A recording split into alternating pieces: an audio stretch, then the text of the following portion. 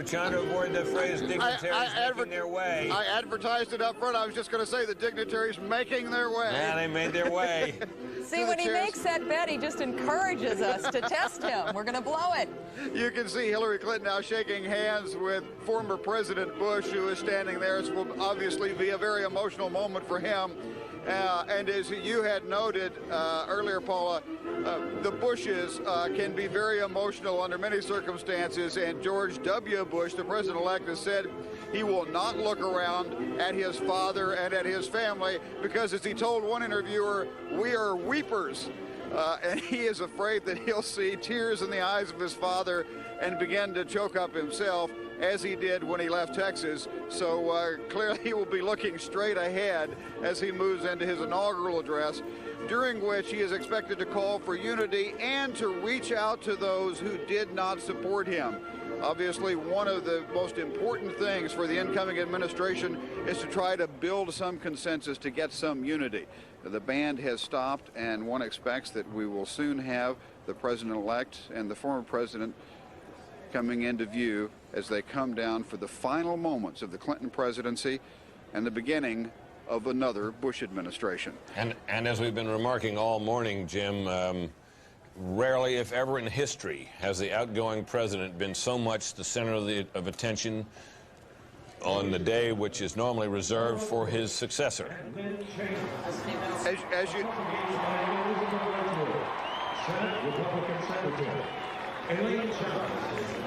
Yes, Mrs. Cheney now, and some of the members of the cabinet are coming down, Brett. Laura Bush as well. Yes, there's Laura Bush.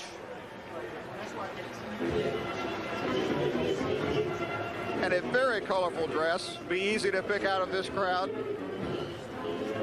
One of the things you were saying, Brett, about Bill Clinton is quite interesting.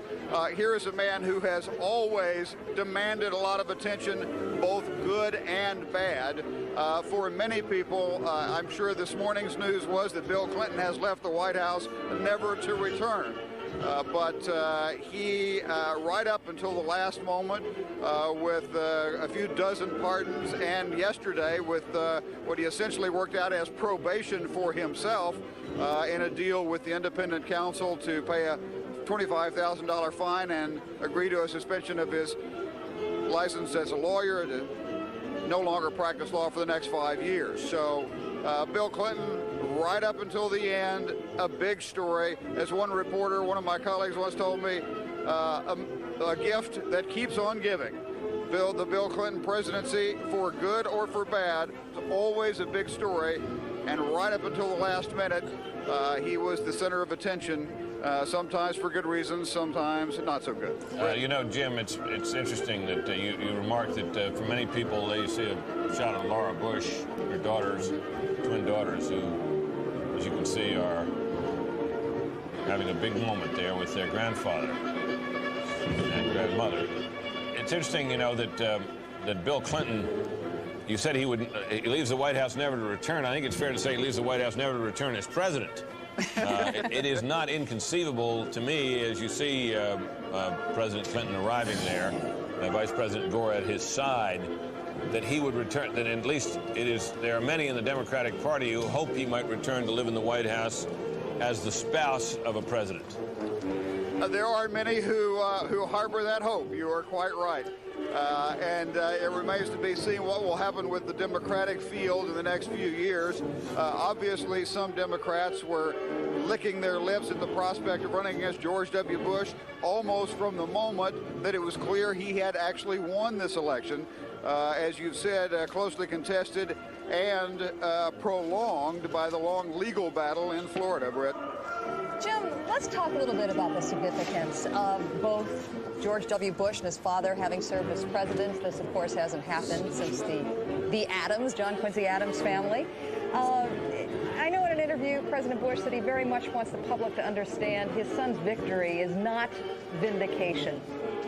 What do you hear out there? No, that's right. He wants this to be seen as George W. Bush's campaign on his own, and so does George W. Bush.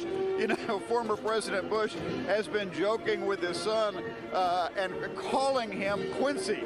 as a result of what you just mentioned.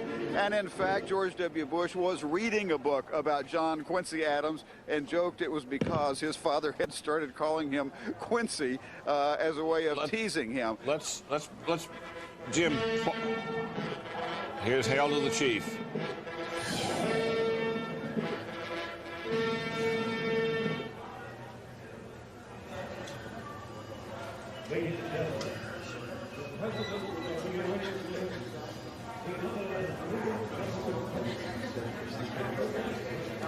I said that was Hail to the Chief. That was, of course, Ruffles and Flourishes, normally immediately followed by Hail to the Chief. We're still waiting for Hail to the Chief. We're waiting for the Chief, a man who is being very much the Chief until the very, very last minute. It is really quite remarkable, Britt, when you talk about what the president's day has been like, from the list we were all given of the pardons he issued today, to his radio address, to an appearance he will make after he leaves the inauguration at the Andrews Air Force Base, and then in yet another appearance when he arrives in New York later this afternoon. This is unprecedented, isn't it? It's unusual. I mean, it is common for the outgoing president to treat this as the incoming president's day and to be present as one must for the ceremonies and for the vision that America has of the peaceful transfer of power, particularly when it is from a president of one party to a president of the other. That is a sight not common always in this world, something for which America is noted. But for a president to be making news, avoiding prosecutions, issuing pardons to key witnesses in cases against him, even as he's heading out the door of the White House, is something that I think it is reasonable to say has never been seen before in the history of this republic. We are pleased, I might add, to be joined as we watch the festivities unfold here in the studio by the author, journalist, columnist, former noted speechwriter Peggy Noonan. Also with us this morning, Bill Kristol, editor and publisher of the Weekly Standard, noted political strategist in his own right, and a Fox News contributor. Both, in fact, are Fox News contributors, something of which we are very proud. Can we address them as grandees today? They are, no, I would say they are magnificos, and gaudy magnificos at that. We are searching, for members of the audience who might know this, we are searching for alternatives to the cliches of inauguration coverage. We're searching for ways to say that people are coming or going without saying they're making their way. We are searching for a word to describe all these invited figures up on the platform as something other than dignitaries. It isn't easy to do. We're finding out the hard way that cliches didn't get to be cliches for nothing. Nonetheless, we're doing what we can. And Gaudy Magnifico is on the list, along with potentates, grandees, and bigwigs. Peggy, nice to have you. Thank you. It's wonderful to be here. The important people are rocking. That is my only contribution. Bill, you've had a chance, I think, to look at a copy of the speech we were about to hear. Do you want to give us a quick thumbnail sketch of the themes that we're going to hear? Well, I don't want to step on the president-elect, you know. Let him make his speech without... Well, there'll be enough punditry right afterwards, you know. Let's let the viewers see his speech without us commenting on it. We've heard about the broad themes for days, about being a uniter, not a divider. I will be a president for everybody. He's not going to say that. He's not going to pledge to be a president who leaves office, whose last act upon leaving office will be not to have a plea bargain. That would be contrary to the spirit of the day, do you think? Yeah. I think it would be a nice touch, you know. No plea bargains in the Bush White House. We are indebted to our colleague James Rosen for adding to our glossary of potential synonyms for that awful D word: luminaries, notables, and eminences. Maybe we can say eminentos. I'm not even sure that's a word, but I rather like it. There's Dick Cheney coming in, Trent Lott behind him, Dick Armey, Majority Leader of the House of Representatives, behind him as well. And there is George W. Bush. Is he wearing a regular blue pinstripe suit? What is he wearing? He's not in a cutaway, is he? I wasn't able to see the suit. He's had the coat on in all the pictures we've seen of him so far. Whether there's any pinstripes on the suit or not. He and President Clinton seem to be color coordinated, though. Both have on light blue ties against white shirts. Similar, Mitch McConnell over his right shoulder there, and Denny Hastert to his left, Speaker of the House of Representatives. No top hats, even on a rainy day. Now, we do know he is wearing his father's cufflinks. We can confirm that. Is Carl Cameron available to us? Carl, what are you seeing there in the rotunda as people come through and down? Well, we've obviously seen a long processional of important people walking through. And George W. Bush has been looking forward to this for some time, and as we've remarked throughout the course of the day, the historical importance of being the only second son to follow in his father's footsteps to the presidency, the fact that he succeeds the man who beat his dad. He's wearing his father's cufflinks today, something that for him is of tremendous sentimental importance. They only get out of his, they only appear in his wardrobe on the most august of occasions, and it's a very sentimental moment.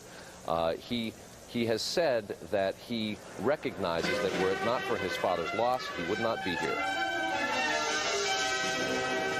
Carl, thank you. We'll be back to you as the day wears on here. So far, the weather seems to be holding pretty well. You see President Clinton, newsworthy to the last. Music today provided by the DuPont Manual High School from Louisville, Kentucky. Guess that must have something to do with Senator McConnell being in charge of the inaugural festivities, of course, hailing from Kentucky. Think back to the previous inaugurations you two have covered. This weather was... Oh, let's pause for a second. George Walker Bush, accompanied by Senator Mitch McConnell, Senator Christopher Dodd, Speaker J. Dennis Hastert, Senator Trent Lott, Representative Richard Armey, Representative Richard Gephardt, Jim Ziegler, Senate Sergeant at Arms, Bill Livingood, House Sergeant at Arms, and Tamara Somerville, Chief of Staff, Joint Congressional Committee for Inaugural Ceremonies.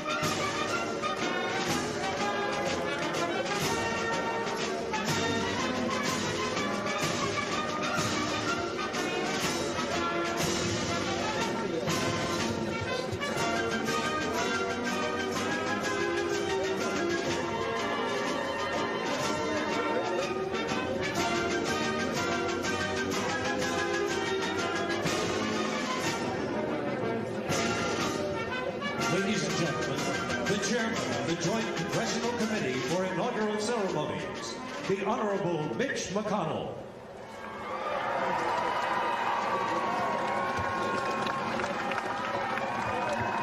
Everyone, please be seated so we can begin.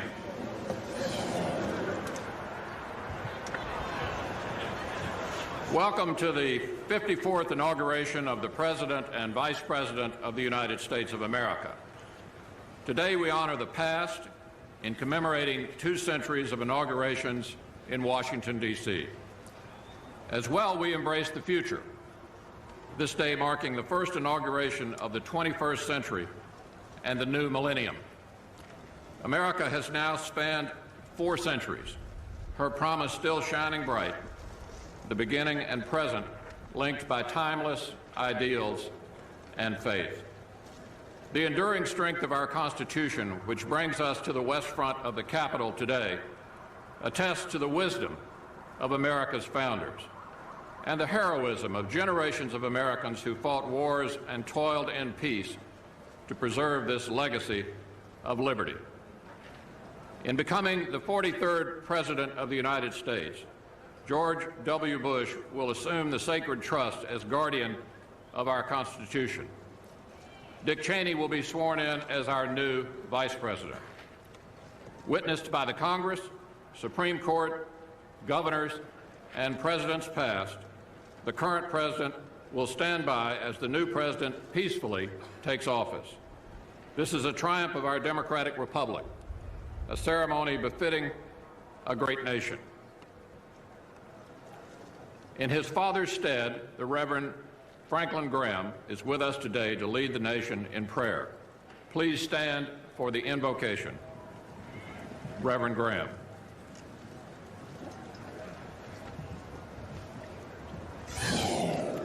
Let us pray. Blessed are you, O Lord our God. Yours, O God, is the greatness and the power and the glory and the majesty and the splendor. For everything in heaven and earth is yours.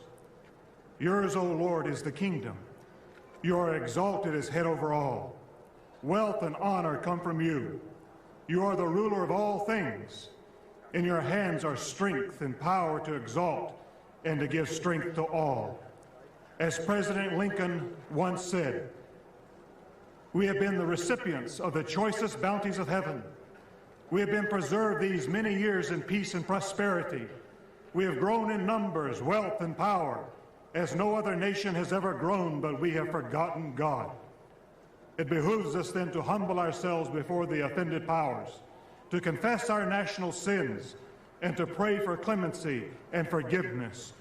O Lord, as we come together on this historic and solemn occasion to inaugurate once again a president and vice president, teach us afresh that power, wisdom, and salvation come only from your hand. We pray, O Lord, for President-elect George W. Bush and Vice President-elect Richard B. Cheney, to whom you have entrusted leadership of this nation at this moment in history. We pray that you'll help them bring our country together so that we may rise above partisan politics and seek the larger vision of your will for our nation. Use them to bring reconciliation between the races, healing to political wounds, that we may truly become one nation under God. Give our new president and all who advise him calmness in the face of storms, encouragement in the face of frustration, and humility in the face of success. Give them the wisdom to know and to do what is right, and the courage to say no to all that is contrary to your statutes and holy law. Lord, we pray for their families, and especially their wives, Laura Bush and Lynn Cheney, that they may sense your presence and know your love. Today we entrust to you President and Senator Clinton and Vice President and Mrs. Gore. Lead them as they journey through new doors of opportunity to serve others. Now, O Lord, we dedicate this presidential inaugural ceremony to you. May this be the beginning of a new dawn for America as we humble ourselves before you and acknowledge you alone as our Lord, our Savior, and our Redeemer. We pray this in the name of the Father, and of the Son, the Lord Jesus Christ, and of the Holy Spirit. Amen.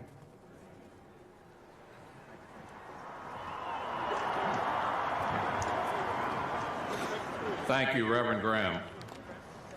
It is my distinct pleasure to introduce the DuPont Manual Choir of Louisville, Kentucky.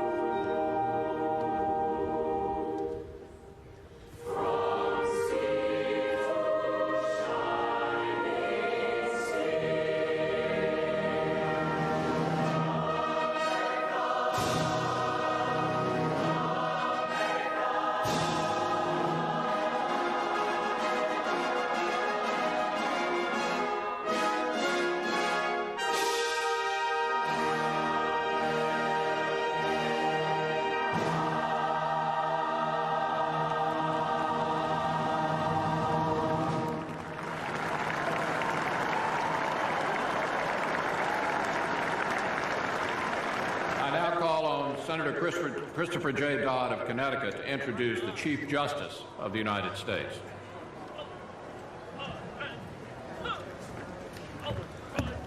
Thank you, Senator McConnell.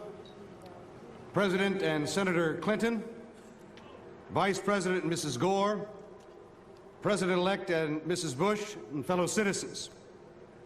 The Vice President-elect will now take the oath of office. His wife, Lynn, and their daughters, Elizabeth Cheney Perry and Mary Cheney, will hold the family Bible.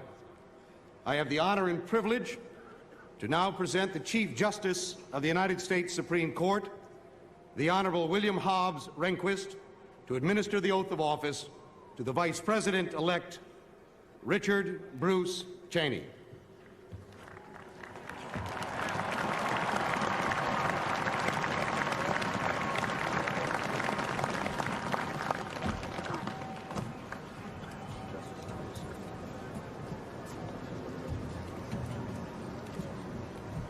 Mr. Cheney, are you ready to take the oath? I am. Please raise your right hand and repeat after me. I, Richard Bruce Cheney, do solemnly swear. I, Richard Bruce Cheney, do solemnly swear that I will support and defend the Constitution of the United States. That I will support and defend the Constitution of the United States against all enemies, foreign and domestic. Against all enemies, foreign and domestic. That I will bear true faith and allegiance to the same. That I will bear true faith and allegiance to the same. That I take this obligation freely. That I take this obligation freely. Without any mental reservation or purpose of evasion. Without any mental reservation or purpose of evasion. And that I will well and faithfully discharge. And that I will well and faithfully discharge.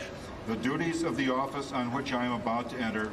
The duties of the office on which I am about to enter. So help me God. So help me God. Congratulations, Mr. President.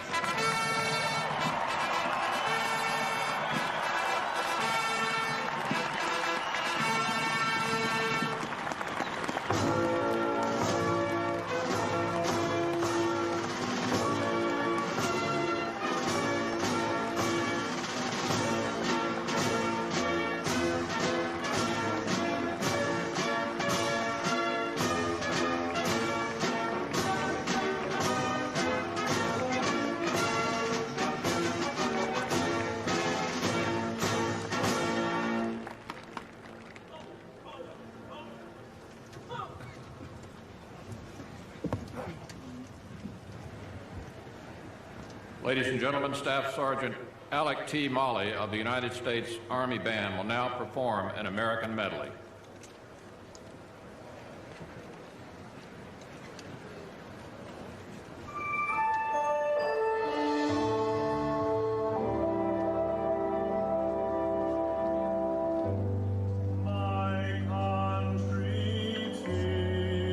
Of thee.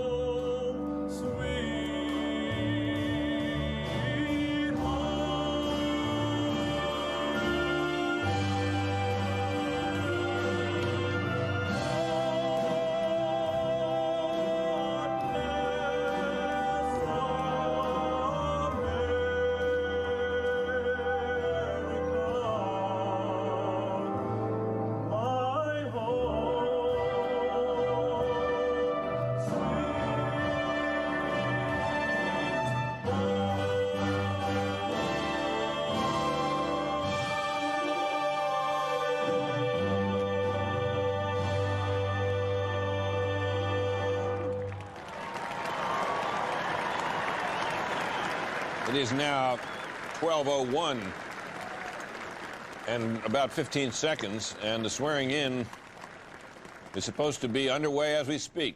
It will be coming along. It is now my high honor to again directly present the Chief Justice of the United States, who will administer the presidential oath of office. Everyone, please stand.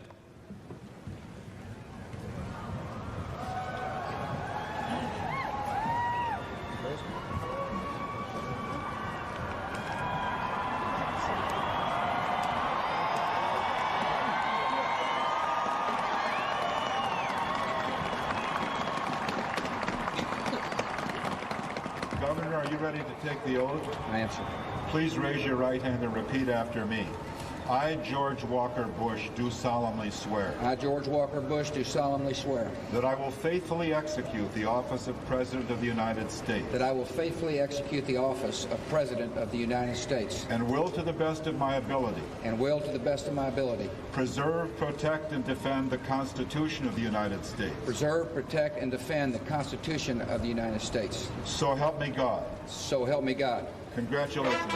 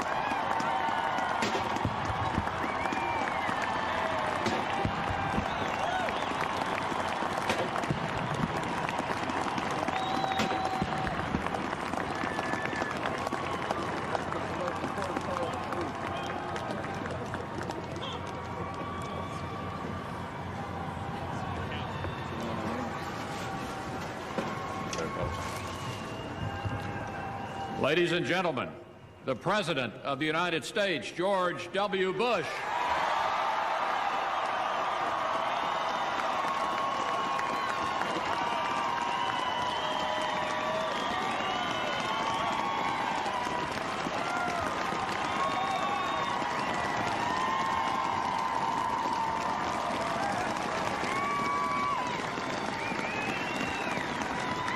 Thank you all. Chief Justice Rehnquist, President Carter, President Bush,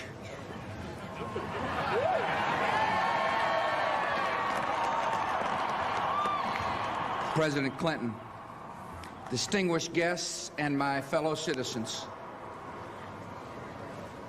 The peaceful transfer of authority is rare in history, yet common in our country. With a simple oath, we affirm old traditions and make new beginnings. As I begin, I thank President Clinton for his service to our nation.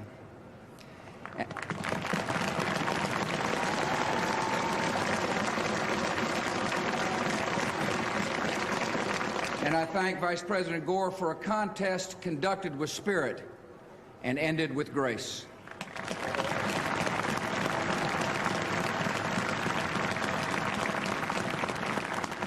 I am honored and humbled to stand here where so many of America's leaders have come before me, and so many will follow.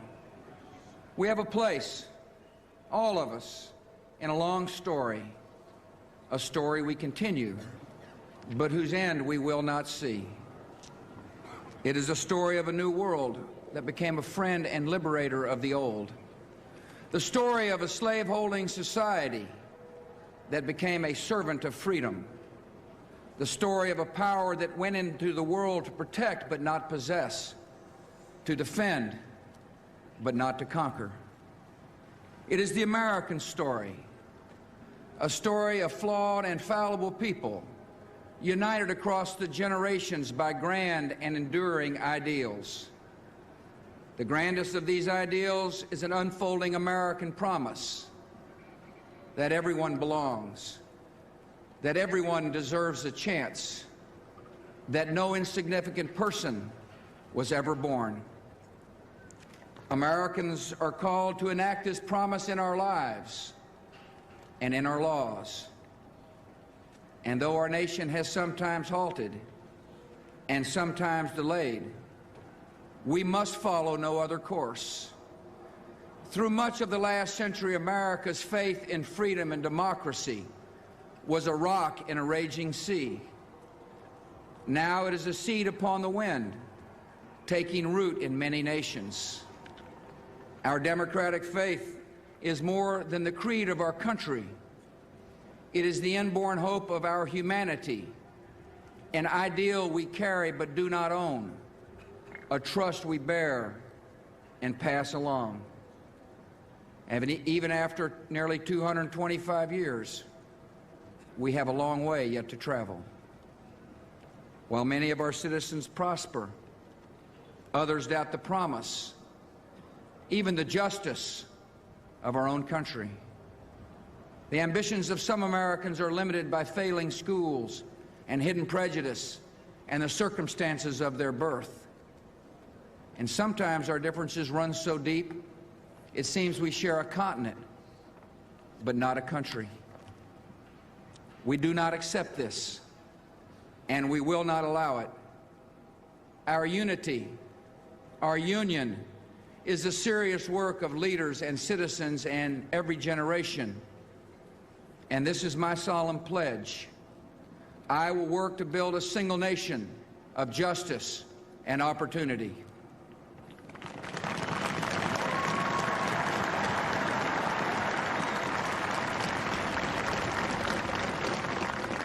I know this was in our reach because we are guided by a power larger than ourselves, who creates us equal in His image. And we are confident in principles that unite and lead us onward. America has never been united by blood or birth or soil. We are bound by ideals that move us beyond our backgrounds, lift us above our interests, and teach us what it means to be citizens. Every child must be taught these principles.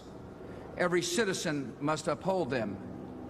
And every immigrant, by embracing these ideals, makes our country more, not less, American.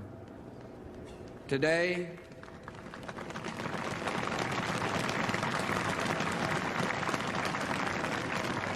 we affirm a new commitment to live out our nation's promise through civility, courage, compassion, and character. America at its best matches a commitment to principle with a concern for civility. A civil society demands from each of us goodwill and respect, fair dealing, and forgiveness.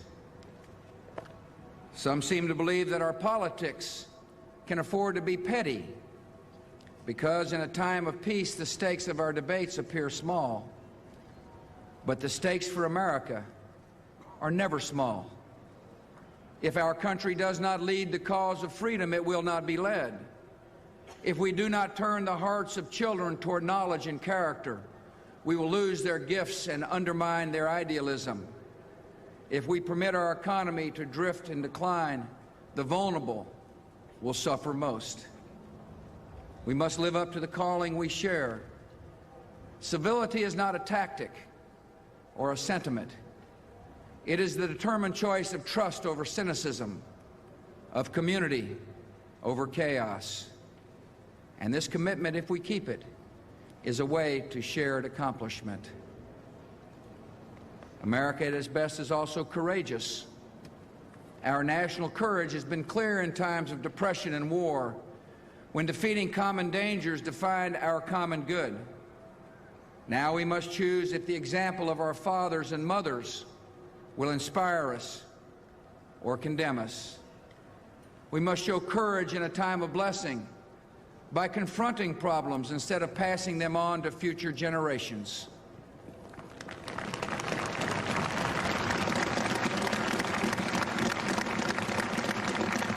Together we will reclaim America's schools before ignorance and apathy claim more young lives.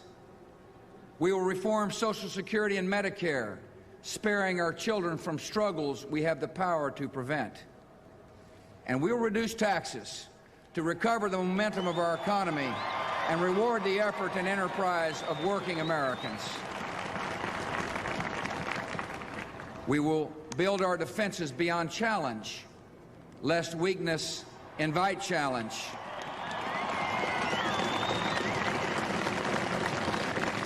We will confront weapons of mass destruction so that a new century is spared new horrors. The enemies of liberty in our country should make no mistake. America remains engaged in the world by history and by choice, shaping a balance of power that favors freedom. We will defend our allies and our interests. We will show purpose without arrogance. We will meet aggression and bad faith with resolve and strength. And to all nations, we will speak for the values that gave our nation birth.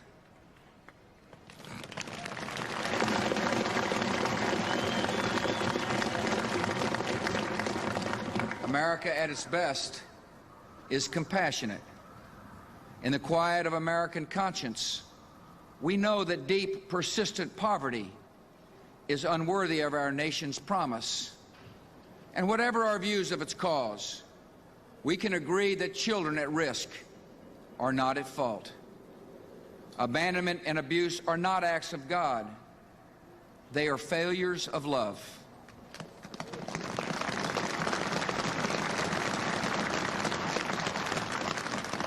And the proliferation of prisons, however necessary, is no substitute for hope and order in our souls. Where there is suffering, there is duty. Americans in need are not strangers. They are citizens, not problems, but priorities. And all of us are diminished when any are hopeless.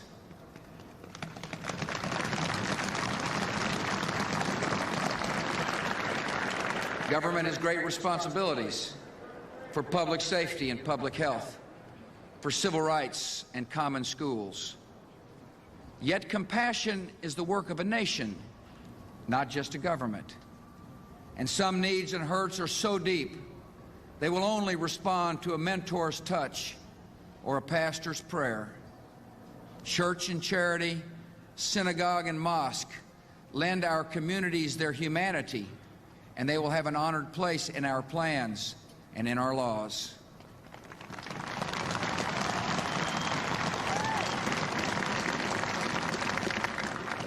Many in our country do not know the pain of poverty, but we can listen to those who do. And I can pledge our nation to a goal.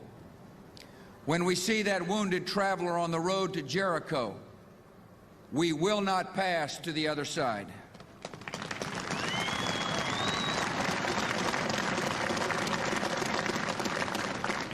America at its best is a place where personal responsibility is valued and expected. Encouraging responsibility is not a search for scapegoats. It is a call to conscience. And though it requires sacrifice, it brings a deeper fulfillment. We find the fullness of life not only in options, but in commitments. And we find that children and community are the commitments that set us free. Our public interest depends on private character, on civic duty and family bonds and basic fairness, on uncounted, unhonored acts of decency, which give direction to our freedom. Sometimes in life we're called to do great things, but as a saint of our times has said, every day we are called to do small things with great love. The most important tasks of a democracy are done by everyone. I will live and lead by these principles, to advance my convictions with civility, to pursue the public interest with courage, to speak for greater justice and compassion, to call for responsibility and try to live it as well. In all these ways, I will bring the values of our history to the care of our times. What you do is as important as anything government does. I ask you to seek a common good beyond your comfort, to defend needed reforms against easy attacks, to serve your nation beginning with your neighbor. I ask you to be citizens, citizens not spectators, citizens not subjects, responsible citizens building communities of service and a nation of character.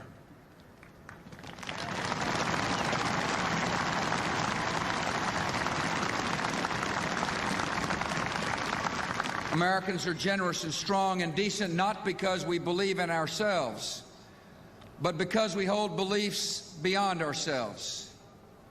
When this spirit of citizenship is missing, no government program can replace it. When this spirit is present, no wrong can stand against it.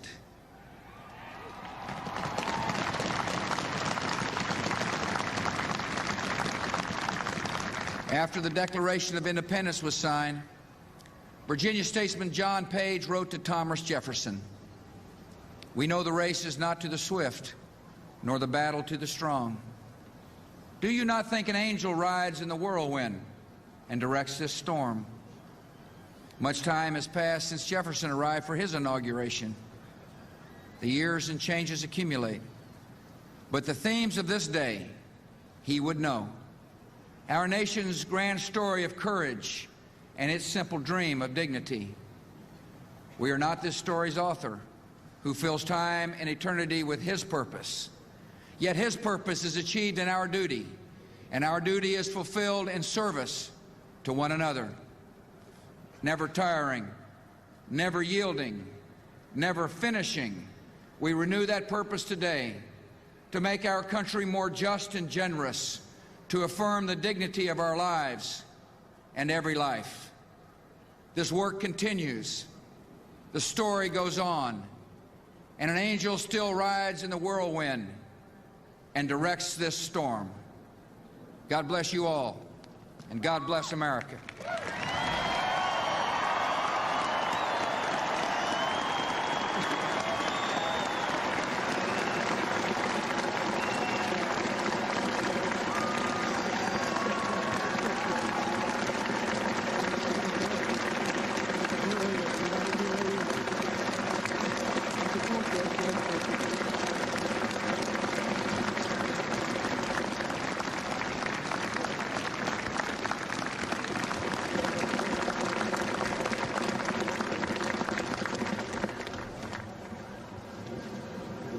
Please stand now as Pastor Kirby John H. Caldwell will now deliver the benediction.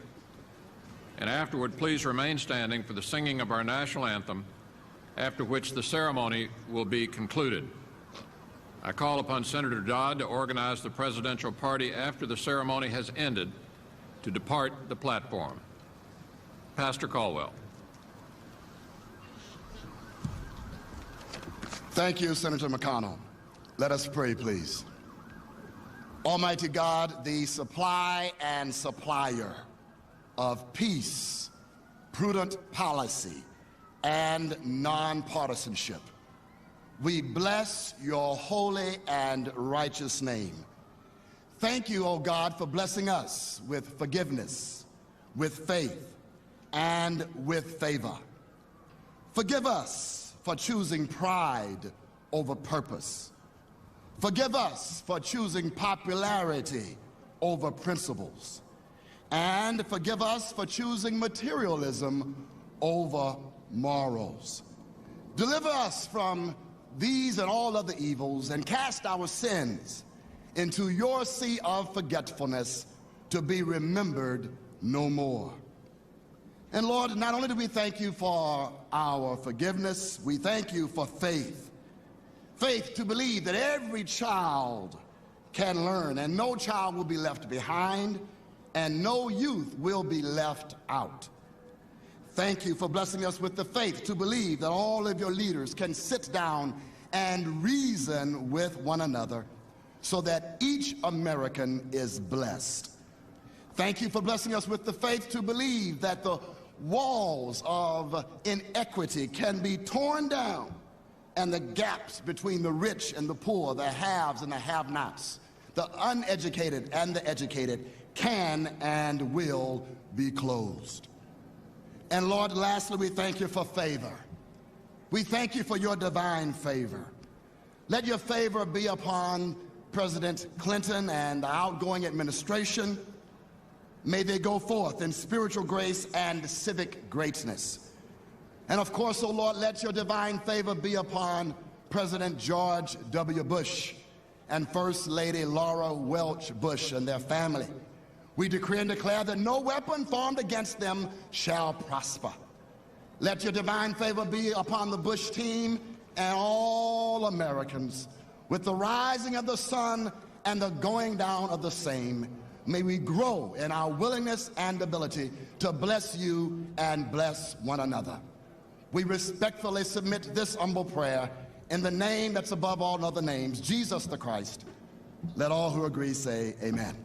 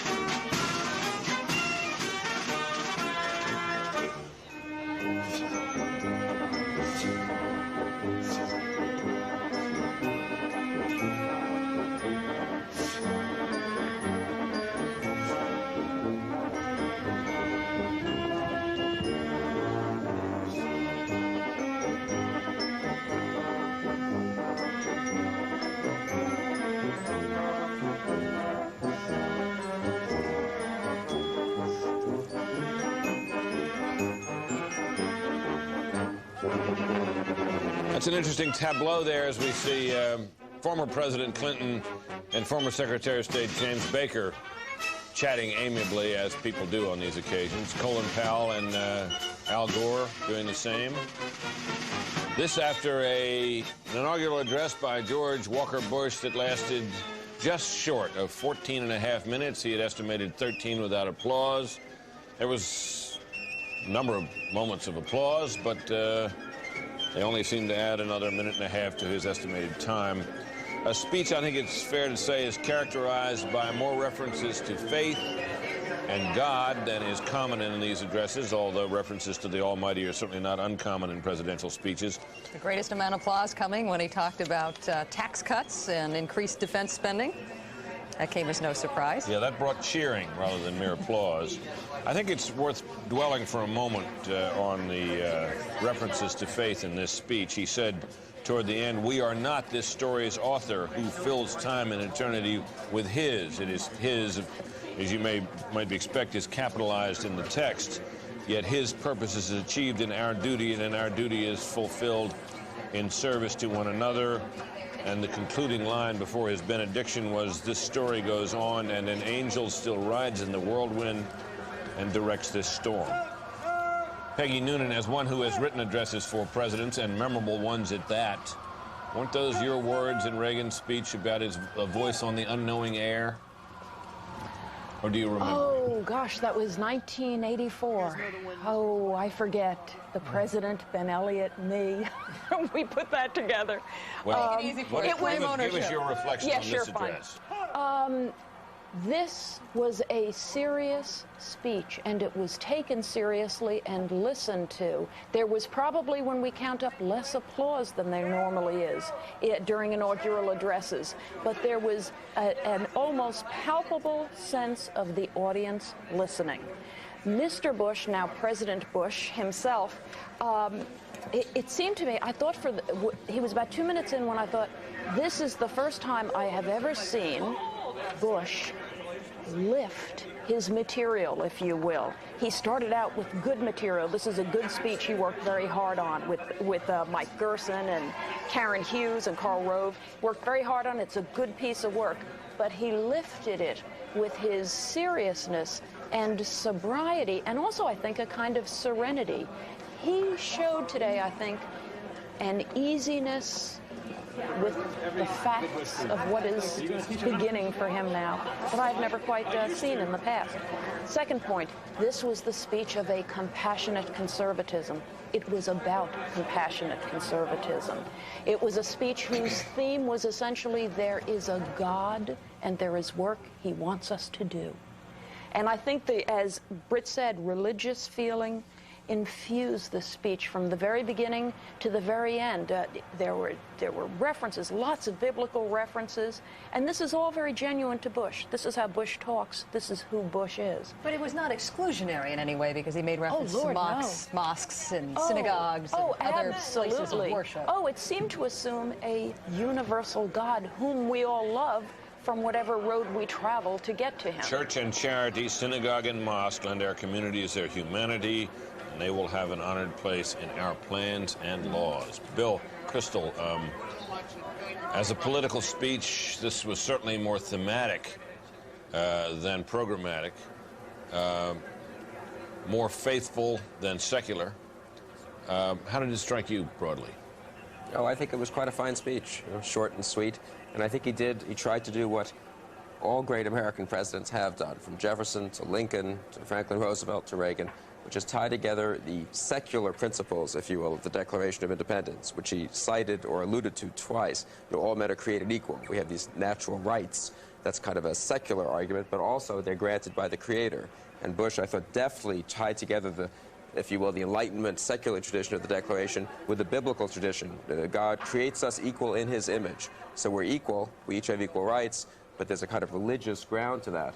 And the end was, the last few paragraphs were quite biblical, I thought. The allusion to the Good Samaritan, the very nice quotation, which I wasn't familiar with, from John Page about the Declaration, we know the race is not to the swift nor the battle to the strong.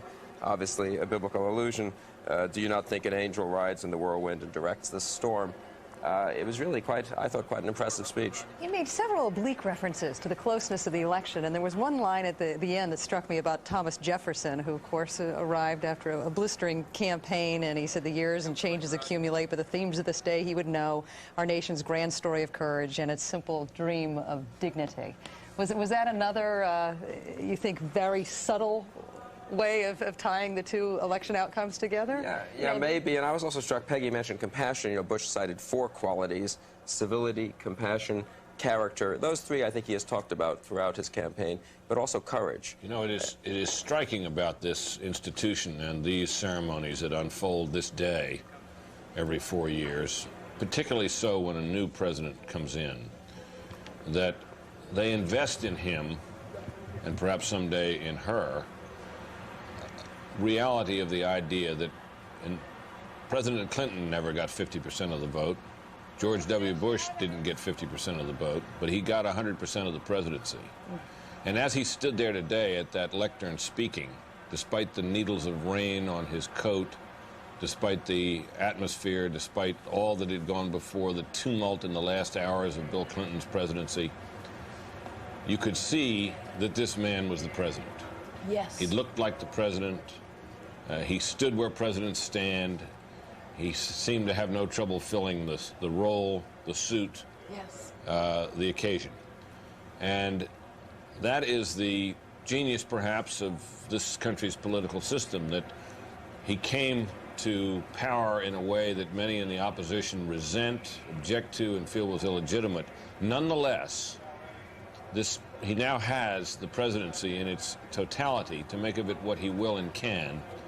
And here with this address was his start, and striking that it made such references, I think, to faith, which I think we will all come to know as we see him in the days ahead is as integral a part of him as any political philosophy or idea. Indeed, it may, as he has suggested, be his ultimate political philosophy and idea, his faith. I was actually told this morning he started his day off at 6:30 in the morning and prayed with his brother Marvin and his brother Jeb, which he often starts the day by reading the Bible. Absolutely. And I'm struck to follow up on Britt's point that, you know, 10 minutes before noon or at 11:30, we were discussing how Clinton had tried to, in a sense, steal the day and steal the last couple of days.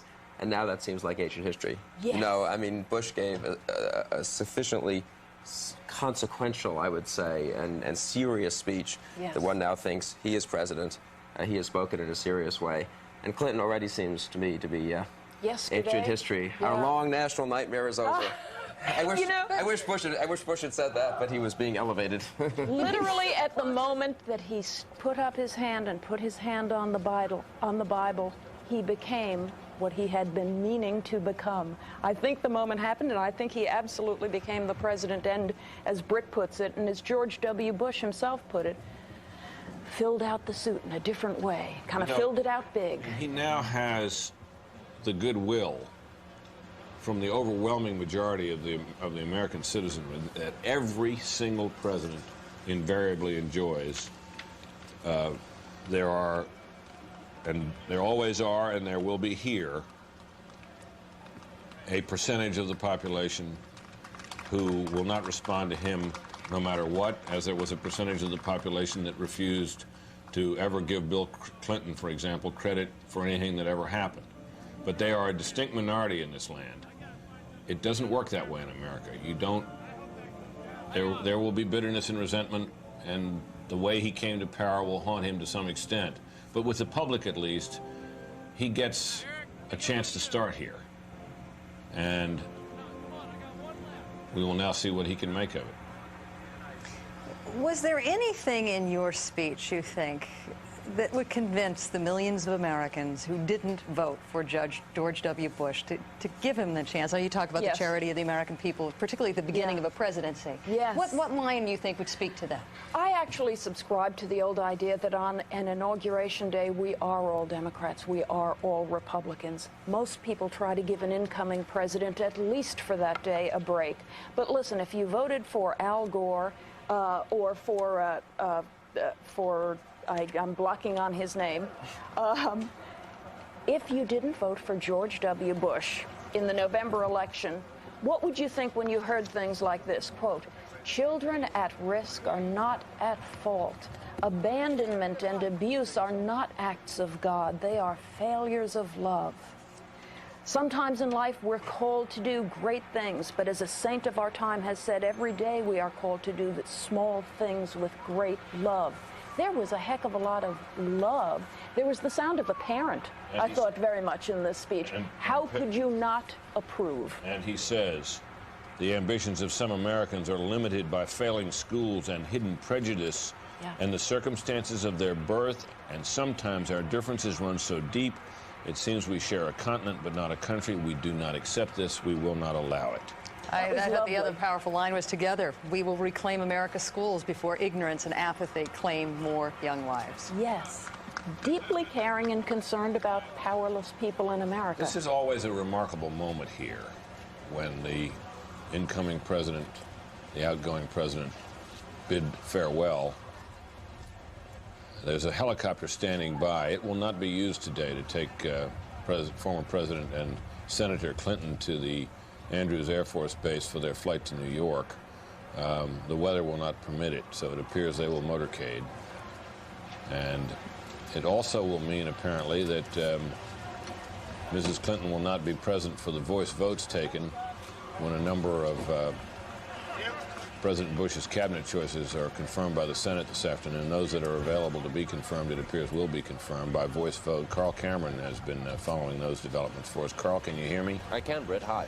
Give us a sense now of what's on the schedule and what unfolds now. Carl Cameron is our chief political correspondent for those who are watching Fox News coverage for the first time. Carl, go ahead. Well, as we see the former president and former first lady departing in their limousine, the new president and first lady, Mr. and Mrs. Bush, return to the Capitol for a luncheon, and it will be a luncheon with invited special guests of the inaugural ceremony and the leadership of Congress and some of the cabinet designates.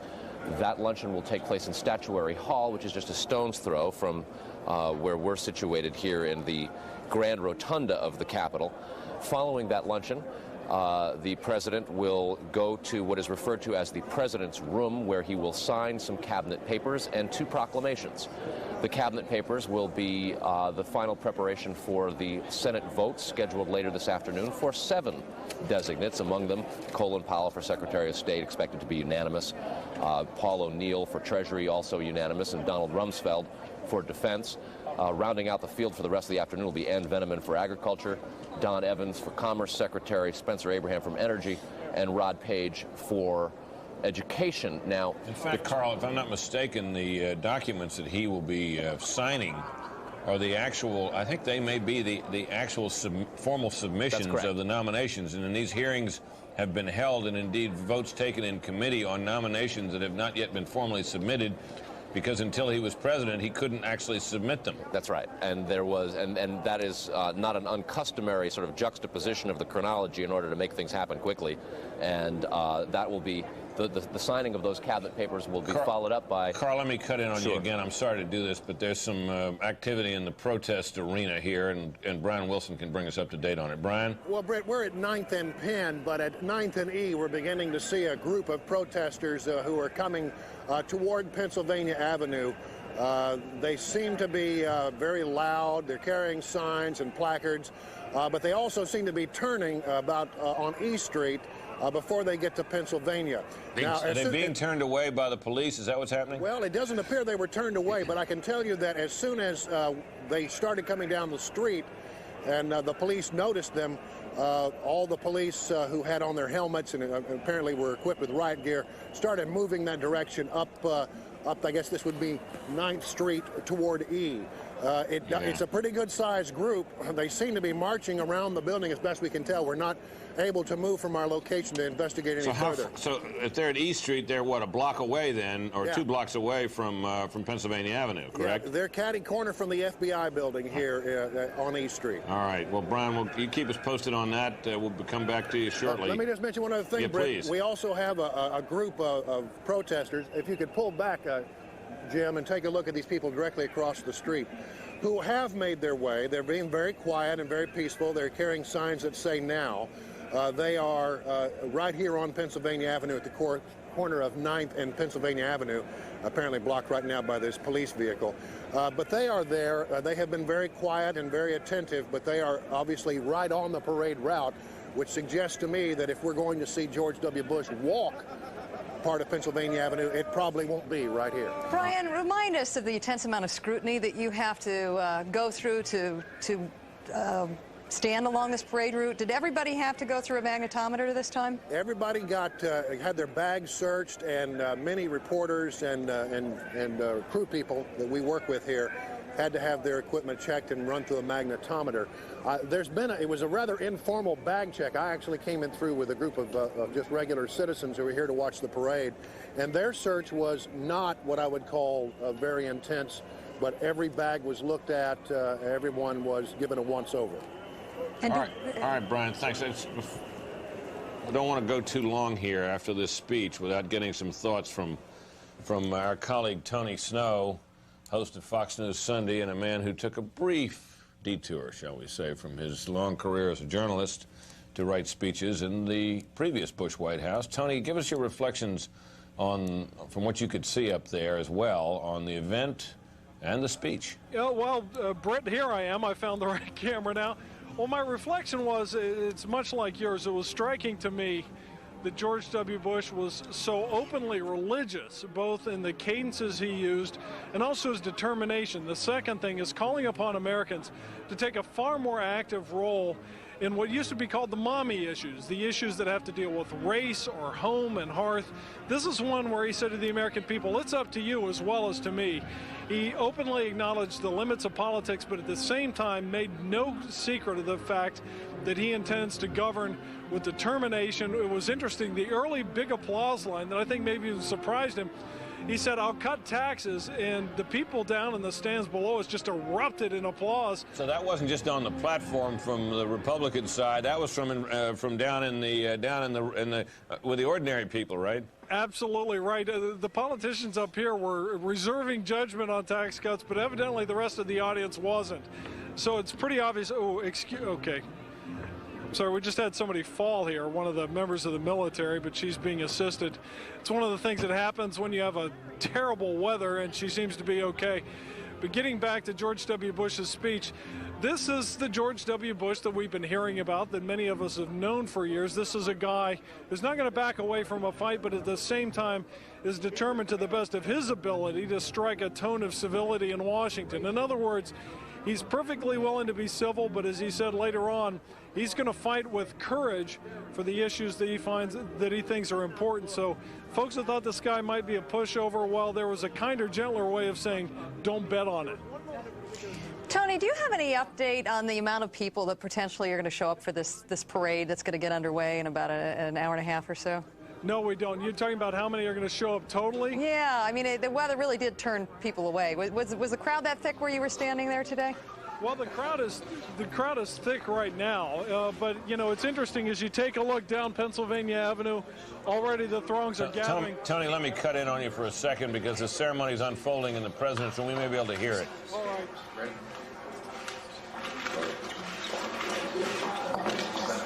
Got it. Hey, Mr. Chairman. All right, right there. I have to be strong. Yes, very good. Remember. Right here.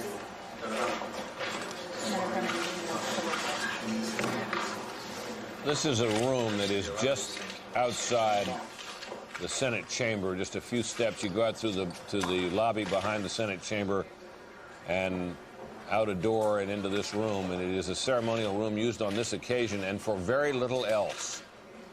Can we read that? Not very well, sir. That was Strom Thurmond asking the question. What did he say? Can you read well? Can we read that? Yeah. Mr. Chairman. Huh? How many times have you seen a president do this? Since 54. Let it be recorded I was born then. Before then, actually. Didn't hear the exact number, but he certainly witnessed a lot of these. Well, that's fantastic. As you can see, he's taking a number of pens to sign these proclamations. The pens, of course, then come to have great souvenir value and are presented to those involved. They often end up in frames. Big Kevin. Yeah, right. Oh, is this your Kevin? Yeah. Over here. Keep signing. As a governor, he's had to do his share already, I'm sure. Mitch says, don't forget the one on labor. Thank you, Dick. Right. He's working on Senator Dodd's vote as we're walking up the stairs. So not debate. She's fine. Yeah, you're worried about the decision making, aren't you?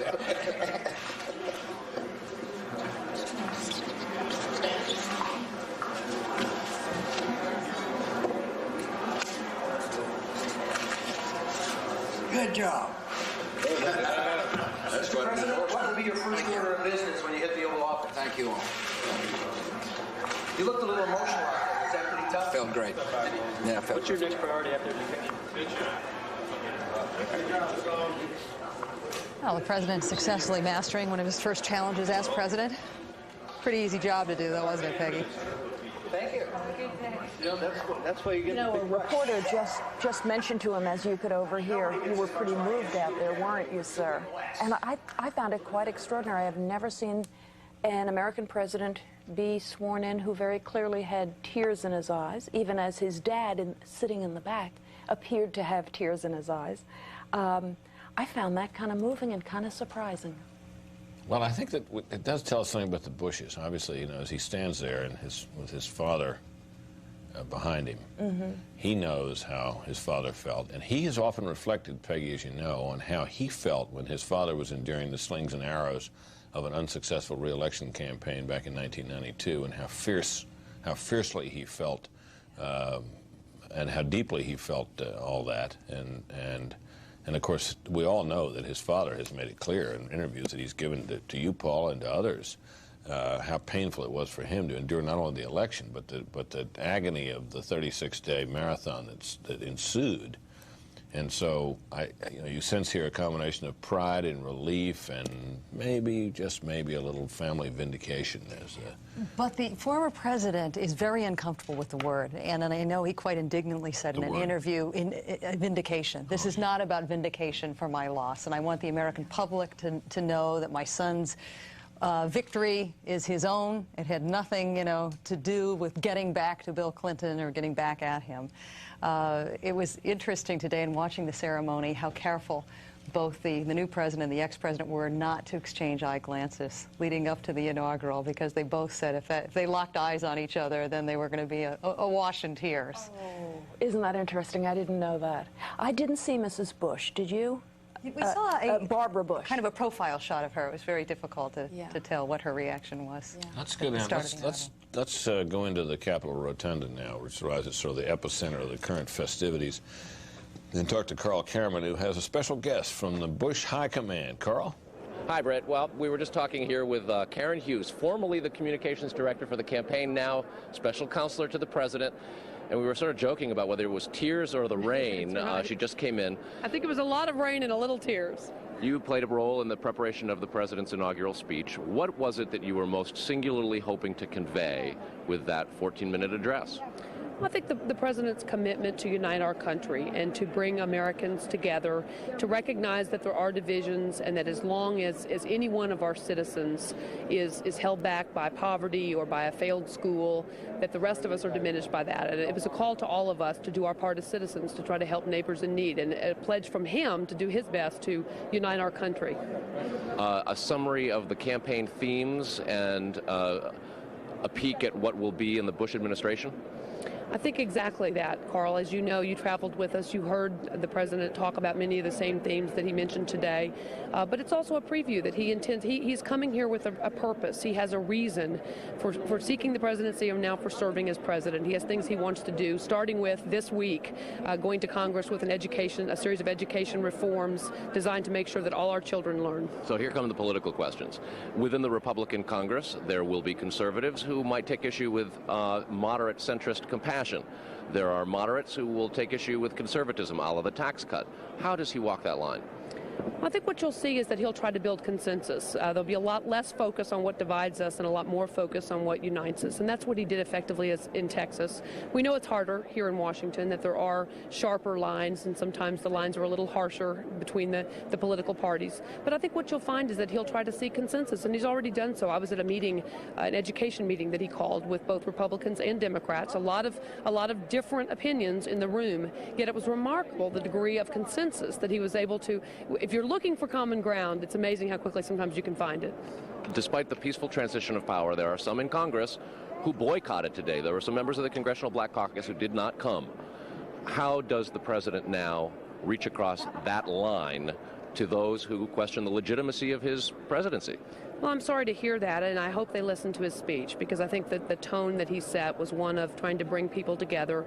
He recognizes that all the members of Congress, whether they're liberal or conservative, whether Republican or Democrat, they all sought election for the right reason, to try to do what's right for our country. And I hope those members listened to his call for equal opportunity for all our citizens, heard his pledge to build one nation of justice and opportunity, and heard his acknowledgement that the federal government has a role in enforcing things like our civil rights laws.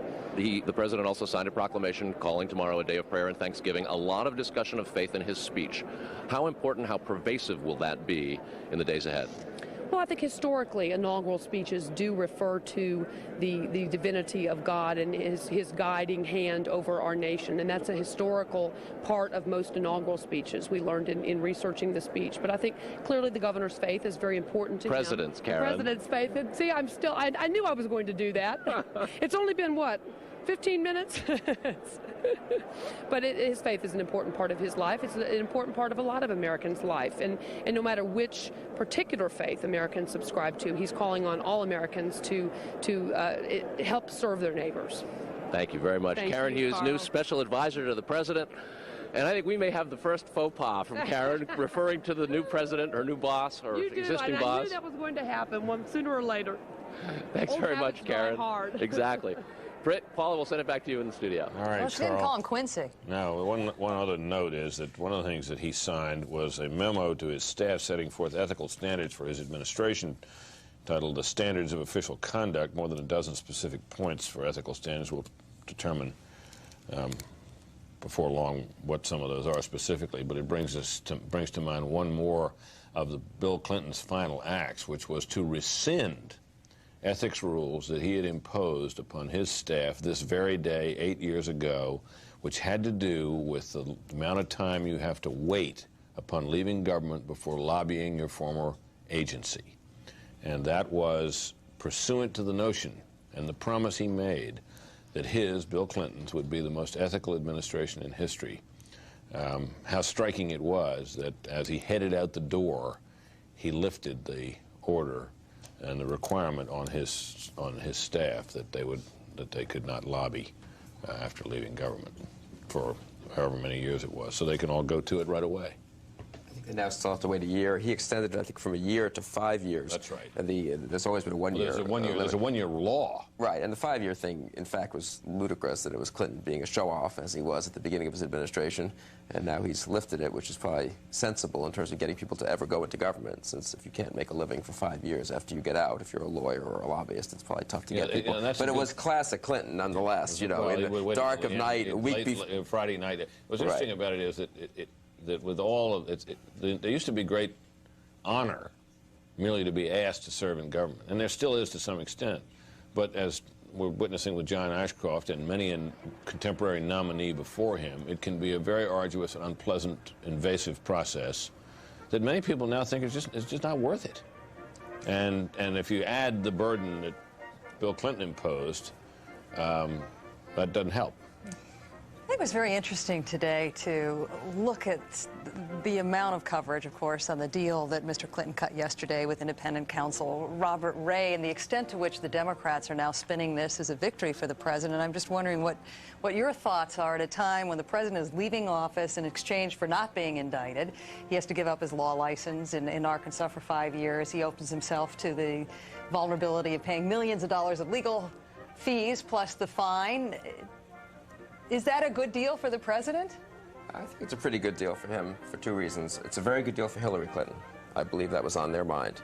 I mean, she is going to be a senator. She does not want to have to testify as to obstruction of justice issues where she might have been involved along with the president in terms of covering up the initial lie to in the deposition in the Paula Jones case. So it's very good for Mrs. Clinton. I think that's one reason he did it.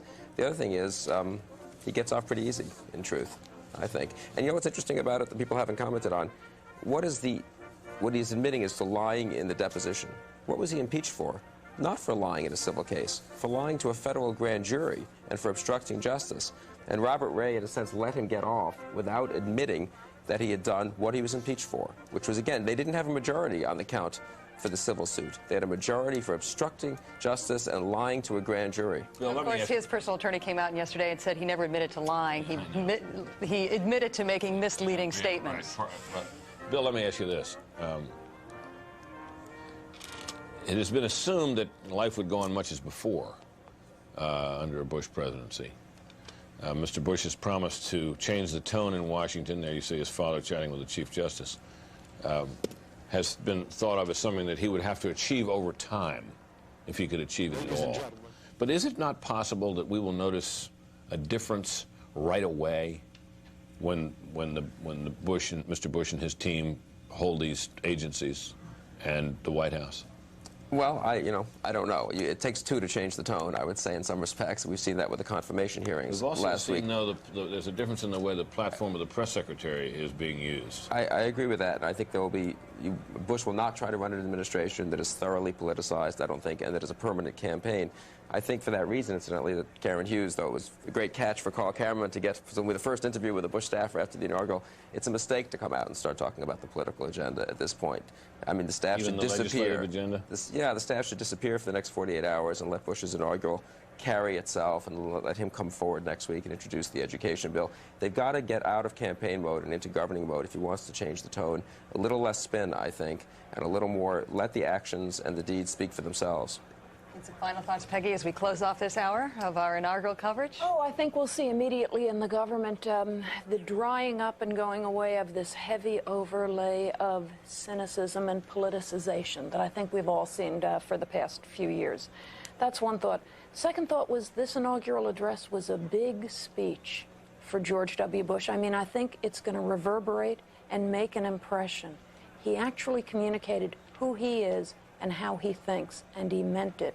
That's big and important. Peggy, thank you. And Crystal, thank you. Thank you. Thank you. As some of our stations break away for local programming, as they will in just a moment, please, folks, stay tuned to the Fox News Channel for continuing coverage of the inauguration of George W. Bush. We appreciate you being with us.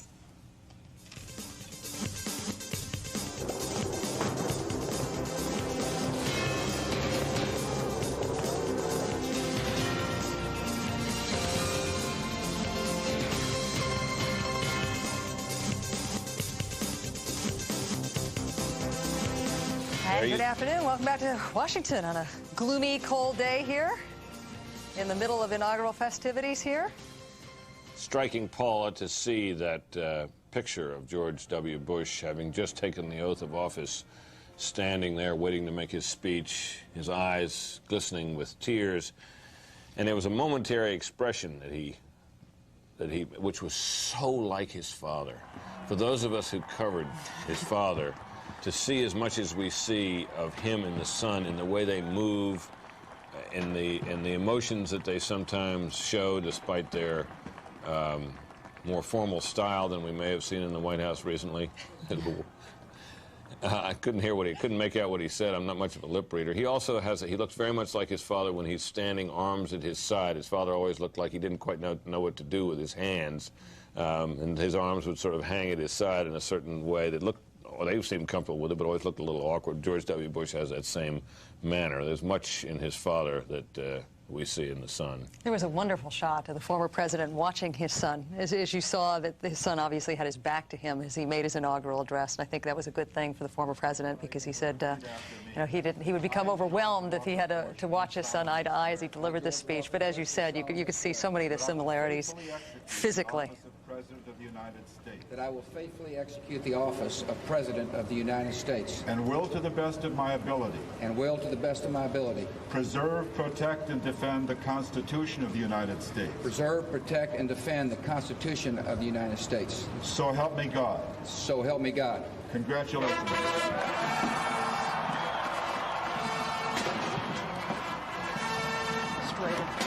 Peggy Noonan and Bill Crystal continue to be with us this afternoon. You said he is standing taller, standing prouder. He's standing straighter, but straighter in a more natural way. He used to stand straight in a way that I could tell he had just thought, I better stand straight.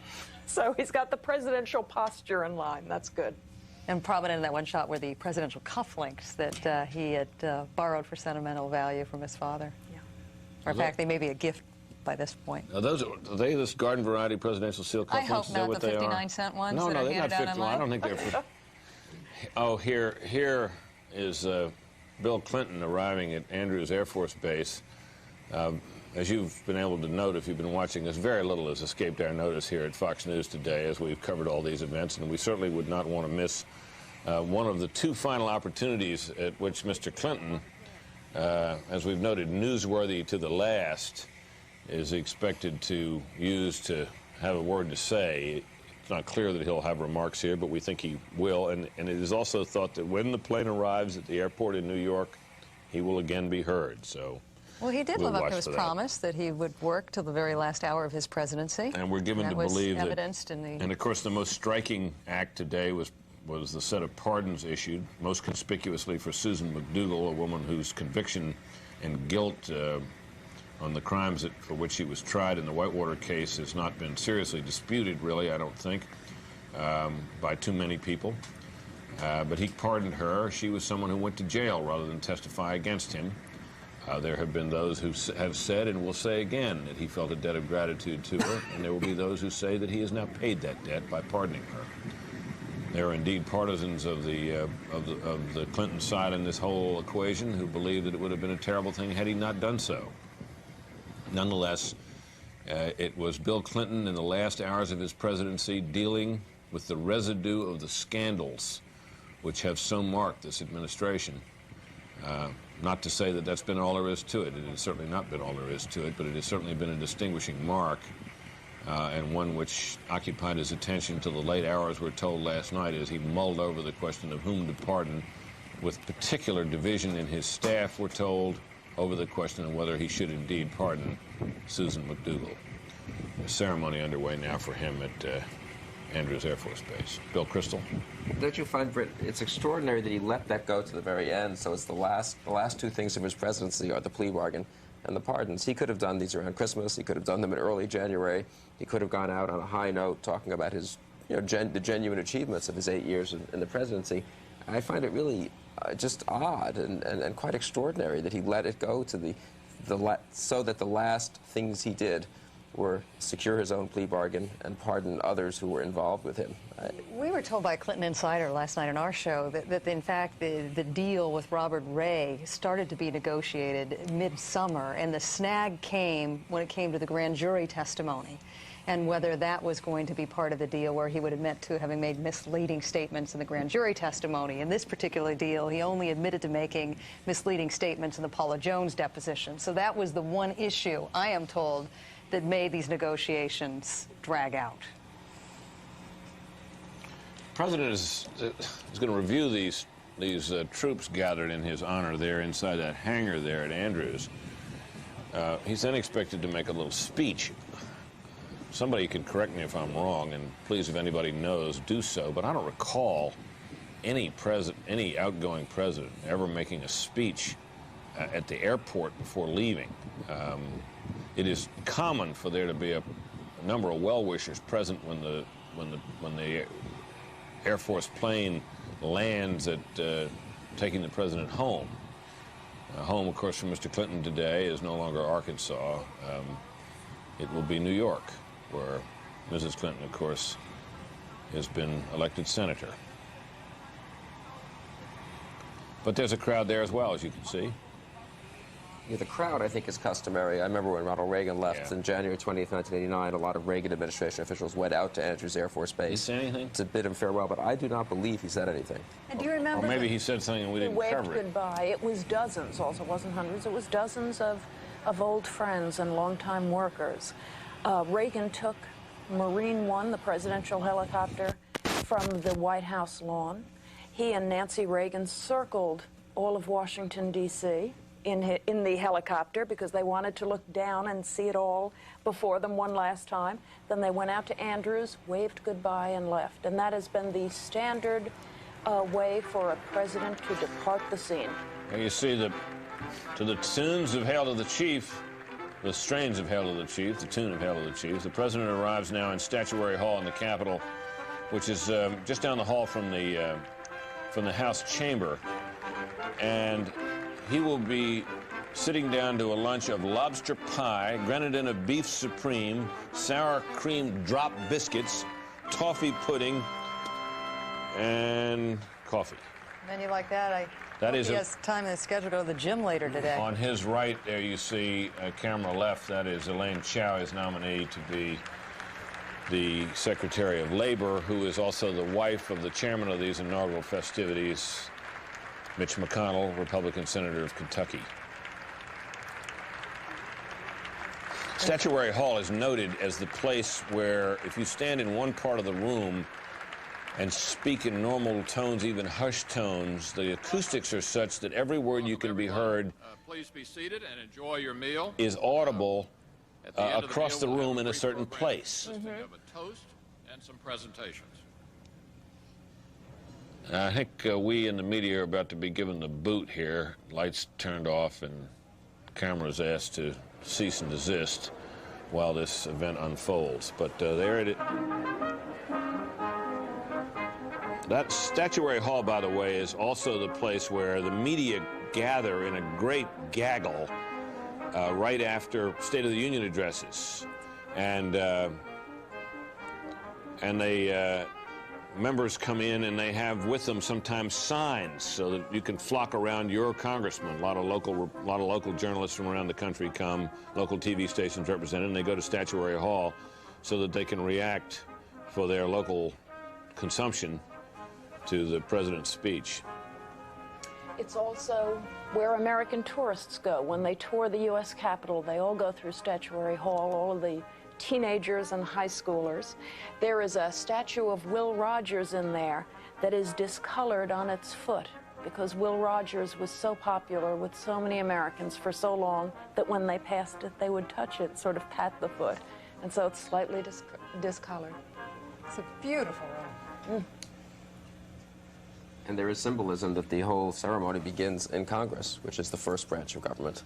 And the president then moves from Congress up Pennsylvania Avenue to the White House. But the inaugural ceremony is a congressional ceremony. Mitch McConnell and Senator Dodd are the chairman of it. Yeah, and it takes place by virtue of the fact Capitol. that they are chairman and ranking member of the Senate Rules Committee, I believe. Right, which then I think that they sort of officially become in charge of the inaugural festivities. Now let's talk a little bit about what we've seen in the streets. We've got bad weather. We've got protesters. Protesters behaving in a way that, and visible in a way that I don't recall having been the case for recent inaugurals that I can remember. What to make of all this? Is this merely a symptom of a nation closely divided politically? It is unusual in, this is not the Vietnam era. This is not the era when civil rights clashes looked the way they looked on the Edmund Pettus Bridge in Alabama when blacks were being beaten and whipped and dogs sicked on them. These are better times in America. Full employment, long-running, growing economy, no war in the world. To what do we owe this discontent, if that's what it is? Well, we just had the strangest American presidential election in 125 years. We didn't even know who the winner was for a few weeks. It was fought out in Florida, and as we all know, roughly one half of the country thinks Gore won Florida, and therefore the presidency, one half of the country thinks, no, Bush won. There is a division. These folks are acting it out. To tell you the truth, I was struck today that in the days after the election and after the Supreme Court decision that ultimately began a Bush presidency, in those days, those who opposed Bush were saying, we'll take to the streets, wait till you see Inauguration Day. There'll be hundreds of thousands of us. We're going to show how we feel. In fact, there aren't hundreds of thousands. It appears there might be hundreds or thousands. So it is, frankly, smaller than I expected. And it is our understanding, we are told there haven't been any arrests yet, so these protesters that may be making some noise, but they haven't been particularly disruptive. That may be changed in an hour, a little over an hour, when the parade gets underway. But it does raise a question, Bill, doesn't it, for President Bush, of how big a job he faces as he tries to change the atmosphere, not just in Washington, but sort of in the body politic, to end this feeling of questions about his legitimacy, political divisions. You don't think that, one doesn't sense that much of America is that deeply politically engaged at this moment, although they were all tremendously interested during the Florida recount. What does he face here? Well, look, he did win a minority of the popular vote, and he's got bare majorities in Congress. I don't think these few protesters matter, but what we've seen in the last 2 weeks, the reaction to Ashcroft's nomination in particular, shows that the Democratic Party, one of the two major parties in this country, is divided, I would say, on how... Divided within itself? Right, on how utterly confrontational to be vis-a-vis President Bush, and how much to try to at least pretend to work with him for a while. And we'll see what happens over the next few weeks. I think Bush is going to have to reach out, and he will, but he also will have to fight the Democrats at some point and win a couple of battles. A president, it's good for a president to be loved, it's good for a president to be respected, but a president also has to be feared. But as you know, a lot of conservatives are saying reaching out is different than compromising, and their expectation is Democrats will expect him to give up his agenda and cave in. And he's got to show that he's not going to do that. And that's why I was struck by I think he has to show courage as well as compassion. And it was interesting that he mentioned courage as a virtue in this speech. Yeah. I thought it was interesting. So many of us thought that the new President Bush would be talking about, quote, bipartisanship in this speech. He never said, I believe that word, he never made an explicit reference to it, but in order to touch on the bipartisan spirit, he gave a great deal of attention to civility. Civility in this speech took the place of bipartisanship, and is a word that can be spoken of in ways that are unimpeachable. You wouldn't disagree with them, and it doesn't open up the whole issue of, well, what are you not sacrifice for bipartisanship? As you can hear in your ear, we're now having Hail to the Chief played for Citizen Clinton. At least ruffles and flourishes. I'm sorry. Can I go back to a point you were making, though, about bipartisanship? Wasn't it interesting that Reverend Caldwell, who delivered the benediction, was the only one who actually used that word up there today? Yes, and he was the right one to do it, too. Make it part of a prayer, a plea to God. But I think Peggy's absolutely right. You show a certain bipartisan spirit. You don't talk about being bipartisan. And I think Bush's speech was very deft in that way. He laid out his themes, but he didn't sort of read the cue cards for the speech the way people sometimes accuse his president and him of doing. He didn't say, I'm going to be bipartisan. He said what he was going to do and the spirit in which he was going to do it. And let others decide whether it's bipartisan or not. And let the Democratic Party decide how they want to react. I'm fascinated by this. And there's the leader. This is fascinating. And there's the leader of the Democratic Party right there. Yeah. Still. That's an interesting point that you make, that he remains, although Citizen Clinton, a man without portfolio now. By the way, those guns are not aimed at Statuary Hall, where the lunch is being held, and they're not loaded anyway. Those are blanks that are used.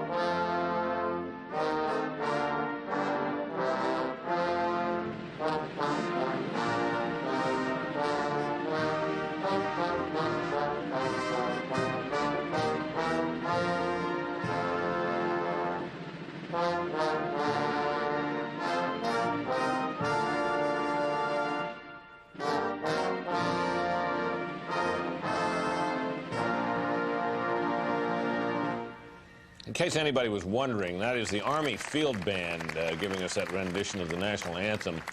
The Marine Band is the one we're accustomed to seeing around President Clinton, or now former President Clinton. That is, however, the unit of the Marine Band that you see there with the President's is known as the President's Own, and you will not likely see that around Mr. Clinton anytime soon unless and until we have a President Hillary Clinton.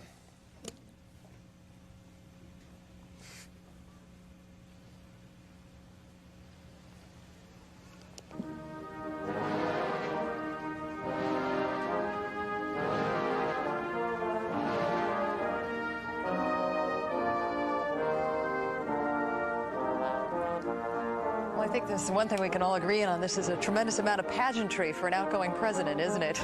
It certainly is.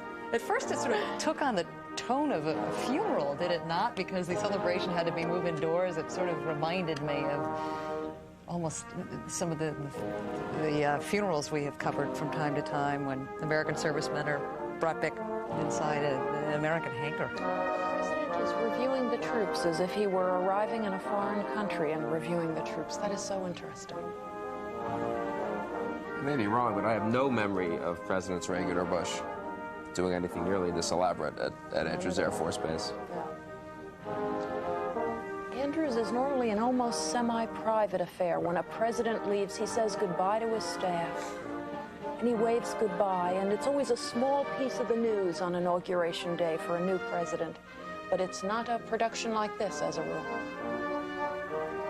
Well, it's also unprecedented for an outgoing president to give a national address less than 48 hours before the news president is coming to power.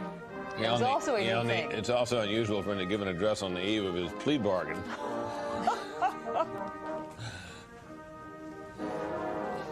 We were saying in the green room. It's unfair to call that a plea bargain. Technically, it is not a plea bargain. It is an agreement reached, it is fair to say, to ensure there'll be no indictment, but has some of the same practical effects. And obviously, it is not the kind of note upon which one would prefer to close one's presidency.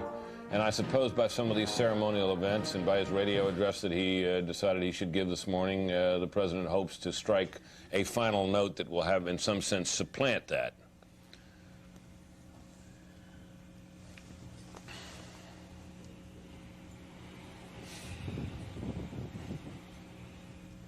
How much sensitivity do you think the Bush people have to the fact that these planned activities were unfurled here today?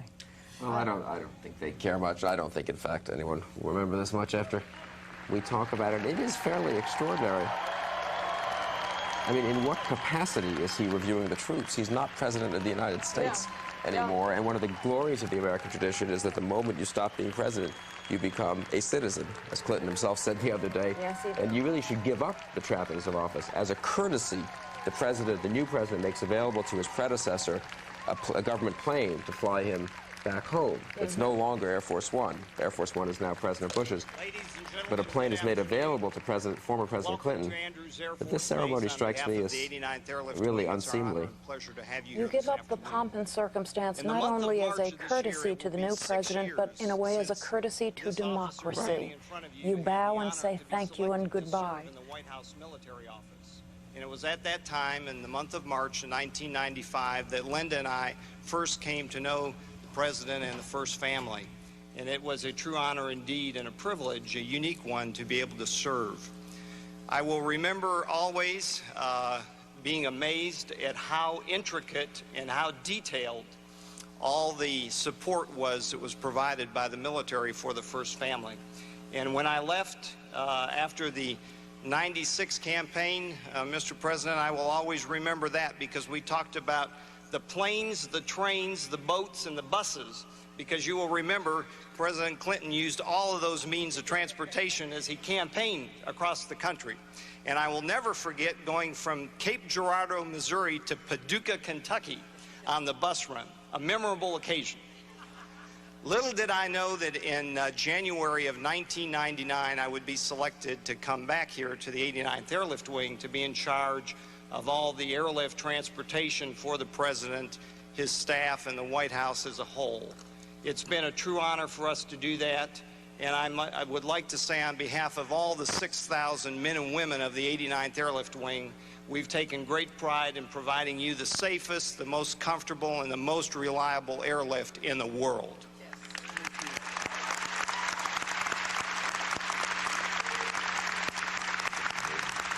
Hey, you see, former Virginia Senator Chuck Robb, you've seen Madeleine Albright, outgoing Secretary of State there. President of the United States, the Honorable William Jefferson Clinton. Speaking on a platform that looks much like a presidential lectern, except it doesn't have Thank you very much. Thank you. Thank you. Thank you. Well, first let me say on behalf of Hillary and Chelsea and myself we thank you for coming. We're glad to see you. You know how it is when you leave the White House, you wonder if you'll ever draw a crowd again. So it was nice to come in here and see so many old friends. General Hawkins, thank you, and thank you, Linda, for your service in the White House and for your service here at Andrews. I would like to thank the Honor Guard and the representatives of all the military services behind us for rendering honors to me this one last time on this important day in our country's life. When I was walking down the rows, looking at the young men and women who were standing behind me, I thought again how fortunate we are to have people of their caliber willing to sacrifice and serve the United States. And being their commander-in-chief was one of the great honors of my life. Let's give them another hand. They were great.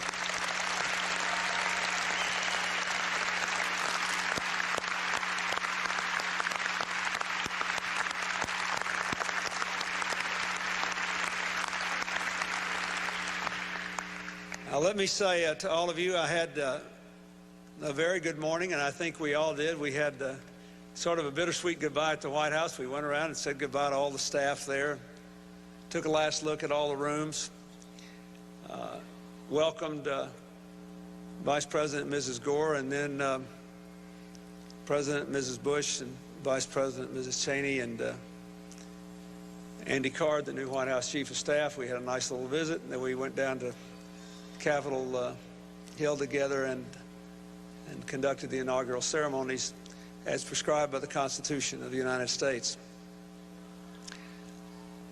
I was really grateful that the band was here today. Some of you have heard me say that one of my great fears is that I won't know where I am for 4 or 5 months because I'll walk into a big room and no one will play a song anymore.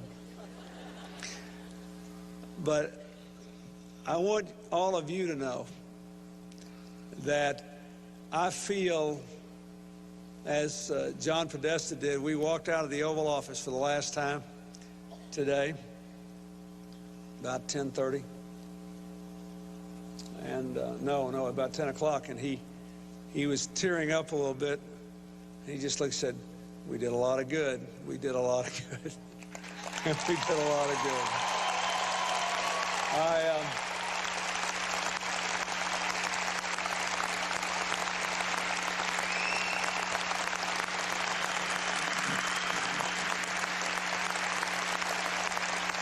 The whole we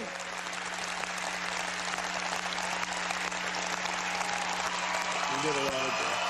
Thank you. Thank you. Thank you.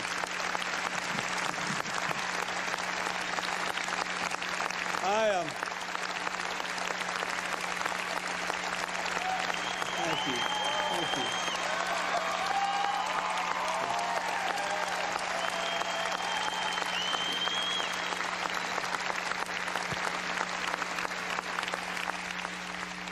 I gave my farewell address the other night on television, and I even did a radio address this morning. And we gave out our last chunk of money for community police so that when I left, we gave out money for 10,000 more police. And I said, you know, when I ran, I promised you 100,000 police, and this is 110,000. We gave 110% effort for 8 years. And I just want to say how grateful I am to all of you. There are people here who've held major positions in this government. People here like John Sweeney, without whom we could not have won elections or waged our battles. Thank you, sir.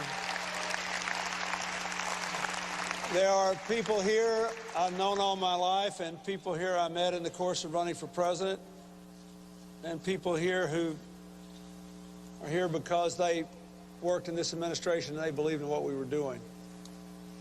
But the whole nature of public service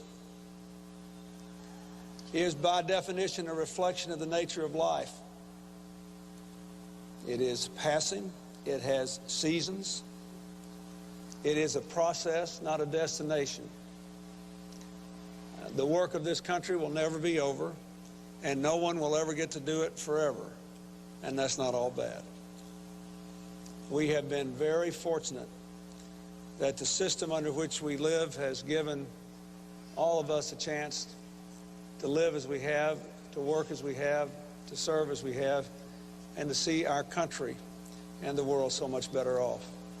It was a great gift to us, and we should not be sad today. We should be grateful today and happy and full of belief and hope for our country. I don't want to start calling names, or I'm afraid I'll never stop, but I do want to thank one person in particular for coming out here today and for meaning so much to me these last 8 years. Senator Chuck Robb, thank you for being here. You are a wonderful man. Thank you. Thank you. So, now we have to go on to the next chapter in America's life and our lives and our struggle to do the things we all believe in. I will always feel good about this, and you made that possible. So you see that sign there that says, "Please don't go"? I left the White House, but I'm still here. We're not any of us going anywhere.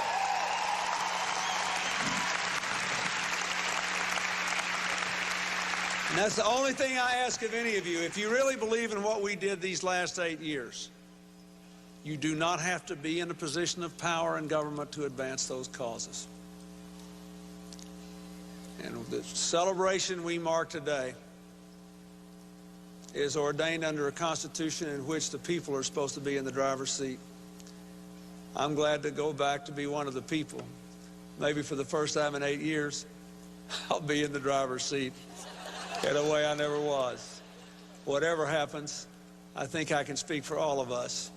We are profoundly grateful. You've got a senator over here who will be a voice for you. And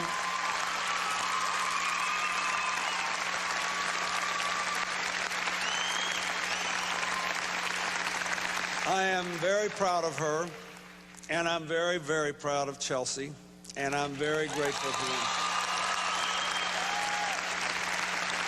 So,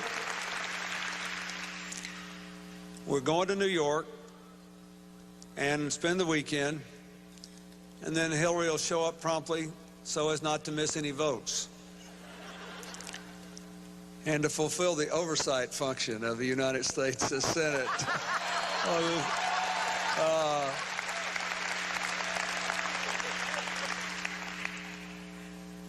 I wish the new president well. I wish his family and administration well. I wish our country well. And always, always, out of gratitude and affection, I wish you well. You gave me the ride of my life, and I tried to give as good as I got. Thank you, and God bless you. Thank you. President Clinton, outgoing President Clinton, commenting that I left the White House, but I'm still here, which I think to some watching these proceedings may have been self-evident, spoke for about 2/3 of the time that President Bush spoke, expressing thanks to members of his cabinet and other officials who had turned out to see him off, and expressing the hope that he as a citizen would be able to continue to advance the causes which he feels he succeeded in advancing as president. I think it's also fair to say that the word I, we, or me appeared in these 9 minutes more often than it had earlier in the 14 minutes of Mr. Bush's address, a difference in style, I think, between the two men. And so now, with unprecedented fanfare, the departing president heads out to the airplane provided for him as a courtesy by the incoming president, and he will head to New York, where another lectern apparently awaits him, another valedictory address, another punctuation mark at the end of a presidency. What I thought was so interesting, given the audience that was gathered today, you know, all supporters there, the need he seemed to feel to express, as John Podesta, I guess, said to him as they were leaving the White House, we did some good. A lot of good. Rather wistfully, yeah, we did a lot of good. A lot of good. Robert Reich once said of Clinton that he speaks aloud a lot in small meetings. He starts to talk and he speaks aloud a lot, almost so as if to reassure himself of his core convictions. As I listened to him speak today, I thought, he's been insisting so much, if you will, in the past few weeks upon the achievements of and the greatness of his administration. One gets the sense he is trying to tell himself that, and he's also trying to tell the American people, this is true, this is true, this is true, as if he says it, it is true. And of course there are achievements to be claimed in this administration. And of course there were troubles. But my second thought watching Mr. Clinton just now was the old joke that children play when they want to say that someone has conceded. They say, but enough about me. What do you think of me? There was a certain self-referential quality to this that, frankly, is sending me over the edge. I think I've had it. Hang on to your chair. Okay. Bill, I am way over the edge. Bill, final thoughts. It's truly appalling. I mean, for the outgoing President of the United States on the day of the inauguration of his successor, a solemn constitutional day of dignity and kind of grandeur for the United States, to get up there and say, we did a lot of good, that is just appalling.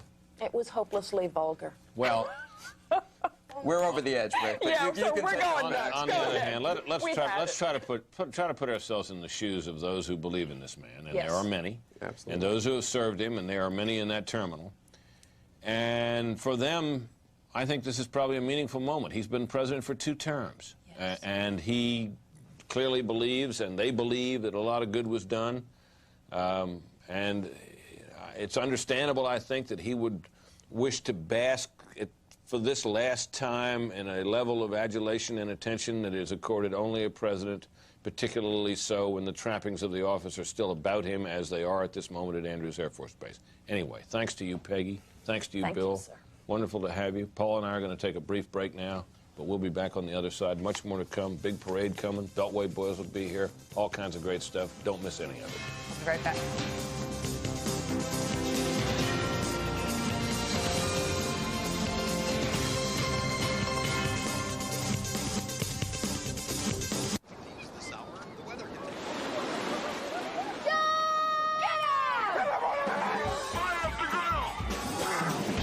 About seafood, then you're gonna love Red Lobster.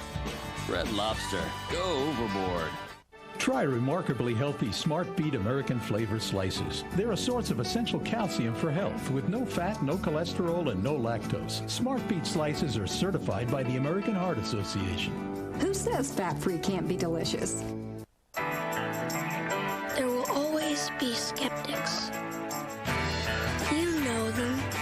They say it will never work, never happen, never fly. But the next time they tell you all the logical reasons why it can't be done, just remember all the times that they have been wrong. I'm a sitting judge of the New York State Criminal Court. A young girl is dead because of me. It's the worst mistake of my life, and I don't know how I'll ever atone for it. But it's over. It hasn't begun. He'll go down. The only question is, how many of us is he going to take with him? Reckless. I don't want contracts. Act. Did it ever occur to you that I might be standing in the middle of my worst nightmare? Has its price. Covers are down! 100 Center Street. All new episode. Hello? Hi, dear. It's Mom. How are you? Hi, Mom. Fine. Really? Really, Mom? We're fine. Dear, do you need anything? Nope, we don't need a thing. No, I kind of worry about your salaries. I don't know how you do it. You're not sitting on milk crates, are you? With Ethan Allen's Simple Finance Plan, you can have it all today. With a 9.99% APR and low fixed monthly payments. Why wait? It's simple with the Simple Finance Plan. He's right here. Do you want to talk to him? Yes. Hello? Come in and check it out. Hello? Could we cure diseases faster? Would we have even more beautiful art to look at? More inventions to make life easier? How many more great minds, great talents, and great achievements would there be if every person in this world were properly fed? At Cargill, we believe human progress isn't just made, it is nourished.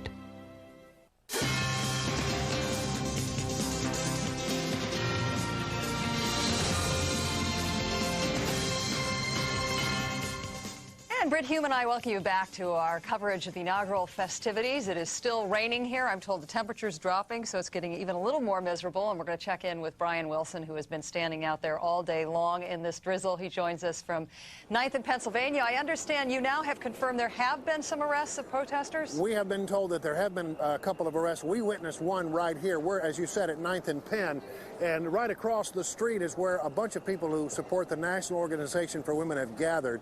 They are the protesters that have been allowed the closest to the parade route.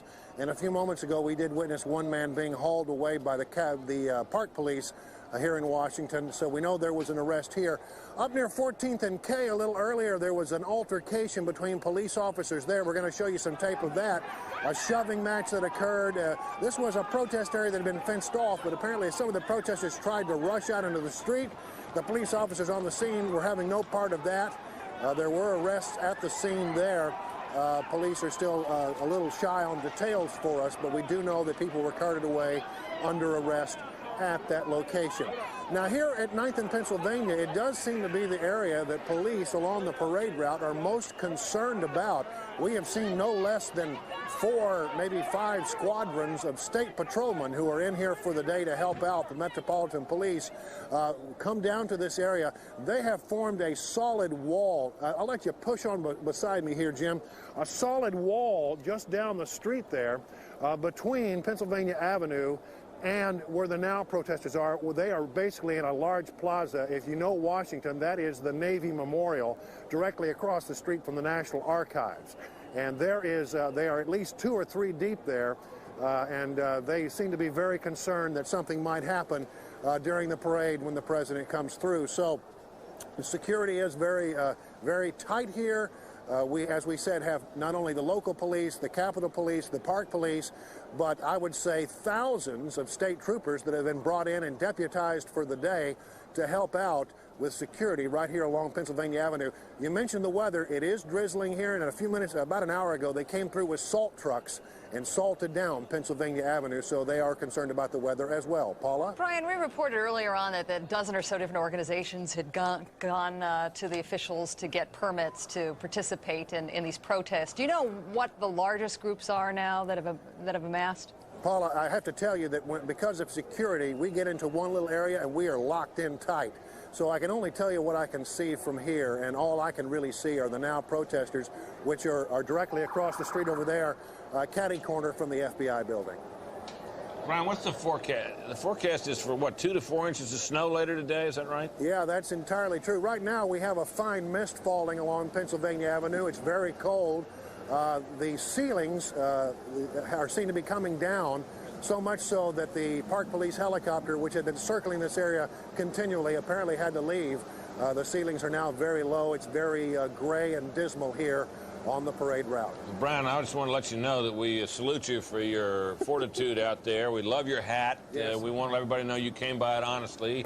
Yes. Texan to the core, never without your boots. Well, I could not have Jim Engel have a better hat than I. Well, you certainly got a more of you got a broader brimmed hat Yes. there, buddy. And we want everybody to know that you were at that black tie and boots ball last night by virtue of the fact that you're a member of the Texas State Society that sponsors it. That's right. And you've been to them in administrations, both Democratic and Republican, a bipartisan Texan, Brian Wilson. Thank you very much. Thank you, buddy. We're going to quickly focus in on an area outside the Supreme Court where police had anticipated a bunch of protesters. Is this a live shot now? Yeah, that is a live shot. picture, I believe, of that scene there. So it's really hard to get a sense of how many people are actually out here at this time. The parade gets underway in just about 45 minutes or so. I must say, my experience with demonstrations covering over the long years is that demonstrations in bad weather are almost always severely curtailed.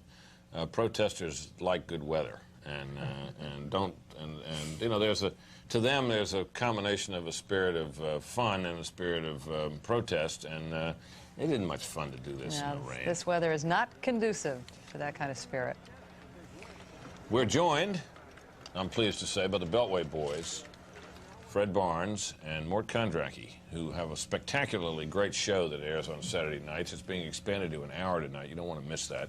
They'll be right here where we are, and they got all kinds of guests, cool stuff. Let's get their thoughts on the proceedings to date, the Bush speech, and the Clinton speech. Gentlemen? Should we start with the Bush speech first? The Bush speech. It was his day, after all, even though Bill Clinton did his best to hog as much time of it as he possibly could. I thought it was a wonderful speech. I especially liked the lines that it is my solemn pledge I will work to build a single nation of justice and opportunity. And he said that, that he knew that this was within our reach because we are guided by a power larger than ourselves who creates us equal in his image. Now, this was outreach to the African-American community. All men are created equal, et cetera, et cetera. And I think it was, and I think what it should, the people that it should resound with most, I think, are black ministers who might understand that this is a deeply religious man who profoundly believes in the equality of all human beings. And it just may soften some of the hostility that there is within the black community. I hope it will. Yeah, don't get your hopes up. I thought it was a very good speech. I thought Clinton's speech brought rich new definition to the phrase self-indulgence. I mean, gee, how many speeches can he give? He's got one more to Arkansas, go. When he lands today. One more to go when he lands. Well, I don't know what more he has to say. How many times does he have to thank people? Did you have a problem with this speech Thursday night? Did you think that was appropriate to give that farewell speech? I thought it was inappropriate. I thought it was flat. I thought he didn't have anything to say. He hasn't said 1,000 times. I thought it was a personal pat on his own back. Look, if you have some serious message to leave the country, as George Washington did and Dwight Eisenhower did, the two most famous farewell addresses, that's one thing. But to come and say, you're for globalization, which is something that's just out there anyway, I mean, that doesn't really add a lot to human knowge. Do you think, Fred? No, that was designed. I think it was designed as a. All of these are looking forward. He is raising the standard of the Democratic Party. Fiscal responsibility against Bush tax cuts. Globalization against withdrawal from the world. That is to say, pulling back troops from Europe, et cetera, et cetera. Cutbacks in investment and that sort of thing. Conservatism. So and significantly, what he said. You mean spending. Yeah. What Republicans call spending and Democrats call investment. But he is laying down markers. Now, he did it again today, and it's interesting that we're talking about him so much. He did it again today and said, the person who speaks for you is standing right by my side, Hillary Rodham Clinton. I mean, she is the standard bearer. She is and clearly this is kind of like a transfer of power within the Democratic Party. She is the new standard bearer, I think, in his mind, and I think when they were walking down the steps of the Capitol with the Bushes and the Clintons together, that Hillary must have been thinking, 4 years from now, this could be me. I'm not so sure about that, but Do you think he was entitled to any kind of celebration as he left today? Did you have a problem with that altogether, Mort? Or was it the nature of what Fred described as self-indulgent I think it was the extent of it. I can't ever remember an outgoing president having that much pomp and circumstance at Andrews Air Force Base and having to make, that long a speech. And on top of all the others. And don't forget the radio address today. There was presumably he could have closed it. Yeah, well, it was self-indulgent to the cameras and thanked his supporters privately. Yeah. Right. Can I talk about Bush's speech a minute, because it was certainly more important than Clinton's speech, though I'm sure Clinton disagrees. I mean, he did have one of the problems. His speechwriter, Mike Gerson, who is I think the only speechwriter in America who could have written this speech. Mike Gerson is has written for Republicans, but he's a serious Christian, student of the Bible, went to Wheaton College, where Billy Graham went, of course. And that's how there was so much of this Christianity and faith integrated in this entire speech, which, of course, is what Bush wanted. But he did, and so the main task was to have some overriding theme that was bringing the country together. I mean, we don't have the Cold War. We're not threatened from abroad.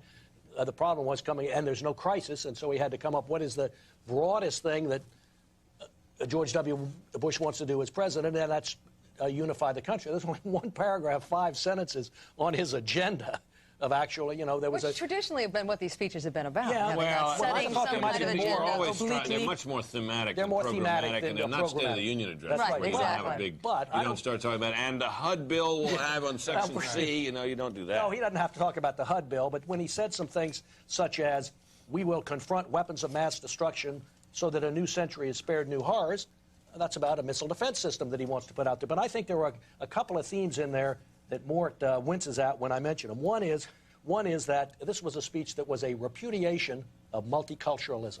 This was about bringing America together around the ideals that have been American for all these years, 225 years. It was not about a mosaic. It was about one America.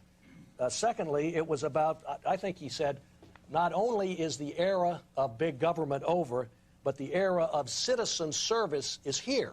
That's what he talked about. He wasn't talking about government doing so much. He was talking about citizens on their own through churches and mosques and synagogues and civic organizations doing things, serving their communities. This doesn't seem to be making more sense. No, you're okay with those ideas. Yes, I mean the idea that the obligations of democracy are everyone's and not just the government's.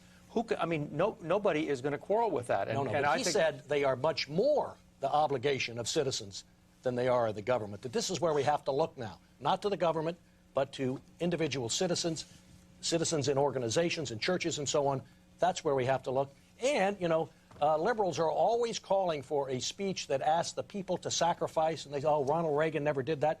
This is a speech that says people must sacrifice and serve, not just serve themselves, but serve their communities and the poor and so on. The exact line is, yet compassion is the work of a nation, not just a government. He is not saying the government has no role here. No. This is not a hard line, right-wing, get the government off our back speech. I mean, he is going to expand the responsibilities of the Department of Education to oversee the states. He is not going to get rid of the Department of Education. No? Who said he was? Well, this is not a hard line. Contrast to draw between this era of Republican and rhetoric there are and lots an earlier of Republicans. era. I mean, he's not saying, as Ronald Reagan did, that government is the problem. Right. Yeah. Exactly. Even though the biggest applause line that he gave was that we're going to reduce taxes. I mean, there were lots of other very moderate lines. Yeah, but he's not saying government is the solution either. We'll talk more about what he is saying on the other side of the break. The Beltway Boys will be rejoining us, and we will continue to show you as much as we can of the inaugural festivities still to come. The parade to the White House is set to kick off in the next hour, and then a little bit later on, it is the night of balls. Fox News is your ticket to all the hot spots for the celebration. Stay with us for complete coverage of Inauguration Day.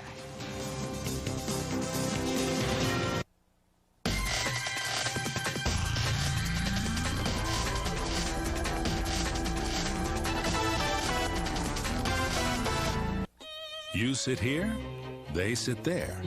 You and them. Morningstar sits on your side, helping you invest smarter. Before you invest, investigate at Morningstar.com. Presenting the unshakable confidence of C-Bond denture adhesive. C-Bond has 100% more holding power than before. C-Bond, more hold. You are unique, unlike anyone else who's ever drawn breath. But how can you know where you truly belong? Which job opportunity is best for you? It's easy. Go to Randstad. We learn what you want, then represent and market you to find the job that's right for you at no cost. Full-time, part-time, anytime. Find where you belong with Randstad. A brighter way to a better job. Not all women are satisfied with their bust size, but we're not left with many safe options. Introducing Bloussant, an all-natural herbal breast enhancement tablet that will increase your bust line by 1/2 to 2 cup sizes in just weeks. And most importantly, clinical studies have proven it's safe. Bloussant's professionally formulated breast enhancer stimulates and regenerates the growth process in an all-natural and clinically proven safe method. Bloussant has been increasing bust lines in Europe for years, and now it's available in America. It's all natural, it's safe, and it's guaranteed. If you're not completely happy with the Bloussant results, just return the unused portion for a full product refund. Why wait? With one phone call, you'll be on your way to the new you. Call 1-800-832-2914 for Bloussant right now.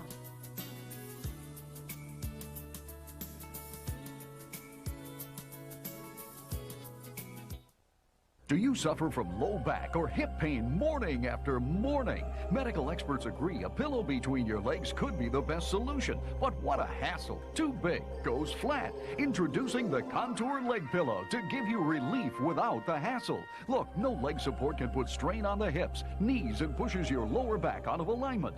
But the Contour Leg Pillow comfortably supports, restoring natural alignment. Relax back muscles, relieve strain on hips, knees, and joints. The curve fits your leg so it comfortably stays with you all night. Call now to get lower back, hip, and knee comfort with the Contour Leg Pillow. Now only $14.95, and will include the world-famous Contour Pillow for head, neck, and shoulder comfort, a $20 value free. That's a $40 head-to-toe comfort value for just $14.95.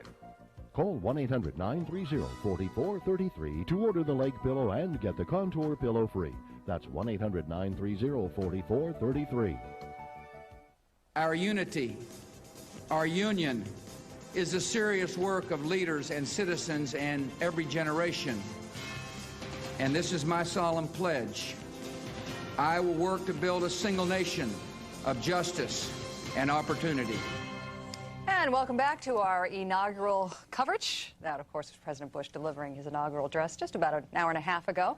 We're going to check in with Carl Cameron, where he is not too far from where the president is now. Is the luncheon wrapping up? Is the president getting ready to head for his limo? Well, some folks have already begun to sort of mill out there. Just outside the rotunda in what is referred to as Statuary Hall, and there's about 250 guests, tenderloined the bill of fare. Of course, the president doesn't drink. Everyone else drinking Chardonnay. He, of course, is not. There will be celebratory gifts. The plate, which reads, of course, Inauguration of George W. Bush, the 43rd president. Former President George H.W. Bush working the room pretty aggressively, seeing a lot of old pals, obviously the proud father. Most of the attendants, both cabinet secretaries, some select groups of the Senate leadership, and invited guests from around the country, particularly some of the supporters of the current Bush administration and former Bush campaign who were invited to this. And from here, of course, they soon moved to the big parade. And while they were milling in and out of the dining area there, and former President Clinton was making his remarks, we had an opportunity to speak to both some Bush staff as well as some Republican senators. And perhaps the best way to summarize the Bush staff take on Bill Clinton's remarks was sort of a bowed head, a shaking of the head, and the comment, well, what could we have expected? Clearly not pleased, but then again not surprised that before George Bush even gets out of this building, Bill Clinton's back in front of cameras and a podium. Paula, Britt?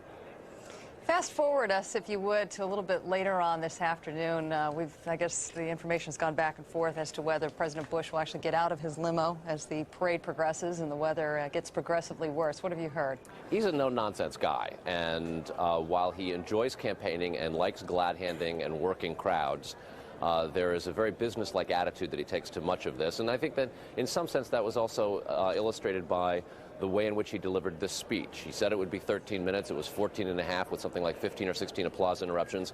He is meticulously prompt. In fact, we have learned today that the Bushes and the Cheneys were invited to the White House by President Clinton late. There was to have been a very carefully adhered to chronology for this day, and Bill Clinton and the White House didn't call the Bushes until about 15 minutes after what was to have been the appointed time. So they had to play a little hurry up when they were having their coffee at the White House because, much to the Bush organization's chagrin, the call saying, okay, come on over, didn't come when it was expected to, run 10, 15 minutes late. He will probably adhere to the very, very carefully choreographed proceedings today in order to make sure that it comes off like clockwork. He doesn't like to be late. He doesn't like people who are late. It will be one of the most striking contrasts to that which we have experienced in the last 8 years. So do you think he'll get out of the car or not? He'll shake a hand or two. It will be brief, and if the weather continues to get as foul as it seems to be and getting really by the hour, it'll be briefer and briefer as the snow falls. It'll also be interesting to see how many people will continue to stand out in the freezing rain to watch this parade. It's an odd custom, getting out of the car and walking. Jimmy Carter started it, didn't he? And did he actually walk? Was the first walk from the Capitol to the White House? It took forever, yeah. I don't think Ronald Reagan got out, and of course there was no parade in 1984. I don't think. I remember George Bush, the father, did, but then he got out and walked a little bit, and then he get back in the car. Bill Clinton walked much of the way, I believe, if not the whole way. Well, I remember vividly that scene because we got such a good look at Hillary and the suit she had on and the hat, which of all the inaugural hats I've ever seen, that was the first. That was one of the most preposterous. But how do you really think? I don't think walking has actually gotten to tradition status, but if he gets out, I think he ought to get out, and I realize he can't do this, and confront the NOW protesters. Now, if they were a group, NOW, the National Organization for Women, truly interested in advancing women, they should be out there to cheer George W. Bush. There has never been a White House, and I've covered a lot of them for nearly 30 years now, that has put more women in higher places than George W. Bush has now. Karen Hughes, counselor to the president, drop in any time. Mary Matlin, not only an assistant to the president, but a chief counselor to Vice President Cheney, drop in any.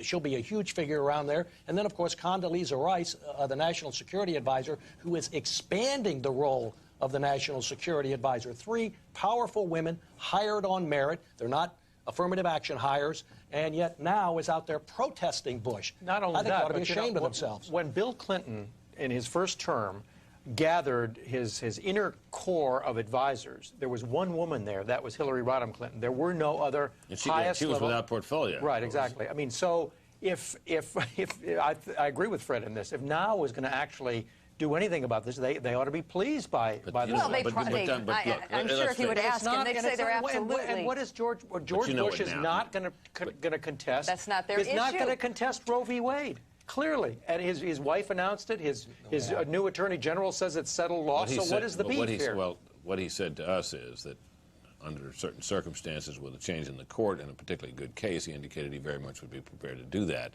which doesn't directly contradict what his nominee for the attorney generalship said. I think, Fred, that what you say may be technically correct, but do you believe that the National Organization for Women, that the principal issue with them is the glass ceiling, or is it another issue? It is abortion. Yes. And that's abortion is the core issue in a lot of disputes in American politics today. So NOW is not likely to give the president any credit anytime soon for the appointment of powerful women within his administration. That is not the issue. If he were a hardline anti-abortion president and was determined, you know, if he took the original John Ashcroft position on this whole subject, that we will do everything we can to make abortions illegal regardless of circumstances, then you could see that NOW would have a complaint with him. But that is not his position. He is not going to be aggressive about this. So I don't understand. You would think that they would give him some slack. We know that you love a parade. I do. And we've got one coming up very soon. And so that we can all take a brief break beforehand. Let me interrupt you for a second. Paul and I and Fred and Mort will be back in just a minute with more of our inaugural coverage, The Parade is About to Begin, under threatening skies. Oh, what drama, don't miss any of it. We know that you love a parade. I do. And we've got one coming up very soon. And so that we can all take a brief break beforehand. Let me interrupt you for a second. Okay. Paul and I and Fred and Mort will be back in just a minute with more of our inaugural coverage. The parade is about to begin under threatening skies. Oh, what drama, don't miss any of it.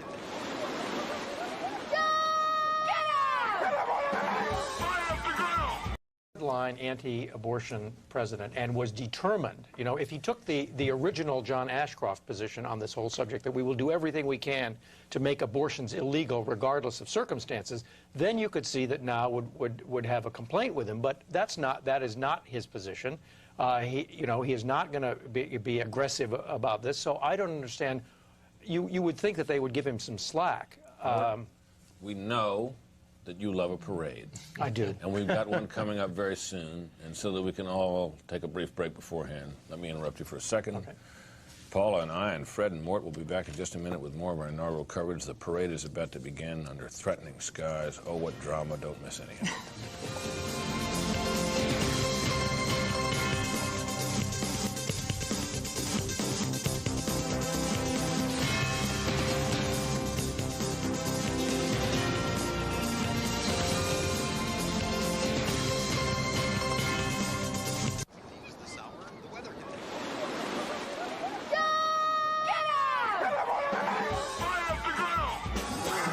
Crazy about seafood? Then you're gonna love Red Lobster. Red Lobster, go overboard. For itchy patches of dry winter skin, moisturizers can't always cut it. Try Cortisone 10 Plus. Among these, only Cortisone 10 Plus has 10 moisturizers, plus the power of Cortisone 10 to stop itch and help heal. Try Cortisone 10 Plus. Welcome. Welcome to America Online new version 6.0. The easiest just got even easier. You just plug it in and you go. With 6.0, all the best features are even better. You've got mail. Customer service is always there to help. Parental controls help safeguard our kids. Nobody else has all these features. It keeps me closer to my family and friends. There's never been a better time to join. 6.0 is the best AOL ever. America Online new version 6.0. So easy to use, no wonder it's #1. Call 1-800-4online now.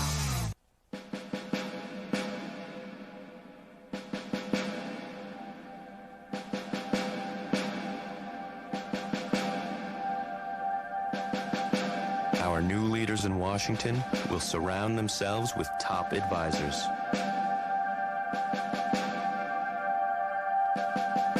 Shouldn't you? Move your money. Get well connected.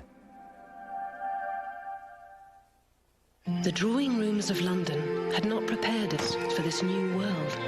We were overcome by the very fruits and birds and trees. British classics. The air was thick with perfume. A marriage of Victorian elegance and Caribbean soul. The seduction was complete. It changed us forever. With the simple finance plan, you can enter the world of British classics gracefully. Only at Ethan Allen. Presenting the unshakable confidence of Seabond denture adhesive.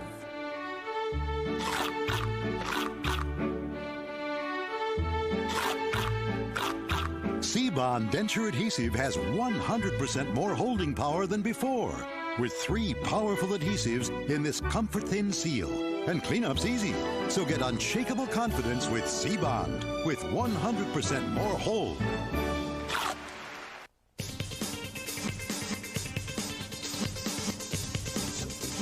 What is usually considered a plum assignment every 4 years during the inaugural parade, and that is to be on the traditional flatbed truck that is in the motorcade, from which still photographers and television reporters with radio microphones ride and make their observations, take their pictures, and so on. And it is choice duty on a day like today when the rain is turning into But our hale and hearty mush. Jim Angle is going to be on that truck, and we're going to check in with him now to see. I guess it's parked up on the plaza, waiting, ready to go. Jim, set the scene for us. Are you about to get on the truck?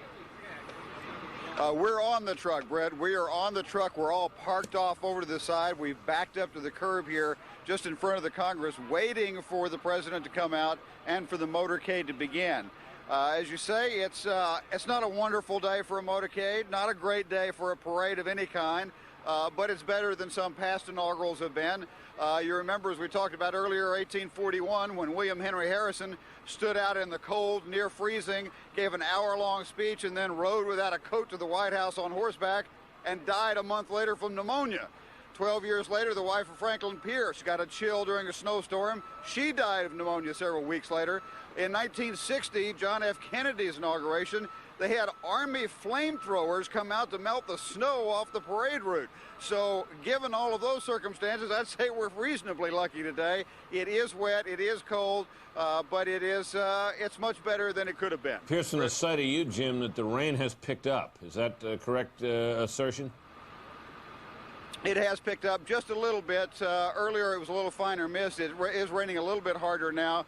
It's sort of stop and go. It won't keep people from the parade route, I don't think, at least the hardier souls, those more determined to come out. But it is going to be very, very wet for the next couple of hours. Jim, I have done that assignment you're doing, and I don't know whether you have before, but my advice to you is hold on tight once it starts rolling. There are a lot of stops and starts, and in the rain, accidents are possible. So we'll be checking in with you. We hope you're well, hope you're warm, and hope you're safe. I don't want to try out for any acrobatics, Britt. I'll hold on tight. All right, buddy. Thanks very much. Boy, I just wish the band members luck. Can you imagine what it's like to perform in this weather? Yeah, but the trumpet sticks to your lips and the tubas. It's not that cold, but it's cold. Let's go back to our buddies at Beltway Boys here about all this. Fred, it was you actually who said something to me the other day that I picked up on and talked about today, and that is he might not have gotten 50% of the vote, but he does get 100% of the presidency. Let's reflect a little bit on what that means in terms of what does it mean to him, to his party, to have control of the executive branch of government in terms of your ability to change the political fortunes of your party even? Well, it means a lot to have the bully pulpit in the White House. It means a lot to be the center of attention. I mean, Washington is a White House-centric town. The media, I've said in the past that the story for the media in Washington comes down to answering one question, and that is, how's the president doing? And if he's doing well, that means he's going to do better in Congress and so on. The question in Congress is also, is the president doing well in Congress? Are his things being passed? And there was a key paragraph in the acceptance speech. I read one sentence from it earlier in which he says the things we're going to do. We're going to cut taxes. We're going to build up the military. We're going to build a missile defense system. He said them more vaguely, but that is his agenda, which he has said over and over again. And he said to you, Britt, last Thursday, that I talked about it during the campaign. I am sticking with it. I am not compromising now. I'm going to try to push through the agenda that I talked about and the American people voted for. And because he does have 100% of the presidency, that's exactly where he's going to start. It was interesting to me that all of that was bunched into the section under the label courage, which means that it doesn't make any difference how much opposition he gets, that he intends to go forward with this agenda. He is not backing off from it. That, we're going to reduce taxes, we're going to reform Social Security and Medicare, et cetera. Morton, he said something to me the other day in that very subject that was interesting. He said he clearly believes that he was a political underdog in this race because incumbent, vice president, strong economy, no war in the world. He believes that he was able to overcome that because he said because he's charming, or because he's a good speaker. I mean, he clearly doesn't think he's a very good speaker. A lot of people agree with him about that, although I think many people think he may have risen to this occasion today. He really believes that he got as far as he did, and even what Democrats would have to say, even those who didn't think he won, he ran a heck of a race for somebody up against the odds he may have faced, that it was the issues that did it. What do you think? You think that's true? Well, every poll indicates that on the issues, Al Gore had the better of him except for education. Well, but basically, do people want a big tax cut? No, they don't.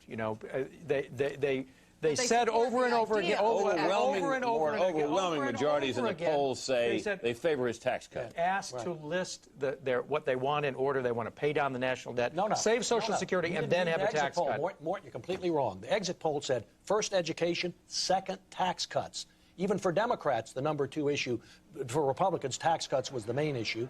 For Democrats, tax cuts were the second issue. Every poll I've While we seen talk about this, let's just note what we're seeing there. That is live picture of the scene there in Statuary Hall, which the fact that we're getting that means presumably that we're close to the end of the lunch, and the menu of goodies has been nearly completed. I was fascinated by the menu. It was a pretty heavy-duty menu.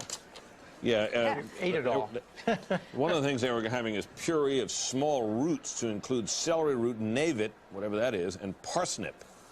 No broccoli. No broccoli. No broccoli. That's Father didn't like it. Anyway, let's go back to this topic about this. So your view, Mort, is that he got elected in spite of his issues. Well, I think he got elected partly because Al Gore didn't take advantage of all the good things that had happened in the last 8 years. And his distancing himself from Bill Clinton was so extensive that he couldn't take advantage of what good happened. Secondly, he had the anvil of Bill Clinton around his neck.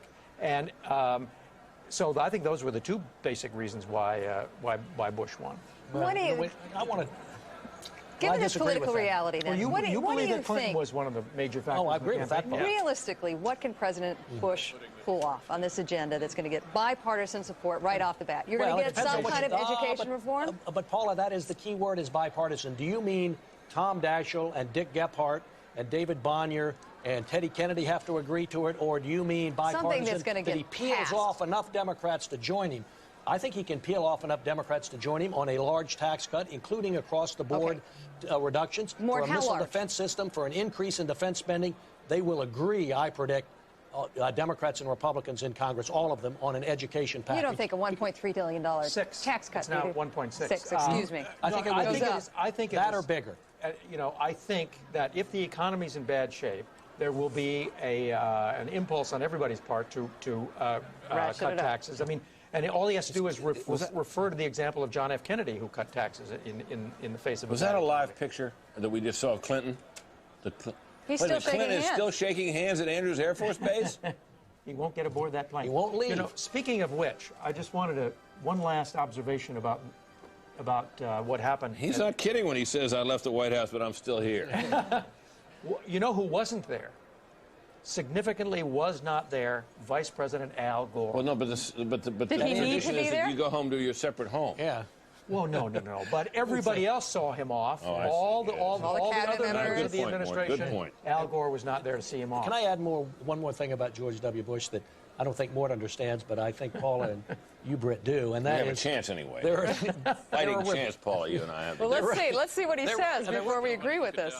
Take your seats. We're going to listen to this. You'll have to wait. Oh, we're off the hook.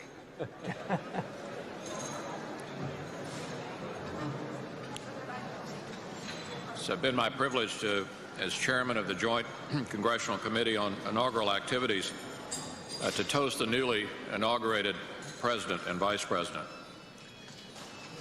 We've all heard the famous maxim that history repeats itself. Or as one wag said, history isn't one darn thing after another. It's the same darn thing over and over. 2 centuries ago, Thomas Jefferson was inaugurated as president after an extremely close, hard-fought election battle. The nation was divided. Then, as now, our nation needed a leader who could heal the divide. President Jefferson beseeched a divided nation to unite with one heart and one mind, reminding supporters and opponents that every difference of opinion is not a difference of principle. To bring about that unity of purpose requires a special leader with a special gift. A leader like our new president, who comes as a uniter. Someone like Joshua and Caleb, who were chosen to lead the people into the promised land because they exemplified a different spirit. Would you all stand and please raise your glass in a toast?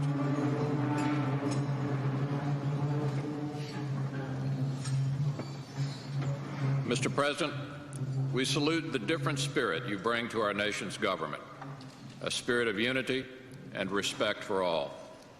And we pledge, Republicans and Democrats alike, that we will make the common effort for the common good. And finally, we ask, in the words of President Jefferson, that the infinite power which rules the destinies of the universe will lead you to what is best for our nation's peace and prosperity. President.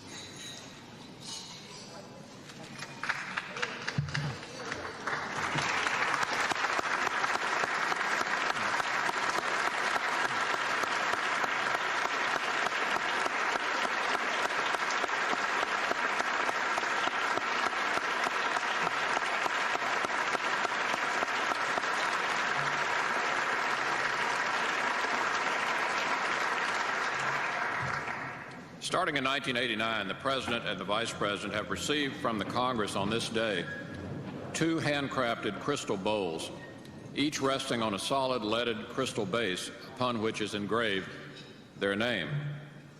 Each gift weighs 40 pounds. Now, Mr. President, that's nearly as hefty as some appropriation bills we'll be sending your way soon. For the first time, etched into the crystal bowls are depictions of the Capitol building and the White House in their approximate geographic locations to one another. You'll note, Mr. President and Mr. Vice President, that the White House on these bowls is tiny, almost microscopic in comparison to the Capitol engraving. It is, of course, purely coincidental that the Congress oversaw the design process. Today, we are also doing something else because this is such a unique occasion. We're presenting a third bowl, this one to the 41st President of the United States, the father of our new president. This handcrafted replica signifies a remarkable occasion for a man whose love and pride for his son on this day we can only imagine.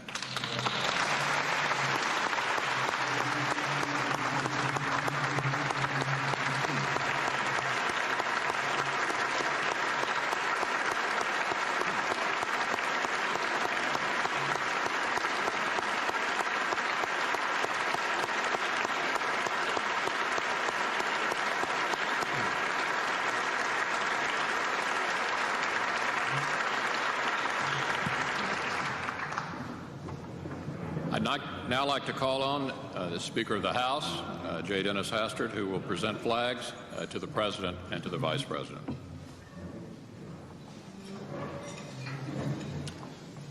Thank you, Senator.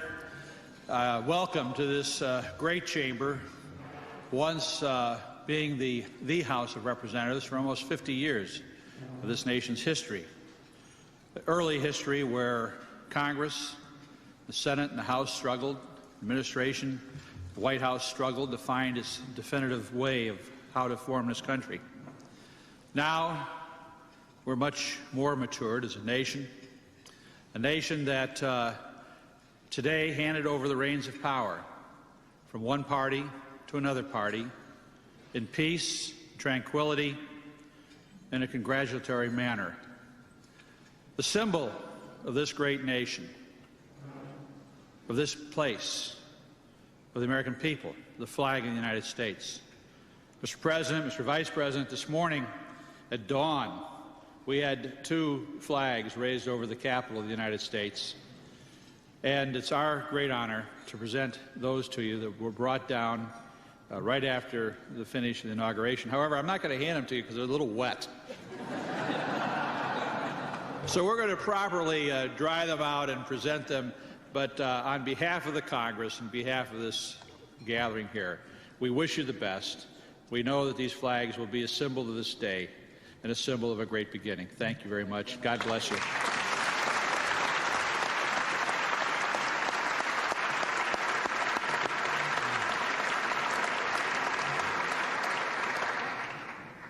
On behalf of the Joint Congressional Committee on Inaugural Ceremonies, it's my honor to present to the President the official inaugural photo and to invite the President at this time to make a few remarks.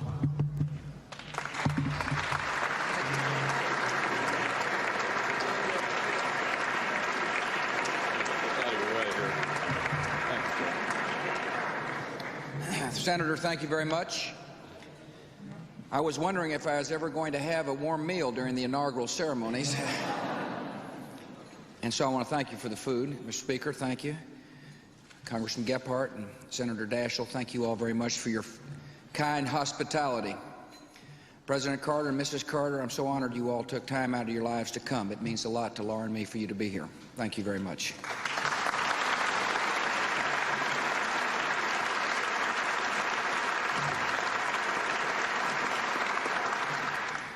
Mother, I'm glad you came as well.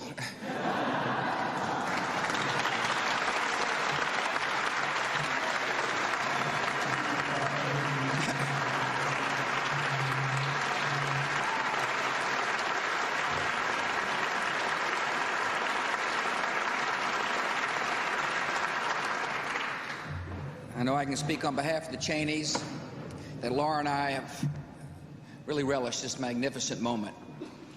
It's a great testimony to our country. It's a testimony to the great land of America to have a sitting, outgoing president and an incoming president sit side by side in peaceful transfer of power. I'm not so sure how much of it I'm going to actually remember. It was such a magnificent time for our country and for me.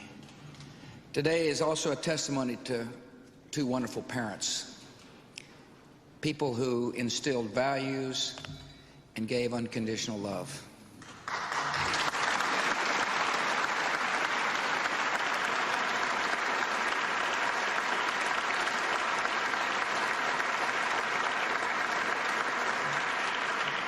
Expectations in the country is we can't get anything done. People say, well, gosh, the election was so close, nothing will happen, except for finger pointing and name calling and bitterness. I'm here to tell the country that things will get done, that we're going to rise above expectations, that both Republicans and Democrats will come together to do what's right for America, so that when people look at Washington, they say public service is noble. Positive things can happen for the country. There are men and women of good conscience and good heart who are serving this noble nation for the right reasons. Let's let it happen. God bless, and God bless America.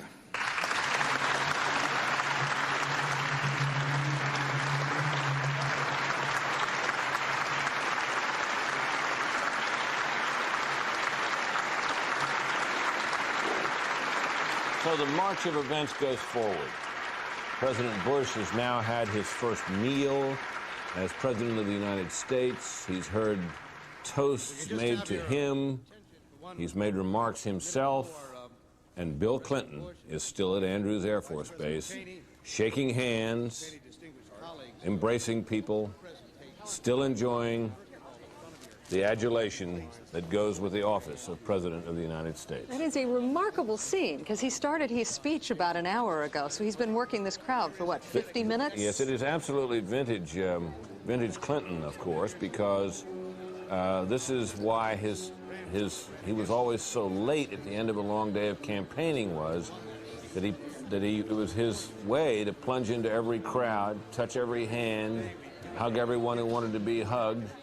And he loves this, draws energy from it, and here he is in his element, still on the ground at Andrews. Who knows the weather? You know, the ceiling may be too low at LaGuardia or Kennedy or wherever he's going to land for him, but this is quite a spectacle. All right, Mort, we have heard Carl's report earlier about the sensitivity the Republicans have to Mr. Clinton seizing the day, but is he or is he not entitled to this? Oh, I think he's entitled to this. I think this part of it is touching, actually. I mean, he is thanking these people personally, one by one, for being there, for coming out to see him. I mean, I think he's entitled to this. And that's not the question. And it's not, and it is not, and you know, and best we not even put it on television, because he's not trying to hog the spotlight. Now I think he is genuinely trying to say goodbye without ceremonial he is hogging attention. The spotlight.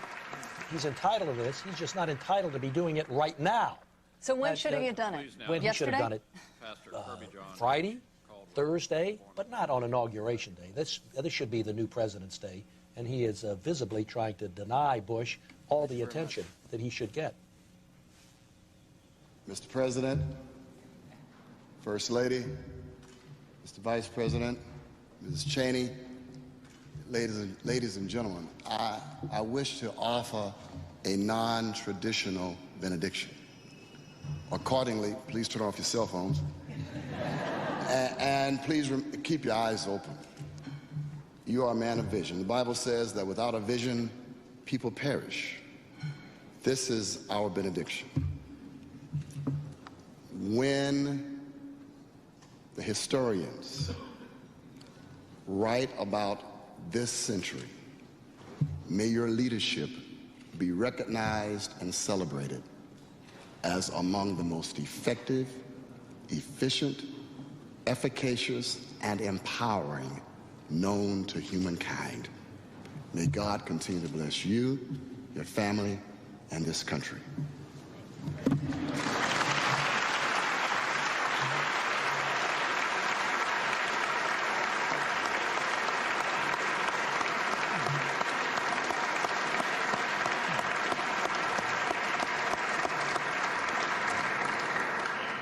That concludes this luncheon. Thank you all very much for being with us.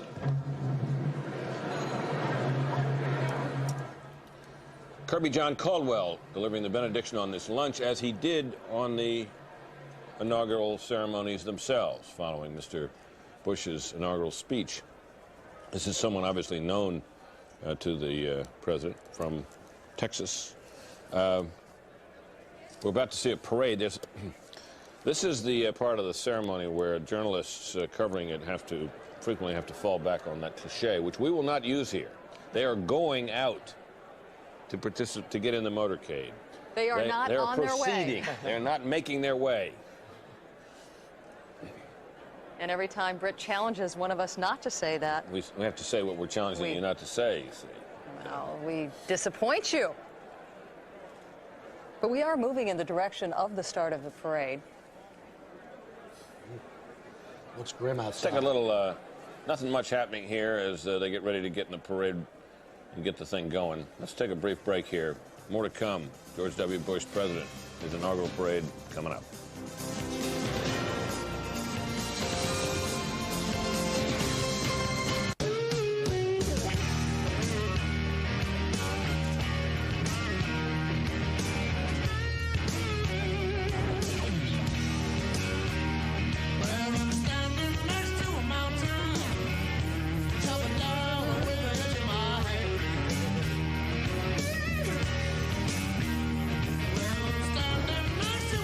Nissan Xterra. Everything you need, nothing you don't.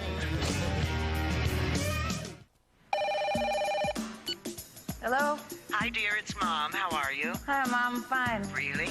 Really, Mom? We're fine. Dear, do you need anything? Nope, we don't need a... No, I kind of worry about your salaries. I don't know how you do it. You're not sitting on milk crates, are you? With Ethan Allen's Simple Finance Plan, you can have it all today. With a 9.99% APR and low fixed monthly payments. Why wait? It's simple with the Simple Finance Plan. He's right here. Do you want to talk to him? Yes. Hello? Come in and check it out. Hello?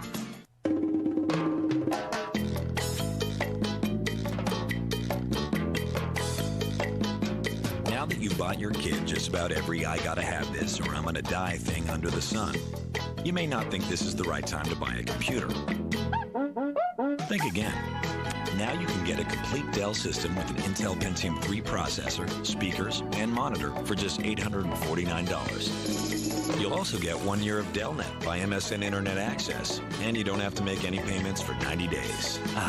90 days of blissful freedom. Of course, your system will be backed by Dell's award-winning service and support.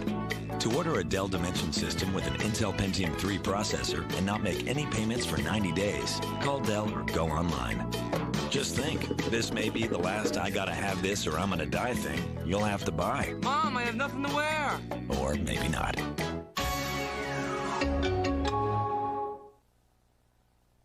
Try remarkably healthy Smart Beet American Flavor Slices. They're a source of essential calcium for health with no fat, no cholesterol, and no lactose. Smart Beet Slices are certified by the American Heart Association. Who says fat-free can't be delicious? You sit here, they sit there. You and them. Morningstar sits on your side, helping you invest smarter. Before you invest, investigate at Morningstar.com. What you do is as important as anything government does. I ask you to seek a common good beyond your comfort, to defend needed reforms against easy attacks, to serve your nation beginning with your neighbor. I ask you to be citizens, citizens not spectators, citizens not subjects, responsible citizens building communities of service and a nation of character. You would not know from the way that shot was lit there. You saw a reflection on the cheeks of the president as he was making his inaugural address. It looked almost like sunshine, but there has been no sunshine in Washington this day, as you can see, Paul, over our shoulders. Dreary, bleak, foggy, rainy, rain intermittently heavy.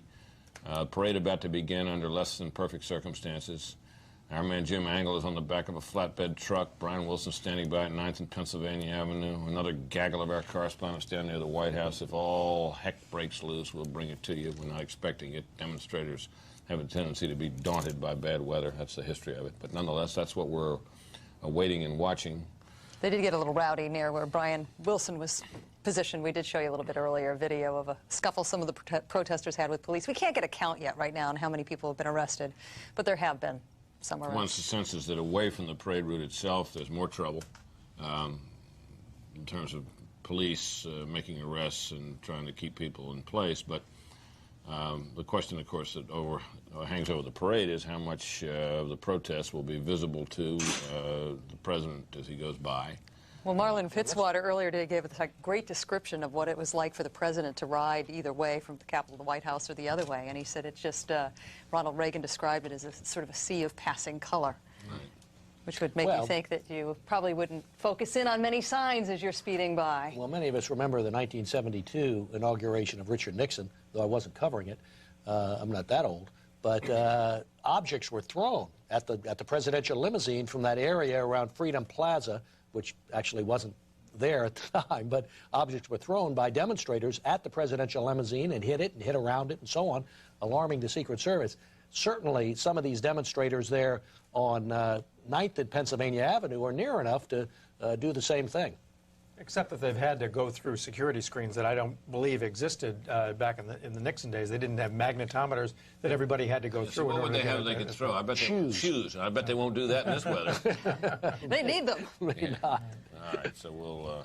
Can we come back to the discussion we'd started? We didn't have a chance to finish earlier, but realistically, what you think Congress might pass in the first 6 months of the Bush presidency? Well, what is your guess? Well, I think that definitely there's going to be an education reform package. And what will that consist of? Well, there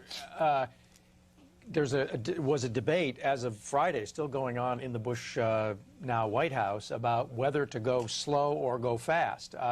One alternative was to just go for the $5 billion over 5 years reading initiative.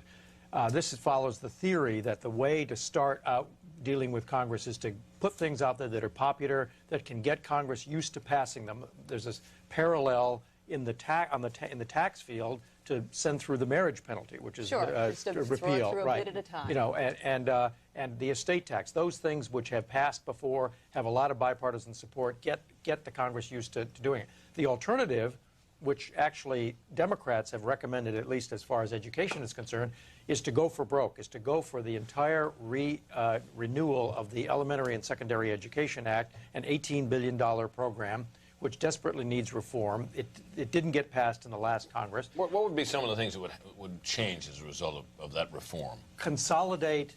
There are now 50 separate programs that exist under just Title I of that. Title I is the big program for disadvantaged kids. There are 50 separate programs, each with their own bureaucracy, each with their own forms and stuff like that, which have to have in each state more bureaucracies to fill out all the forms and to make sure that they get. So you scrunch them down to 5 and give the states a lot of flexibility to the way to spend the money. If they wanted to spend it on teacher salaries, they could do it. If they wanted to spend it on school buildings or technology, they could do it. That's one thing. And most of the opposition on that will come from the teachers' unions and the traditionalists and the liberal Democrats who don't believe that states should have a lot of leeway in determining what the priorities should be, and want some bureaucrat at the Department of Education to monitor every pencil sharpener that gets spent. There really is on education. I think more degrees. There's a compromise within reach between President Bush and most of the Democrats in Congress, and what he has to do is let them spend more money. That's what they like to do: spend more money. And what they have to give up is more accountability, more reform, and more testing. Many of us would like to see Bush push through his vouchers initiative, which is a very modest step, and yet that might not happen. That may be something he even may his have new to give up. education secretary sort of waffled on that. Yeah. Look, here's what I think people ignore about George W. Bush, and the thing I said I didn't think Warren would agree with. There are really two different George W. Bushes. There's the public and the private one. We've seen the public one today with the wonderful lofty language about national unity and public service and so on. There is the private George W. Bush, who is a tough-minded, demanding, self-confident politician who actually believes in the conservative proposals he made during the campaign. He has no illusions about being if he's nice, that his opponents on Capitol Hill will be nice. He has no illusions about the press giving him any help. I think we're going to see a lot of that private Bush. Frank, and I'm going to quickly check in with Carl Cameron, who had the opportunity to talk with Attorney General-designate John Ashcroft. What did he say to you, Carl? Hi. Well, we asked him a little bit about his confirmation hearing. He said, oh, the president gave a wonderful inaugural speech.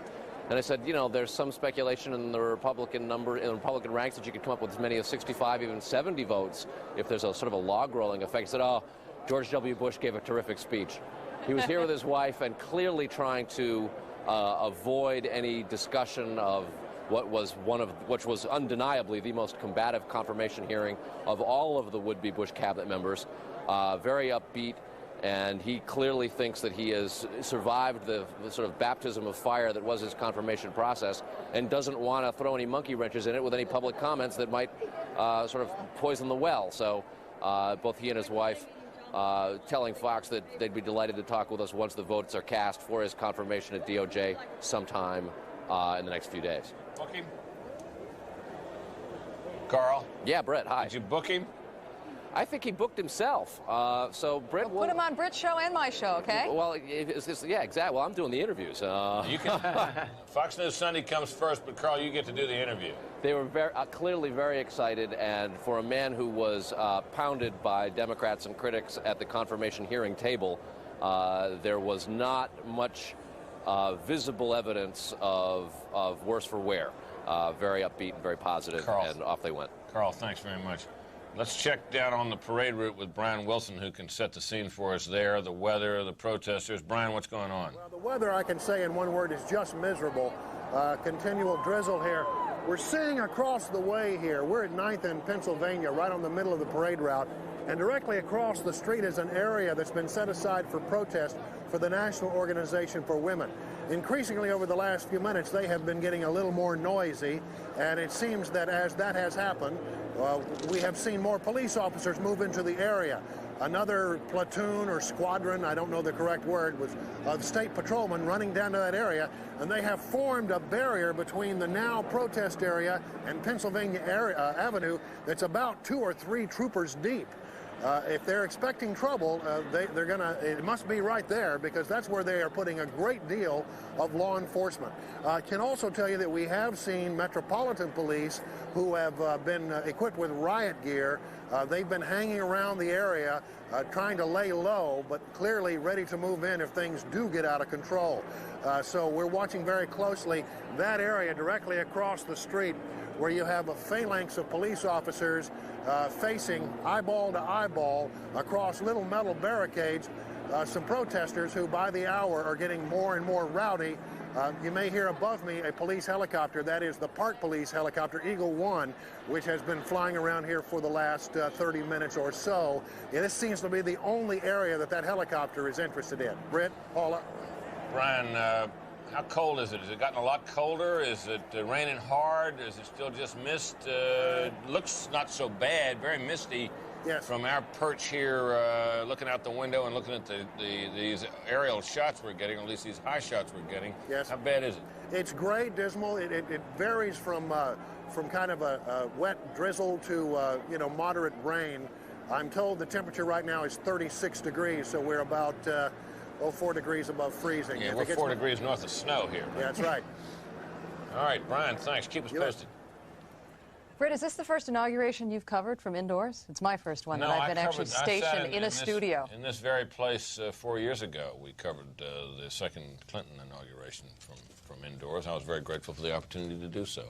I've done it outdoors and done it in. As we were talking about earlier, my first memory of an inauguration was Eisenhower's in 1953, and I noticed, and I remember my telling you that it was a very cold day. And how cold I was. You were a mere lad. I was a mere skinny lad. 10 years old. And I note here from some of the notes we've been given that his parade took 5 hours, which made it the longest. Well, no wonder I was cold. So there's Karen Hughes and her young son. Karen told me on the phone the other day, by the way, that her husband had come here, gotten a house, moved in, and she had yet to see it. That her son, there you see her son with her, had entered St. Albans School, which is the preparatory school of choice for many of the Washington political figures and their families. That's where a number of George Bush's brothers went. That's where Al Gore went. That's where Senator Evan Bayh went. Senator John Warder at one time. But that obviously she hadn't been around for any of that because she had been at the governor, then President-elect's side all this time. And She homeschooled you him. see she's carrying some of her luggage Sure. with her. So It was a very tough interesting. decision during the campaign because she homeschooled him.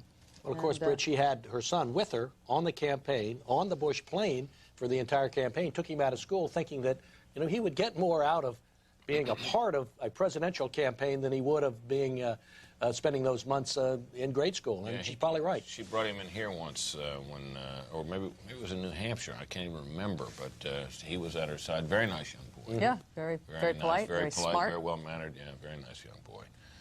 But that is a part of the human drama here. Interesting, you know, you mentioned earlier that the Gores were not out at the festivities. They have repaired to the house in Arlington, Virginia, where they lived while he was in the House and then later in the Senate. And I believe that house belongs to her family, to Tipper Gore's family. Her father purchased it. Yeah. Beautiful brick home. Beautiful, big old house. Not as out large there. as the one they lived in at the Naval Observatory, but a nice home nevertheless. The Cheneys, meanwhile, although they're entitled to move into what those protesters all during the Florida recount up on Massachusetts Avenue kept calling Dick Cheney's house, that will not be Dick Cheney's house in the sense that he will be living in it for another month or so because some work is being done in there, and the Cheneys have a house out here in McLean, Virginia, where they're going to continue to reside until that work is done and the house is ready for them. So George W. and Laura Bush will inhabit the White House tonight. The Cheneys will not move in to their place until a month or so. There is what would be known as Air Force One, but won't be known as Air Force One or Air Force Two today. This is simply a United States Air Force 747 that will fly Bill and Hillary Clinton and heaven knows who else, plenty of room in it, up to New York, where it is expected he will make yet another set of remarks. Now, this will be at the terminal that he's going into at JFK, right? The TWA terminal, I guess? Yeah, that, by the way, it does bear the seal on its side, but it is not the Air Force plane that we call George Bush. Of course, boards it. It's Air Force One. When George Bush boards any Air Force plane, it becomes, by virtue of the fact that he's aboard Air Force One. But the president is now, as you can see, outside the hangar. And Still shaking hands. Still shaking hands. Umbrellas unfurled to support him, umbrellas that are having some difficulty in the wind out there. It has become breezy in addition to being rainy now in Washington. Fred? Britt, you know, there used to be a phenomenon in Washington when a new administration would come in that we don't see much of anymore, and that is a huge influx of people from outside Washington, thousands of them coming in to join the new administration. Huge boon for the real estate industry. Now, there will be, you know, several hundred people who are Texans, Karen Hughes being one who will buy a house here. Her husband, by the way, is a Democrat.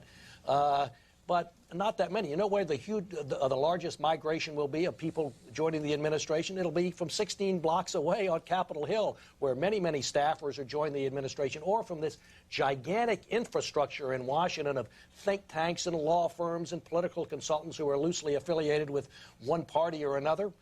Many, many of the Republican ones from these think tanks will be moving into the administration. So there is not a huge influx anymore of people from out of town. There is now, by virtue of the presence here in Washington of these research institutions. Right. Brookings, of course, was the first big and famous one, and of course, but there are now many others. American Enterprise Institute is one. Heritage Foundation is another. The Cato Institute is another, and what is it? What's the outfit that Will Marshall heads? The Progressive Policy Institute, and so on. And they give these potential administration officials a place to hang their hats, and collect a salary, and write and think about policy during the time when their party's out of power. It is interesting, though, that Bush, to his credit, did get a number of cabinet officers from outside this permanent Washington establishment: the Secretary of Agriculture, the Secretary of the Interior, the Secretary of Housing and Urban Development, Secretary of Education. Yeah, you know, so. There will be some influx of people from out of town and from. But not like it used to be. No, but I'll bet you, Mort. I'll bet you, even those who come from out of town, Tommy Thompson at Health and Human Services and so on, most of the people they hire as their assistant secretaries and deputy secretaries and executive staff will be people who are right here in Washington. You know, and one thing I think we've learned over the years from watching administrations come and go and flourish or flounder has been that it helps to know this town. It helps to know your way around. And cabinet secretaries who know their way around have a history of hitting the ground running, doing very well, and being sort of stars in the early stages of an administration, whereas cabinet secretaries who come from elsewhere, particularly if they're puffed up with their own ideas about how able and good they are, sometimes have trouble. Bill Clinton had a lot of trouble. Mm-hmm. Let's, Carl Cameron has a guest in the rotunda of the Capitol. Let's go to Carl. Carl? Hi, Britt. Well, he is the former Senate Majority Leader. He is Tom Daschle, the ranking Democrat, now that the hands have changed and we have a new majority, or the old majority, back in this. What are your thoughts on the departure of Bill Clinton and the inauguration of George W.? Well, this is always one of the magical moments in our democracy. You see a transfer in power, not a shot was fired, a celebration rather than any confrontation. That doesn't happen around the world regularly. It is something that only happens here with the celebration and the kind of jubilation that you saw today, regardless of circumstances. This was a difficult transition, but I think, again, it showed the magic of our democracy. The difficult transition immediately conjures up analysis of the Ashcroft nomination. Just a moment ago, Mr. Leahy, the ranking Democrat on the committee, said that he would discourage a filibuster from Ted Kennedy and that there should be a straight up or down vote. Your thoughts on the Ashcroft nomination's chances? Well, I think that ultimately the nomination is likely to be successful. I do think that there's going to be a good deal of additional debate. A lot of people want to be heard on the Senate floor, members who were not part of the Judiciary Committee hearings. So I think over time this is going to be an important debate about what our expectations are for the new Attorney General. But my guess is there won't be a filibuster and he will be confirmed. Would you discourage a filibuster? I would, yes. I've said that publicly before. I've indicated that to some of my colleagues. I think we've got to get on with putting the government together and working as best we can through the difficult issues that we know we'll be facing. The best way to do that is to have the people in place, and I will leave it to each senator to decide how they're going to vote, but I don't think delaying the vote necessarily serves the country. The Bush administration is said to be planning an education package for delivery to you within a matter of days. Vouchers, an issue that the president has suggested he thinks is very important. How will that be met by the Democrats? Well, where you start and where you end up are obviously two different things. The success of good legislating is a willingness to compromise. If there is a willingness to compromise, and clearly it's going to require compromising on his position on vouchers, we can do some good things for education. I'm hopeful that he does bring a package to the Congress, and I'm hopeful that we can find a way to find the common ground required to get it done. Tom Daschle, the ranking Democrat, thank you for joining us. And as we look there on the front steps of the Capitol, we see George W. Bush, his wife Laura, and the Cheneys preparing to depart after his oath of office. Thanks very much for joining us, sir. My pleasure. Britt, Paula, we'll send it back to you. Paula? Well, that's the first time Tom Daschle has been heard to say, at least that I know of, that the Ashcroft nomination is likely to succeed. By my count, there are now 4 Democratic senators who have publicly declared their intention to vote for the nomination, they being Byrd of West Virginia, Miller of Georgia, and Conrad and Dorgan of North Dakota. Who would mean that he would start out, assuming the Republicans all hold, and we've had not a discouraging word from Ashcroft's point of view from any Republican. That means that there appear now to be 54 votes to confirm him. Mr. Cheney's vote not needed. Well, the 65 number that George W. Bush has used, in other words, 65 votes for confirmation out of 100, actually comes from Trent Lott, the Senate Majority Leader, again now, who believes there'll be 65. I've heard from other senators who do actually believe there will be as many as 70. Are there some other Democratic names you can think of who you think will go along with a nomination that we haven't mentioned? The most fascinating thing of all is to see there are about 7 potential Democratic presidential candidates in the United States Senate, including, Daschle himself, and Evan Bayh has already declared that he's the Democratic senator from Indiana, and a new Democrat, a moderate new Democrat. He's already declared that he won't vote for Ashcroft. But the question is, will any of these, John Edwards of North Carolina, Hillary Clinton's going to certainly vote against him, but will any of these people, Joe Lieberman of Connecticut, vote for John Ashcroft? My guess is not one of them will. That it is such a matter of dogma among Democrats that John Ashcroft is across the line that, and because all the interest groups of the Democratic Party are so hostile to him, that not one of them will have the courage to vote for Ashcroft. I suspect one will, and that's Joe Lieberman. You know, Joe Lieberman has transformed himself once again. He was Joe Lieberman, a very a different kind of Democrat in the Senate. Then he was a hardcore liberal, seemingly, while running as Al Gore's running mate. Now he's back to being the old Joe Lieberman again. What's the evidence of that? Just the way he talks, just what his kindness toward Republicans that he's shown. But what would particularly suggest to you Ashcroft. that he might vote for the Ashcroft nomination? Have you heard something from his camp? Well, I think Republicans I've heard from who believe that he wouldn't be able to find a good reason not to vote for Ashcroft because he sort of believes in this notion that a president should, in the beginning at any rate, get the cabinet he wants. You know, that's a tradition that governed for a long time. It was very unusual for a cabinet nomination to be defeated.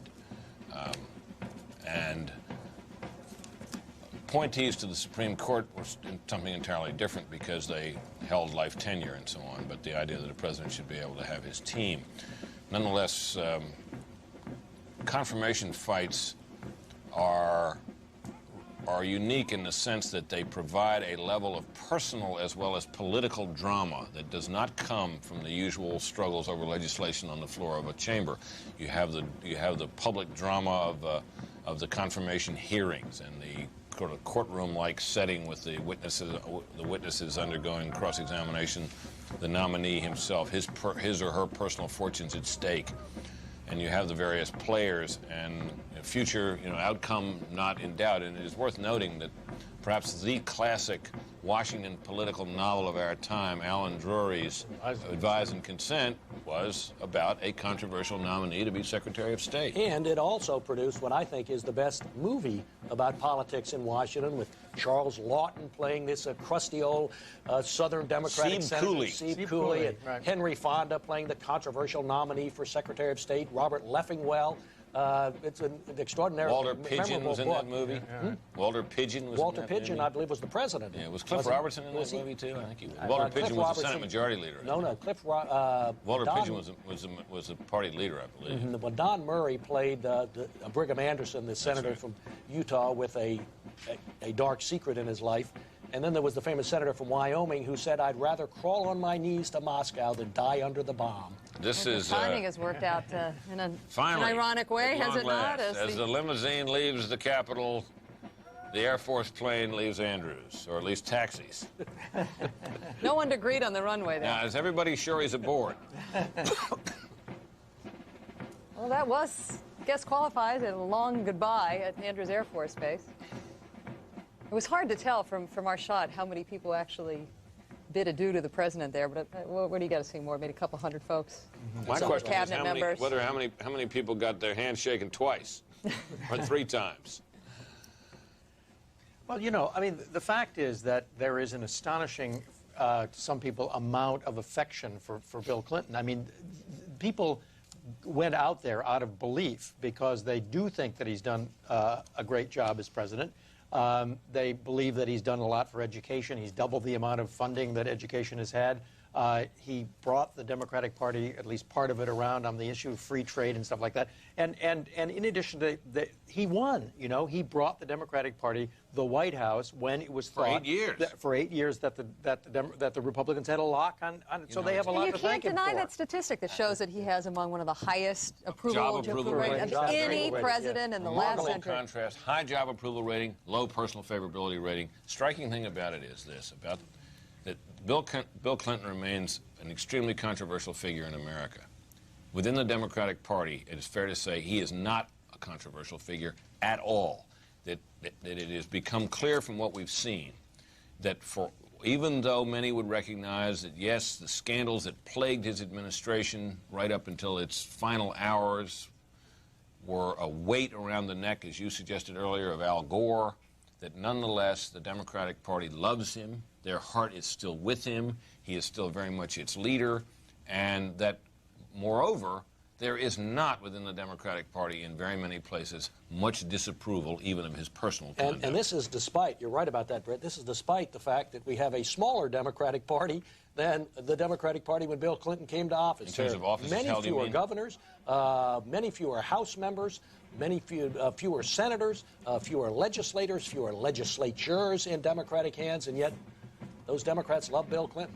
They do love him. Their heart is with him. He now has his anointed friend and fundraiser, Terry McAuliffe, about to ascend to the chairmanship of the Democratic National Committee. His wife will have not only a Senate seat, but a large House capable of grand and large events, fundraisers to be specific. And the Clintons remain very much the leaders of the Democratic Party. That may be true, but the sting of that latest poll by ABC News has got to be pretty strong, where it showed that 75% of the folks that were, and I know this all depends on the way the question is asked, but thought that President Clinton was dishonest. And I think it even went further than that. Maybe well, he's conceded that himself in this, at least misleading, whether knowingly or not, in this agreement he made with the independent counsel, Robert Ray. But you know, all of that stuff is regarded by most Democrats as "quote unquote" personal, and it's largely separate. to put to one side. And you know, the Democratic Party is the party of government, and they think that he did a wonderful job of managing the economy. And the public seems to vast agree. Majorities in the public agree with that. Exactly. Yeah. Well, of course, I like the way his so-called management of the economy, Erwin Stelzer, who's written for the Weekly Standard, referred to his creative inaction.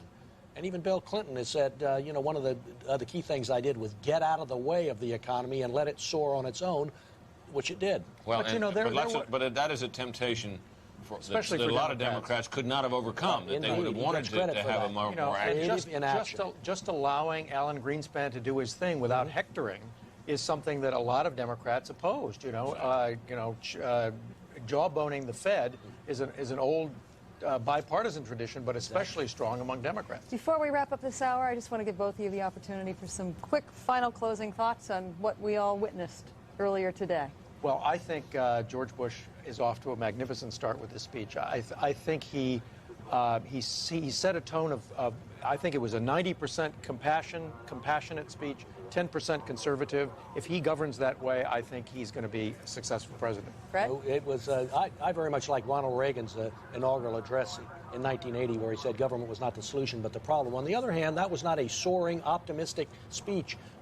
This one was. I think this one was even better, and he does get off to a good start. I agree with Mort. Well, if it was 90% compassionate and 10% conservative, that means it was 100% compassionate conservative. Well, unfortunately, one of the brutal lessons, broadcasting lessons, Britt and I both learned. There is a time and place for the two of us. We have sat here for 7 hours. It is time for us to go. We very much appreciate having the Beltway boys with us. We'll be watching your show tonight, 6 o'clock, right? Yep. Indeed. You join me for mine at 8 o'clock. We're all still awake. Thank you very much for your insights. Thanks. And it's been a pleasure working with you here today, Britt. You always have the best stories working down here when I come to Washington. Well, thanks. It's good to have you It's here. a nice celebration. And coming up next, Tony Snow and Linda Vester will be sitting right here. You can't do any better than that. The festivities go forward, and they will take you everywhere you need to go and show you everything there is to see. And thank you all for joining us most of the day. If you've been with us all day long, appreciate your support. Thanks, folks. Stay tuned.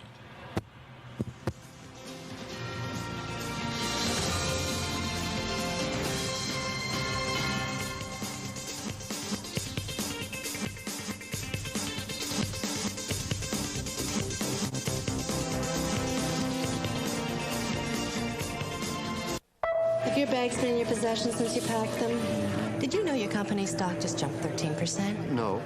Did you know Geldman got food poisoning and can't make the meeting? What? Sir, I'm going to have to ask you to check your email before you board. How? Here. It's the Sprint PCS Wireless Web for Business. You can access your company's network, use email, share information in real time. And the calls are clear. Thanks. Thank him. The Sprint PCS Clear Wireless Workplace. Because business can't wait. What will I be like a year from now? How much will I grow? How strong will I be in 5 years? In 10 years? Where does my future start?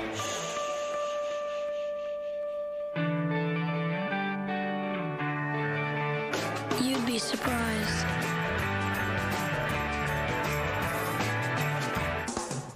discovered WebMD. It's all done by medical people. A site that I trust. It's a resource that blew me away. The chat rooms. I love the chat rooms. And it's a way of feeling connected to people. There were success stories that inspired me. The Healthy Fridge is great. Weight loss buddies. I found delicious recipes. I actually have a buddy in the diet and nutrition section. It's a supportive way to lose weight. And it's kind of nice to know that you're not out there all by yourself. That's practical, real-life advice that I can use. Presenting the unshakable confidence of C-Bond denture adhesive.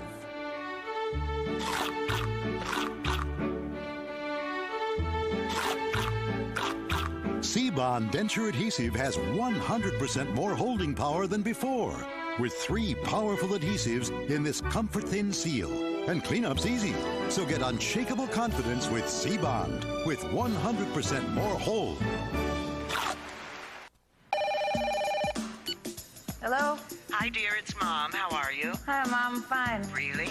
Really, Mom? We're fine. Dear, do you need anything? Nope, we don't need a... No, I kind of worry about your salaries. I don't know how you do it. You're not sitting on milk crates, are you? With Ethan Allen's Simple Finance Plan, you can have it all today. With a 9.99% APR and low fixed monthly payments. Why wait? It's simple. With the Simple Finance Plan. He's right here. Do you want to talk to him? Yes. Hello? Come in and check it out. Hello?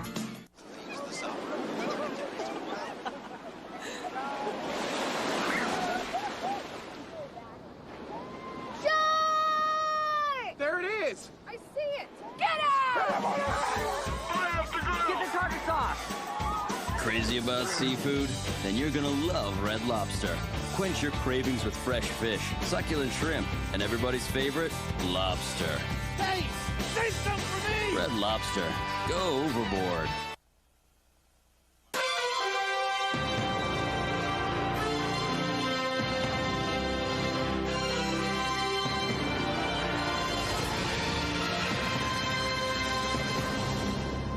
Welcome back. I'm Tony Snow in Washington with Linda Vester, Mike Barone, and Don Baer, and we're going to bring you all the latest. Now, George W. Bush and his team, Vice President Dick Cheney, their families, and so on, have piled into various limousines, and they're now making their way down Pennsylvania Avenue, followed by a phalanx of celebrants, bands, military units, and so on.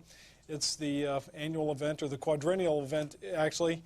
It's the quadrennial event, which is, in fact, the inaugural parade. If you look along the parade route, you might see people dressed a little bit differently than they planned to today. You see a lot of plastic ponchos. I think Tony Snow came really close to one on the parade route.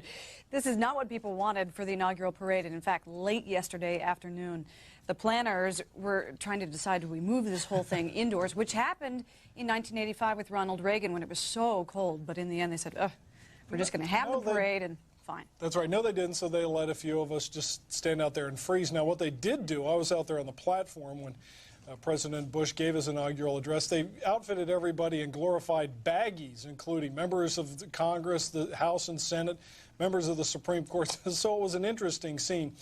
One of the other things that's happening now, we told you that the parade's going on, is that they do have reporters along, and they're treating them in nothing but luxurious circumstance by placing them on flatbed trucks and moving very slowly through the dreary weather. Our Jim Angle is standing by to give us all the latest. Jim? Hello, Tony. Hello, Linda. Well, George W. Bush just turned the corner coming out of the parking lot there in front of the Capitol a few moments ago and heard the first cheers of those along the parade route. You can see here alongside the parade route both supporters and detractors. I saw one sign that said, "Not my president." Standing about 4 feet away was someone who said the Waffle House is closed, the White House is open. So you've got both camps well represented here on the side of the road.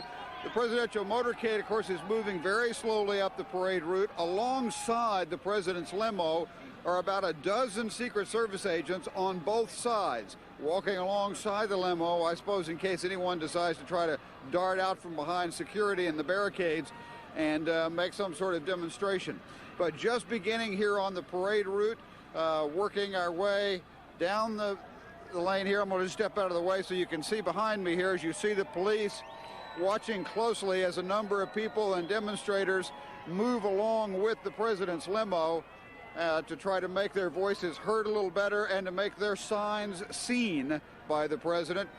Some of them, as I say, many detractors here, as well as many supporters. You can hear the cheers when the motorcade gets near people who haven't yet seen him. You can see others waving at the new president, many others shouting and complaining about the fact that he was elected. Jim, that motorcade here's a Texas... Go ahead. No, Jim, I was saying that motorcade is moving so slowly that he's got time to ask the name of everybody along the parade route. That's right. And we've got people here with a Texas flag. That will probably get a little wave from the new president. He did say that he would be looking out the window as he went by. And as you may have heard Marlon Fitzwater say earlier in the day, as you ride in that limo with the rain streaming down, it has stopped raining here, but moisture still streaming down the windows, that it gives you a very odd sense of what's going on and a very strange view of the people as you watch them through that window. And you will notice, of course, that the president is riding in a brand new limousine, one that Bill Clinton was very impressed with because of the workspace and so forth inside. It looks a little different from the others.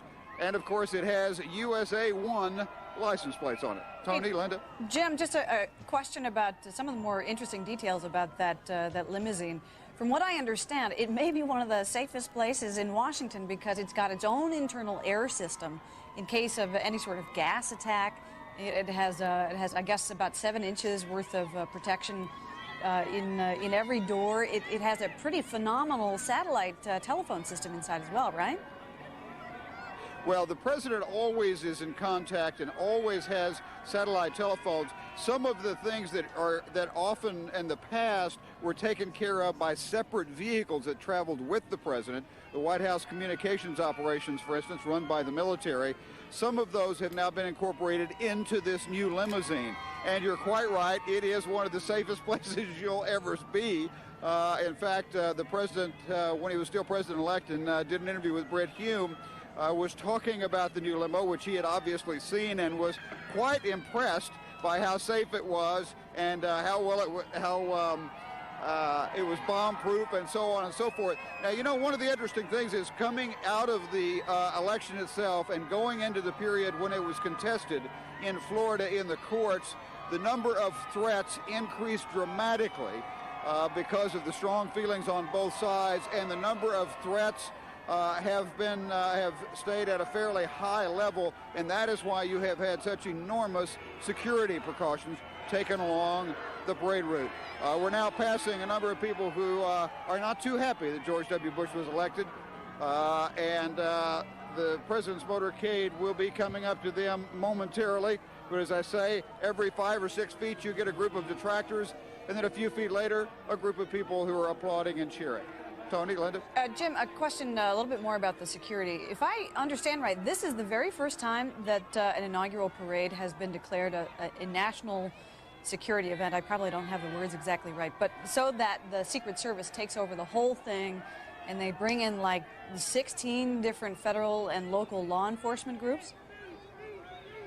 Right. There has been a much higher level of security for this, including making people along the parade route go through, I'm sorry, I'm trying to get out of the shot here, including making people go through magnetometers, the kinds of things we do every day at the White House, metal detectors to keep people from bringing anything into the parade route. They were also prevented from bringing in signs, stakes for signs of longer than a certain length.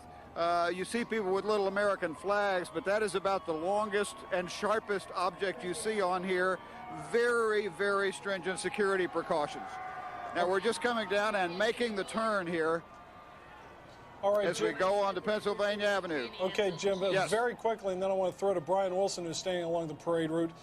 Judging from what you've seen, we know that there are protesters, but is this generally fairly mild protest? Is there anything at this point to be concerned about? Or have authorities managed to isolate the protesters with sufficient skill that there doesn't seem to be any chance of hanky-panky? It doesn't really seem to be any threat, Tony. You've got people who are quite upset, and we're now passing a large group a very large group of people who are complaining. You've got a lot of people holding silenced majority, Gore majority signs, signs that say thief. There are obviously a lot of the protesters are in this area, and it is loud at times, but certainly no one is making any effort to move. No one has made any rude gestures that we have seen, and even some of the protesters seem to be waving at the motorcade. So even though there are some protests, it does seem reasonably friendly. Okay, Jim, let's go to fellow Texan Brian Wilson, who's also standing along the parade route, to get his sense of what he's seeing and hearing. Brian? Tony, we're at 9th and Pennsylvania, directly across the street from the archives on one side of us and the FBI building on the other. You are looking at an area that has been creating a great deal of concern among law enforcement officers over the last couple of hours, and that is where the National Organization for Women has a protest permit. Now, they are over there, quite a few of them, and over the last hour or so, police officers by the hundreds have lined up between them and the parade route. And as the parade is starting to move up Pennsylvania Avenue, I must tell you that the crowd of protesters is getting louder and louder and louder. Now, the way the parade is set up, there are many, many escorts that come through before we actually see the president and the vice president in the motorcade. But the crowd is starting to get a little revved up right now as they understand that the president is eventually working his way down. The police have been very calm. The crowds have been noisy, but at least we have not witnessed much violence here or much anger on their part.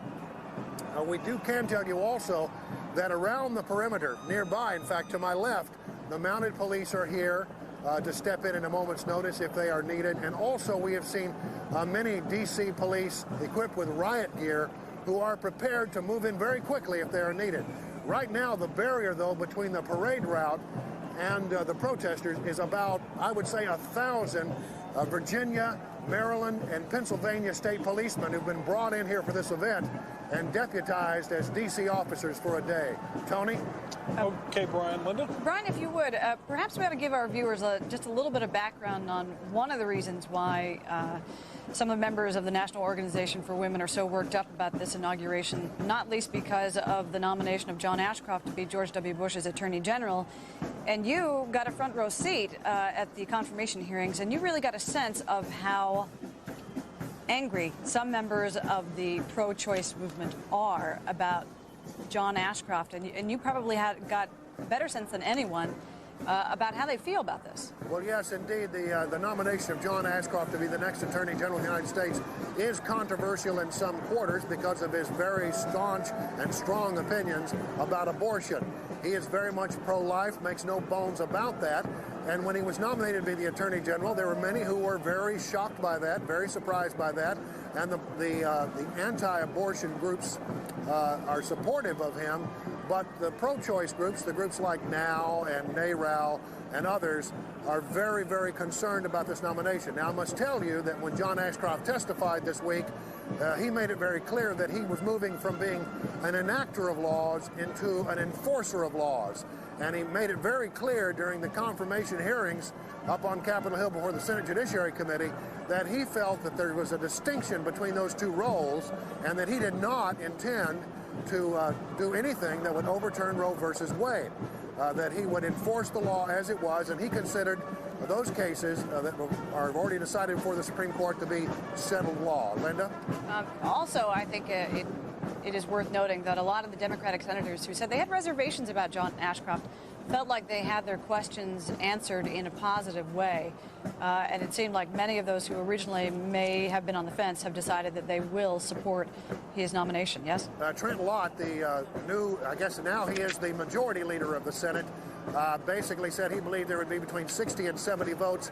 My own personal feeling in watching those hearings this day and trying to read between the tea leaves is on the committee of 18 members, divided evenly, 9 Democrats, 9 Republicans, we're probably going to talk about a vote of 11-7 or 12-6 in favor of Ashcroft. Okay, Brian, let me ask you, has the motorcade now passed the protest area where the National Organization for Women? We are not quite there yet. I believe the president has not quite arrived here. You have many, many different levels of people who are in front of the president before he gets here. All right, because that is likely to be a vigorous but very short-lived protest. One can hardly imagine them yelling at the Tyler Rangerettes. You know, I don't think they will. And I tell you, the thing that concerns me as a reporter who's covered more than a few protests here in Washington is those protesters are within lobbing distance of Pennsylvania Avenue. So that is something that's got to be a great concern to police. Brian, just a little bit more on the protest story, because one thing that some of the groups have decided to try, we understand, is that because they have to have, for certain groups of a certain size, have to have a permit, that some of the groups, I don't know if now is among them, have decided that they're going to split people off in groups of 25 or fewer so that they can sort of get under the demonstration size where they would need a permit. Indeed. Let me have my cameraman push forward to that area that we're so concerned about while I tell you that indeed that has been a concern, and we see little pockets of people around this area at 9th and Pennsylvania that don't seem to be part of the official protest across the street. They've taken up little pockets of positions in little pockets around the area. I have a couple not too far from me right now, some directly across the street, which are being watched very closely. And I believe I'm beginning to see the president's motorcade get a little closer. Of course, the first tip-off to that is that there's a car that is designed to take pictures of the president's limousine as he comes out the street, and those people are now coming into view, and in a moment we'll be able to yell at our own Jim Angle as he comes by. All right, well, I'll let you yell at Jim while we go to the Capitol, because we've got a little breaking news. Today, the Senate is meeting, and they're trying to confirm some of the Bush nominees, and I gather that has happened. Let's go to Carl Cameron, who's standing by with an update. Carl? Well, Tony, the first U.S. Senate session in the Bush administration has opened and closed. And in very short order, on two sequential voice votes, they have approved 7 members of the Bush cabinet. Voice votes, so unanimous, no requests for roll calls, which had been threatened by Democrats at one point. And in this process, we now have Secretary of State Colin Powell, the first African-American ever to serve that job, number 5 in the hierarchy of the U.S. government. By all accounts, the most significant and substantive of all cabinet positions. That going, of course, to the retired general and the former Joint Chiefs of Staff chairman under Bush the father's administration. The new Secretary of Treasury will be former industrialist Paul O'Neill, a man who believes that Bush is correct in the need for tax cuts, but also believes that to spur the economy, the best possible medicine to fix what ails it would be lower interest rates, something that George W. Bush also believes in. The new Secretary of Defense, Donald Rumsfeld, returns as the Secretary of Defense. He, of course, had that job once before, a veteran of Washington politics in a variety of administrations, so he will be the new top gun at the Pentagon. In addition, there is a new Agriculture Secretary, Ann Veneman, who was an agriculture official for the state of California and now will be so for the entire nation. There is a new Education Secretary, Rodney Page, a man who had something of a reputation in Texas, excuse me. Hey, Carl, I want you to hang on for a second, because we're also showing on the side, as Brian Wilson had told us, there was a protest area where a number of protesters from the National Organization for Women, NARAL, and others were collected. It appears that the presidential motorcade sped up a little bit to get past them. I want to get to our Jim Angle very quickly. Jim, do you have to hang on to your hat? That's right. That's right, Tony. Not only did the motorcade speed up, but a number of the agents who were walking alongside the president's limo ran over and jumped on an accompanying car where there is a handrail for them to hold on to and a running board to stand on. They ran over and jumped on that car, and the motorcade sped up a little bit as it went past an area where riot police were stationed, riot squad there with helmets and so forth, ready to hold back any protesters who decided to go over. We've only seen one protester who went over the railing. It appeared to be someone from PETA, which is the group for the ethical treatment of animals, which is against killing animals for meat, against the wearing of fur. There were also a couple of women, Tony, I might say, who were being held on the shoulders of a couple of men who had on sort of stars and stripes bottoms and no top. holding a sign in front of them that said Bush in, fur out. So you're getting all kinds down here. We are now down around 10th in Pennsylvania. It is a little more supportive crowd. In some areas where the protesters were heaviest, you had 3 or 4 lines of police, in some cases the first line being riot police. In most other areas, though, where we are now around 10th in Pennsylvania, you've got 1 row of police. And even the protesters, I must say, Tony, some people are giving the new president the thumbs down, smiling as they do so. Tony? Okay, Jim. Well, we've got, I'll tell you what, when they get back to Indianapolis 500 speed, we're going to get back to you. I want to return to Carl Cameron, who was laying out the 7 new members of the Bush cabinet. We'd gotten through 5. I believe you have 2 more. You left off with Ann Veneman, Agriculture Secretary. Sure. Let's get next on the roster, Carl. Well, Roderick Page, who had been a municipal education official in Houston and a long-time friend of George W. Bush's, will take over as education chief for the entire nation, with some looming controversy over whether or not the Bush administration will be able to persuade critics that vouchers is an effective way of education reform. Bush's longtime friend, Don Evans, the man who was the chief fundraiser behind the $100 million juggernaut that was his campaign and ultimately went on to be his campaign chairman. Don Evans is now the Secretary of Commerce, who will be the lead proponent of Bush's trade policies and belief that free trade and open markets are integral to the U.S. economy. And finally, Spence Abraham. Spence Abraham, the former Michigan senator who was defeated in the recent election, will take over as energy. He was warned by the U.S. Senate this week in his confirmation hearings that the energy problem nationwide could be one of the most pressing in the first year of the Bush administration. Tony? Okay, Carl, thanks. Actually, I want to get back with a couple of the fellows that we have here in our studio, Don Baer and Michael Barone. Don having the distinction of having worked on 2 inaugural addresses for Bill Clinton, and Mike having the distinction of knowing everything about American politics. So between the 2 of them, they can give us some pretty good analysis. People have gone through the inaugural address a number of times, but let's do it again, Don.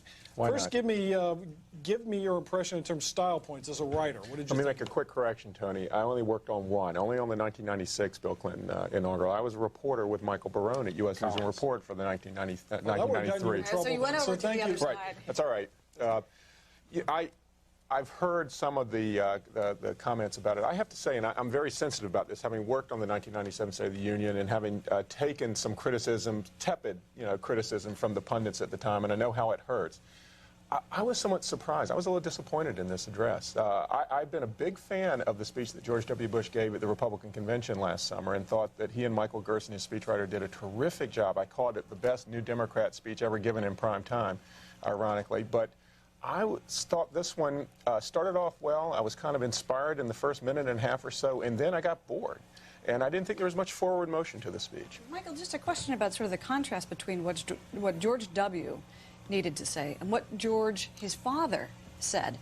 Because George W. has a Republican-controlled Congress. So when George the father had to say, this is the age of the extended hand, and he really needed to reach out to Congress because Democrats controlled it. George W. doesn't really have to make that same level of effort. Well, to say the Republicans control Congress when they're ahead by 222 to 213 and 5150, you don't really control something in that sense. You've got a slight edge. But I think one of the things that was noteworthy about this speech, and one of the drafters was Michael Gerson, who, like Don Baer, was a former colleague of mine at U.S. News, but they did not overlap there, was that it was an attempt to talk particularly, I think, to black Americans, to people that feel very distanced from George W. Bush as a result of the campaign and as a result of the really vitriolic campaign that the likes of Jesse Jackson and others were conducting during the Florida controversy when they were claiming this was a civil rights violation. So I think Bush spoke to that and spoke responsively to it. The other thing I was struck by in this speech is that it is in some ways an 18th century speech. It goes back to the founding fathers in an implicit and to my way of thinking, rather interesting way. We see Thomas Jefferson quoted. It's a speech that's suffused with religious feeling and a sense that we are created in the image of God, but he also uses the words for the deity. He doesn't use the word God until the end, where he says, God bless America. He uses the same terms that Washington and Jefferson used. I mean, he says, we are not this story's author who fills time and eternity with his purpose. Well, flash back 212 years to George Washington, who speaks of the great author of every public and private good. And Bush talks about a power larger than ourselves who creates us equal in his image. Thomas Jefferson, 200 years ago, referred to that infinite power which rules the destinies of the world. So there are sort of echoes of the spirit of the Founding Fathers in here. I don't know if that got across explicitly to the voters or not, but I think that it is an interesting vision. At the very least, one has to give him credit for executing it well, because a lot of people have been too quick to criticize George W. Bush, who occasionally mangles a word or two, as have other leaders, but he practiced well. This one came off pretty flawlessly. Let me come back to the Thomas Jefferson point, which I think is quite interesting. You remember the other night, Thursday night, Bill Clinton's farewell address, the only former president he quoted, Thomas Jefferson. Today, the only former president that George W. Bush quotes, Thomas Jefferson. The man who came to office 200 years ago, right now, really still has a resonance, I think, with the American people. But it's interesting for George W. Bush, of course. Thomas Jefferson came to office in a disputed election. One that had to go forward. It took a while to resolve who it was going to be. And I think perhaps implicitly he is sending a signal, I understand, we have to come together. One of his great quotes was, we're all Republicans, we're all Federalists now, which is to say we're all Americans. So, Michael, well, you mentioned before the attempt to do racial outreach, which obviously was one of the great failings of Republicans. Now, one speech is not going to turn a tide, but any other clues about how George W. Bush would govern, not merely how he would speak, but how he might govern? Well, we saw very crisply and in just 2 paragraphs his domestic and foreign program. He laid it out the way that he has laid it out during the campaign. Basic points: education, taxes, Medicare, Social Security, defense. We heard those issues over and over again. As he did in Texas, so he seems to be doing or trying to do here. Limited number of points of emphasis in the campaign. Legislative, working on amassing bipartisan majorities, and on each of those 5 things, there are a significant number of Democrats who have backed something in Congress, who have backed something similar, if not identical, to what George W. Bush has been talking about. Now, Don, that stands in marked contrast to your former boss, who often had 4 points, but about 3,000 programs to jam beneath them. You always wondered, would we get to the 4th point? I think it's very smart. What the Bush people have been very good about is laying down the terms to measure their success by. And then I suspect in a very disciplined way, they're going to come back and say, we said we wanted to do this, here's what we have done. So that in the first year or 2 years, which will really be the most important points of marcation for them to judge themselves by first, there's good grounds for them to be able to kind of govern and measure what they're doing.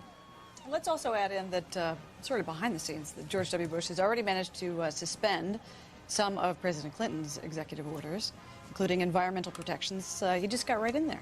Well, that's something that Bill Clinton also did in 1993 and Ronald Reagan in 1981. One executive can undo the executive orders of another. Some issues on which all 3 of those candidates campaigned very explicitly, so you knew what you were going to get if you voted for them.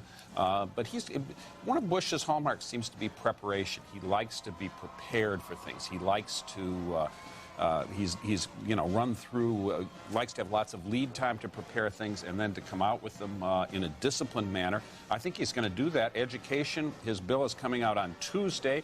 His plans during the campaign were criticized by Al Fromm of the Democratic Leadership Council. Mr. Fromm complained that they were ripoffs from the DLC, that he's stolen our programs. And I suggested to Mr. Fromm that perhaps he'd want to support Governor Bush if he felt that strongly about it. But see, that was been done before. Yeah, but it's one of those programs where the Bush campaign themes, I think, were very shrewdly chosen. A long time ago, they worked in the primaries, they worked in the general. They've got the potential for bipartisan support. Okay, well, we're going to go back. Jim Angle, you're speeding up again. Tell us about it. What's that? I said you're speeding up again. Set the scene for us. What we've got here is that the motorcade stopped for a few minutes, apparently to let those in front of us get out of the way, because we're coming into an area where there are a lot of protesters. Suddenly, we sped up and took off, and the motorcade took off, and you had the sight of several Secret Service agents running in a full gallop alongside the president's limo. They moved rather quickly through an area where there were a number of riot police because there were large numbers of demonstrators. The motorcade moved rather swiftly through that area. It is now through that area and coming up just to make the turn onto 15th Street, only about a block and a half away from the White House. And still Secret Service agents are running, jogging alongside of the limo as it comes up toward 15th Street and through many of the areas where you had some of the heaviest concentrations of demonstrators. Tony? Jim, just a question about how people are behaving behind the barricades, because we've been able to see that law enforcement have been almost virtually shoulder to shoulder in some of these parts, particularly right where you're talking about there are a lot of protesters. How are they respecting the barricades? So far, we've only seen one person go over the barricades. It was someone who was dressed only in what would have to call Stars and Stripes briefs. So it's someone who obviously didn't have sense to come out warmly dressed, and also didn't have the sense to stay behind the barricades. Other than that, people have respected the barricades.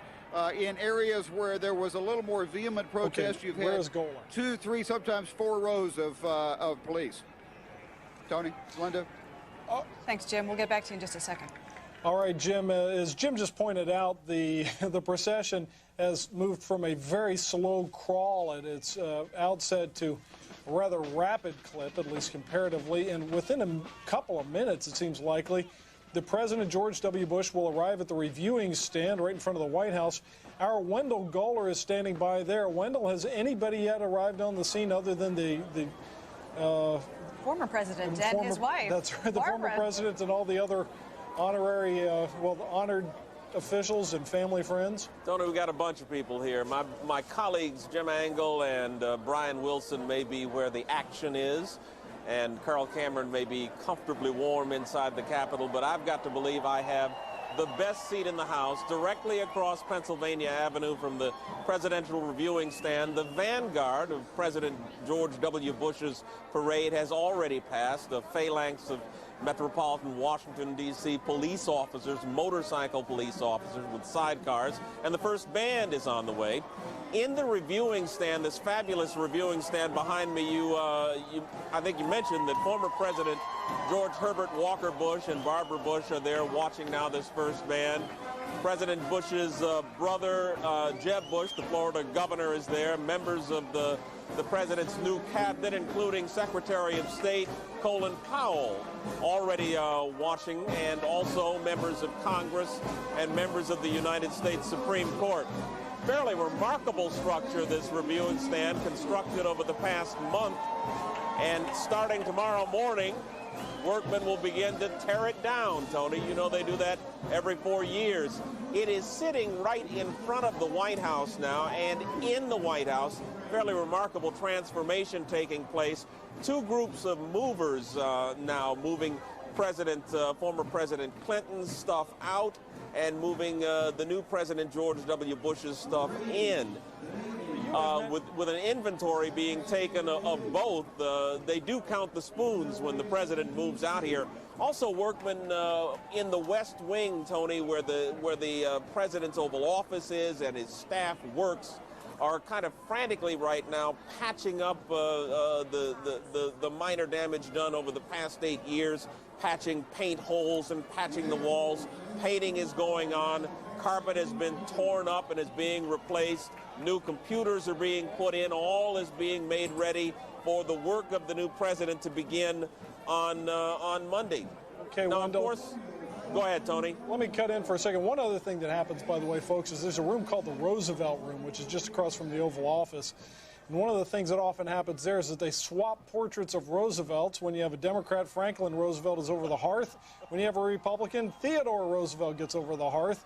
That's just one of those little things. If you've been in the White House, you know it. Now, Don Baer has been inside the White House, as we know. He's also been at that reviewing stand, which is always a glorious thing and looks much like it does this year.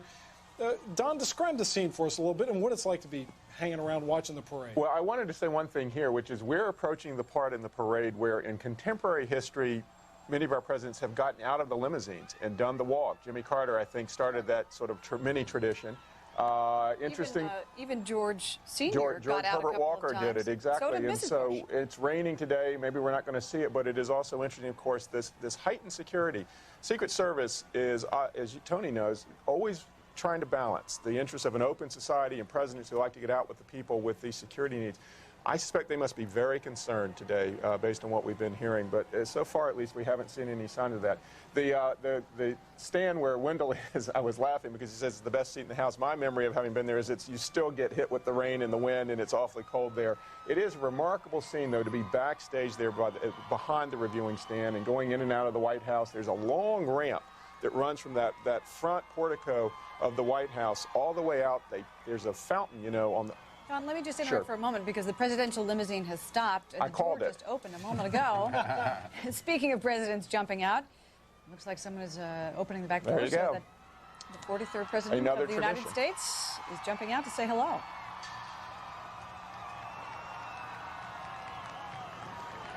There's a great old story that Mrs.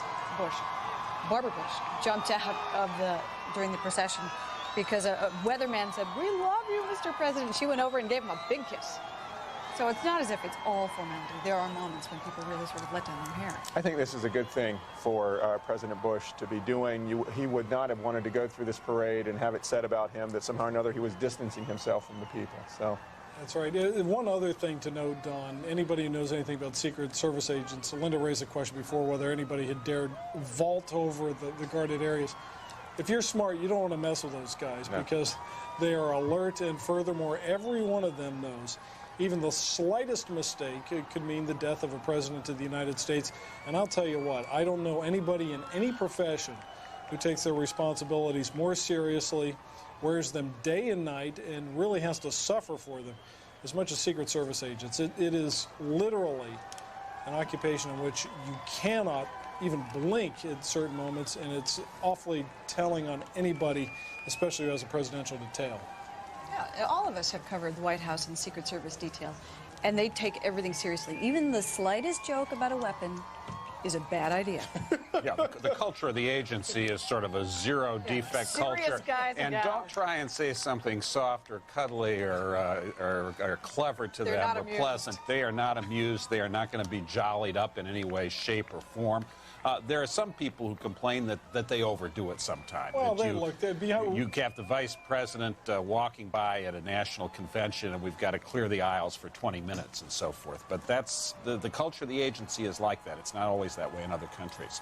All right. Well, the one thing I shall say in their defense is that when the duties have passed, when the president's gone to bed and they're standing around chatting, they do let their hair down a little bit, but the one thing they also do is to try to keep all confidences regarding the leader of the free world, unless it's something nice. If they've got a gripe, chances are you're not going to hear it, at least not directly. If I may, I'd like to take it back to Jim Angle now that the president and his wife have gotten out of the limousine and are going on foot. Jim, tell us where we're passing. For those who are not familiar with Washington, D.C., just give us a little building check there. Oh, you know, we temporarily lost Jim Angle. We lost Jim Angle because technical problems. There are actually limits on how far our microwave signals can travel, so Jim has basically been cut off. But you know what? Wendell Goler is standing and watching the new president make his triumphal procession. And there you see former President Mrs. Bush, Jeb Bush, the governor of Florida, jumping up, wildly applauding his brother, and telling everybody to whoop it up. Other members of the Bush, yeah. And look at Barbara Bush looking rather happy herself. We're trying to get a sense of just about how far George W., the president-elect, and his wife Laura Bush are from the reviewing stands. They should be pretty close by now. Wendell Goler, why don't you tell us? Where does it stand right now? Right in front of the reviewing stand, Tony. If you're the presidential limousine now passing directly in front of the reviewing stand, and of course the president and First Lady Laura Bush walking right behind it. Former President George Herbert Walker Bush waving broadly just a moment ago. He was really hamming it up, and of course Florida Governor Jeb Bush also hamming it up, waving broadly and clapping as the new president and First Lady pass now directly in front of the presidential seal and the presidential reviewing stand.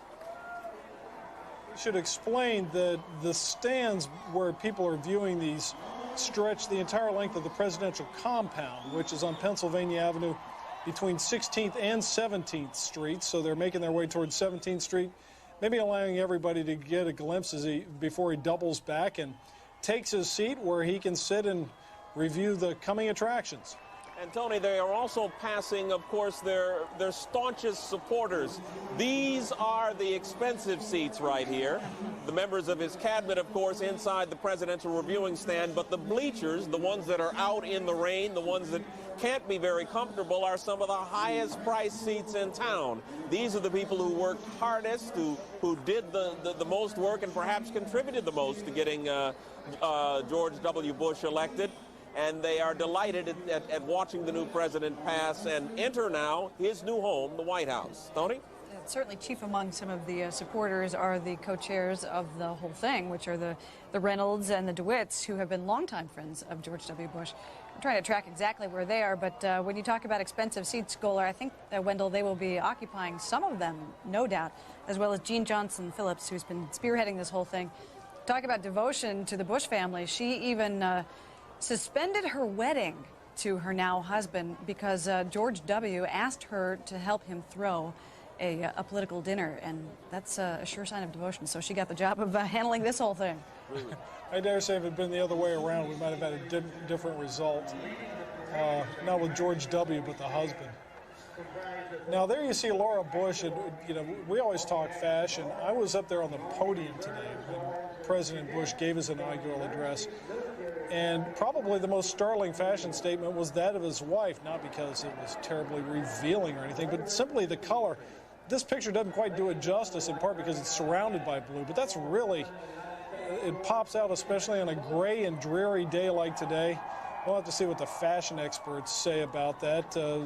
The Washington Post always having comments. And speaking of which, we're joined by a Washington Post reporter, Cece Conley. Don Baer has had to go off to other assignments on the day, but Cece, give us your sense of what you've seen today so far. Hi, Tony.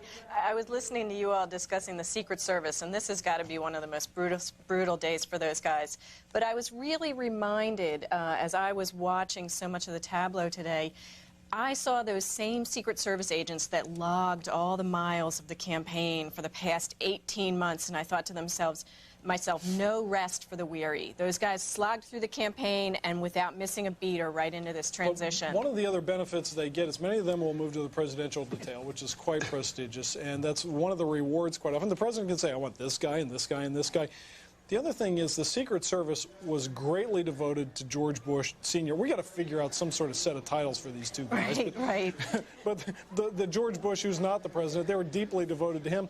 And it seems that they're pretty devoted to his son as well. Yes, I think that's true. When I spent time traveling with President Bush during the campaign, a lot of them had known him when he was the president's son. There was some real respect there, I think, among both sides. What about Secret Service code names? Do they already have them? I remember Ronald Reagan's was Rawhide. There have been others, but I don't know if they have given the president a... They give any presidential candidate I mean, Gary Bauer's got a code name. Right, but do they get a separate one when they become once you are given a Secret Service code name, that's it. It's yours for life. Yes, and for some reason, I can't think of President Bush's right off the top of my head, but of course, Vice President Gore was Sundance. Right. So there was a patch, as I understand, at least some stories, that there were some Secret Service agents who were not entirely happy with Bill and Hillary Rodham Clinton during early days of their administration. There was sort of, they had a different relationship, evidently, than the Secret Service was accustomed to have with the older Bushes. But we haven't heard as much of that or any of that really in recent years with respect to the Clintons. Now also, as you can see, dusk has already begun to descend, it seems, on Washington because it is a very cloudy, very overcast, drizzly day. But as President Bush takes his seat and sits down and gets ready, we're still going to see people trooping past. And by the way, this is like any other parade. Maybe not in the sense that you have a Washington, D.C. metro bus going across. Back in front of it. That has, you know what that's full of? That is full of ambassadors, I'm willing to believe, because ambassadors were vexed wroth because they did not get to travel in limousines, but they instead were going to be herded onto large buses and transported from place to place. rest assured, folks, that is not a bus on its normal daily round. No. But in any event, I think the tip-off was that it said special on the side. Yeah. Not exactly luxurious digs, but it gets you there. Well, if it was on time, it would say special. But in any event, what you are going to see now is, a whole series of people trooping by. And this does take an hour or two. So it's sometimes the ceremonial responsibilities become an ordeal. Well, Tony, you might say that drizzle is the sort of condition, is the prevalent condition during big days for President George W. Bush. Those of us, Cece was there, I know, at the Philadelphia convention in this summer in July, August in Philadelphia. It was drizzling and raining during most of that convention. Election night in Austin. Rain and drizzle, overcast, as I believe it was also in Nashville, Tennessee, where the Gore campaign was headquartered. And now we have drizzle here.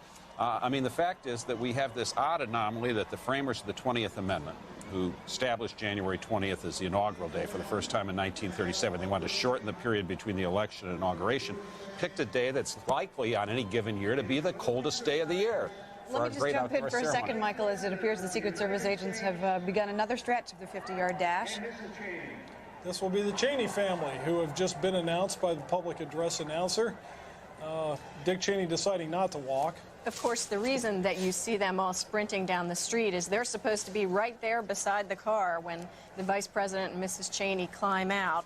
And the car must have sped up without giving them a little forewarning, I'm afraid. But those guys are in incredible shape. As hard as they plan, there's always a hitch. That's right.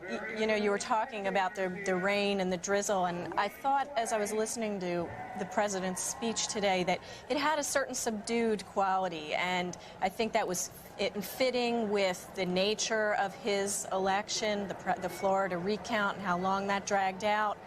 And also in keeping with the weather and the symbolism, it all sort of tied together very nicely. There was an interesting way he handled that, Michael Brown, which was at the very beginning in acknowledging Vice President Gore, he congratulated him on a campaign that was full of spirit and ended on a note of grace. That was a way of saying, okay, it was tough, but thank you for the way you bowed out. And what he didn't do, Tony, was what his predecessor, John Quincy Adams, did in 1825, the only son of a president to have been elected president. His father was still alive then, too, in which he referred to the unfortunate character of the unusual, unprecedented character of the recent contest. That was an election that went to the House of Representatives, in which Adams, though he'd gotten fewer electoral votes than Andrew Jackson, was chosen by the House. Because John C. Calhoun, actually. Was it John? Not Henry Clay. Henry Clay, who then became Secretary of State, and what Jackson thereafter charged was a corrupt bargain. In any case, John Quincy Adams referred at some length in a speech that was considerably longer than George W. Bush's to those things. We didn't really hear George W. Bush say that. He talked about equality, he talked about reaching out, he talked about every citizen being important, but he didn't talk about the late lamented contest as John Quincy Adams did in 1825 and as Thomas Jefferson did in 1801. Well, one would expect that at this point, it's fair to say there's closure. And he would have to sort of, I mean, in terms of the new administration, some would have to say that it's, within the administration, would say it's time to move on. If they want to establish who they are as a new administration, they've got to set the tone now. Sure, absolutely. And it's not as if he can stand up there and say, I'm 2/3 of a president or I'm 75% of a president. I mean, the simple fact of the matter is that he's now been sworn in, and he is indeed the president, despite winning 500,000 fewer popular votes than Al Gore. But, I saw Al Gore today, and it had a look of pain on his face, I think, for the first time, really, and discomfort. And the same with Mrs. Gore. And you saw them get into that limousine alone at the bottom of the stairs. And, of course, they just drove over the river into Arlington, where their former home was, and they've moved back into that. And it's striking to see the difference between Vice President Gore and former President Clinton and the way that they've handled this day. Bill Clinton with, I think we're up to 3 or 4 farewells now. Vice President Gore really just receding into the background silently. And he doesn't have Secret Service protection anymore. At least he doesn't under ordinary conditions. Former vice presidents don't. So it's, we're going to be off to the 7-Eleven for milk at 11 o'clock at night, so you'll have some for breakfast in the morning. Right. A big drastic difference change in in his lifestyle. lifestyle. I think Mr. Gore conducted himself with a lot of dignity. What has to be a difficult situation. Well, it has to be maddening because, again, as everybody's pointed out, according to the final tallies, he won more of the popular vote, but he didn't win the electoral vote. And that has to be a thing that he will be playing and replaying. If he'd won his home state, he'd be president. All of the what-ifs, we're looking at Lady Bird Johnson there.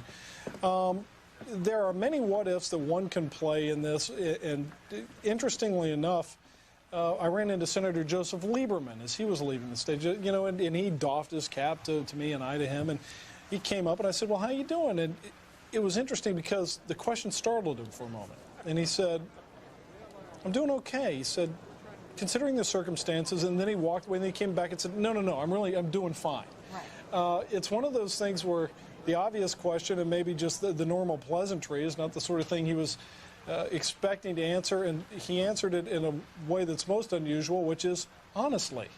And Tony, you know, I noticed on stage there afterward, Senator Lieberman and Senator John McCain, another what-if player in this 2000 campaign, and they had a long conversation. Of course, I couldn't quite do the lip reading there, but you can imagine that the two of them may be forming up from time to time in the Senate for an interesting bipartisan coalition. And the third member of that was Carl Levin of Michigan. So there were two Democrats and a Republican together. You know, we should probably explain some of the things that people have been seeing on their screens. You've been seeing a gigantic flag as part of the first section of the parade. So just to explain to you what that's about, it's 57 fellows from Long Beach, California are carrying this American flag. You've also probably seen there's a giant American eagle. The symbolism is pretty obvious. But that's also part of the first section of the parade. We just wanted to explain who they are and where they come from. And that is not a silent band, by the way. It's just that our sound is coming from someplace other than where the band is. But we guarantee you'll be able to hear many of those acts as they approach the presidential reviewing stand. Let me also add that Bill Clinton, as part of his long farewell, let's leave it at that, has arrived in New York at John F. Kennedy International Airport. One of the reasons is you can't fly a 747 into Westchester County, but you sure can into John F. Kennedy. And so the president and Senator Hillary Rodham Clinton are going to disembark. And golly, we may even hear a few more words from him, and if we do, we'll bring those to you. We have all been talking about behind the scenes that is so extraordinary for an outgoing president to make so many speeches in the final days and then the day of his successors swearing in. Linda, not only extraordinary, but unprecedented. Something normally they get onto their helicopter, into a limo, wave farewell, and ride off into the sunset, or today into the rain even. Right. But I understand they had 2,000 people there at Andrews Air Force Base, all of Bill Clinton's cabinet, many other supporters. Quite a scene, and he said, I left the White House, but I'm still here. Right. Well, it's, you know, Bill Clinton has a sort of lust for the adulation of the crowd that's as strong as his lust for the ministrations he got from Monica Lewinsky. I mean, the fact is that, you know, he loves a crowd. Tony He's wonderful with the so crowd. far away from that statement. And, you know, he just can't resist it. This is an extraordinary, one thinks perhaps an attempt to upstage his successor and to keep the spotlight. Well, one does wonder if he's ever going to stop. He's installed his own man, Terry McAuliffe, as chairman of the Democratic National Committee. And, you know, he obviously wants to continue to be an active player. Well, that's right. There have been rumors that, of course, he would be hosting a talk radio show. Today, he's at least hosting a radio show to himself because he's delivering all these speeches. But it's one of those interesting things, and we will cover that. But afterward, Bill Clinton's speeches, you know, he'll have to give them probably places other than networks. In any event, there you see the presidential reviewing stand, a number of the bands and other acts making their way toward President George W. Bush. And as we said, we're awaiting the disembarkation very soon of former President Bill Clinton. There we are taking a look at what used to be Air Force One and now is just a great big Air Force jet. Right. We've gotten the word that the honor guard is at attention, so my guess is that means the president and the first lady, Bush, we mean, are pretty close, as well as the vice president and Mrs. Cheney. So we should be getting things underway. Cece, can we talk about the families of President Bush and Vice President Cheney? Particularly with President Bush, he has made it very clear, as has the first lady, that he wants his two daughters left alone. Almost the exact same policy that Chelsea Clinton enjoyed. That's it, hands off, they have a private life. Absolutely, Linda. And I think that as far as those two daughters go, the media and the public will largely respect that, as they did with Chelsea Clinton for such a long time. We certainly saw them respect it during the campaign. Speaking of whom, there's Chelsea Clinton behind her parents as they march down the steps to yet another adoring throng. Of course, Hillary Rodham Clinton is the senator from the state of New York. Now, let me also add, just to put things in perspective, we had mentioned the fact that 2,000 people awaited the departure of President Clinton at Andrews Air Force Base. That's not all that unusual. Quite often, the people who have worked for a president flock to Andrews one last time. This is the last day the guards are going to honor their particular White House passes. So they flock to Andrews and they see their man off. So it's not unusual. The interesting thing, Don Baer, who was here and, as I said, had to leave, actually went to Andrews Air Force Base, listened to the president, shook his hand, drove back here. It was 45 minutes, and Bill Clinton was still shaking hands in the airport hangar when Don Baer arrived at Fox News. You know, Tony, the White House last week was faxing out things to people in New York, among strong Clinton supporters and people that had been former staffers, saying, please show up at Kennedy Airport to give as he would be former President Clinton, that kind of notice. Well, and I think that's because the Clintons have been in a virtual campaign. We always said during his 8 years in the White House, there was often a great deal of emphasis on spin, public relations, campaign mode, and that includes building crowds. And now we're taking a look at, there you see Senate Majority Leader once again, Trent Lott, very happy, even though it's equal number of Democrats and Republicans, the tiebreaker being Vice President Dick Cheney. He is one of many honorables there in the stand with President George W. Bush. And, you know, Colin Powell and Alma Powell, the Secretary of State, and his wife. Who just got confirmed. He just got that's why I referred to him as Secretary of State and not the nominee. He's the real thing now. And you'll see most of the cabinet members and would-be cabinet members. John Ashcroft, as a matter of fact, everybody who's been nominated for a cabinet position was up there on the podium when President Bush delivered his inaugural address, and my guess is they'll all be with him there as well. Tony, speaking of now Majority Leader Trent Lott again, I wonder if he realizes just how difficult his task is going to be in the coming months as President Bush looks to Trent Lott to carry his agenda in a Senate that is 50-50. That's going to be a real challenge. Mike Brown, talk a little bit about that and how you form coalitions and how specific issues may enable George W. Bush to pick off Democratic votes. Well, I think George W. Bush is going to operate here in many ways. They're going to try to operate as he did with the Texas legislature, which when he became governor in early 1995, Democrats had a majority in both houses. Republicans later picked up a narrow majority in the state Senate. I remember talking to Bush's chief campaign strategist, now White House aide, Karl Rove, 98 campaign. I said, Karl, is there a chance you're going to pick up a few seats, get a majority in the Texas House? He said, we don't really care if we do. We support, we see that there's no serious opposition to Democrats who have supported us on one of our major programs and have worked with us on that. What they want to do is create a reservoir of Democrats who, on any given issue, some may support on his major programs. I think that's what he foresees doing in the U.S. Senate and House. And that's going to start right away this week. Education, of course, is the big kickoff issue, and the Bush administration has already made clear that they're going to continue inviting Democrats into those early sessions. George Miller, a Democratic House member, was down in Texas for the recent education brainstorming session.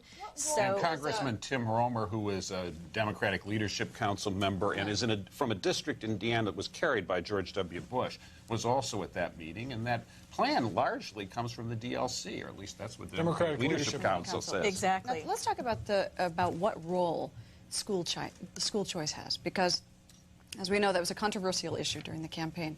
It becomes the first thing, education becomes the first thing that the president speaks about, legislation-wise, out of the box. Well, it was noteworthy that when Congressman Miller, the Democrat, came out of that meeting in Texas, he said, well, vouchers came up, but it wasn't the main thing we talked about. There were many other things, and so you can already see the Bush strategy of trying to soften the edges on vouchers that perhaps are more controversial for some Democrats and be more mainstream. Yeah, in Texas, Bush was willing to compromise on some aspects of his programs, and in fact, the voucher item is a relatively small part of his plan. The real major change from existing education law is requiring this accountability, requiring states to draw up their own sets of testing. Some states have done this already, others haven't. In the past, the way the education bills have been structured since the Democratic Congress of '65 was pour more money in and throw a lot of strings about it, make them dance to the tune of the bureaucracy in Washington. This approach, and a lot of Democrats back it as well as Republicans, says give them some money, but hold them accountable to standards. Let them figure out how to do it. And if they don't meet the standards in 3 years, the money goes to the parents. We're going to take a break. We'll be back with more of the inaugural festivities. Stay right here.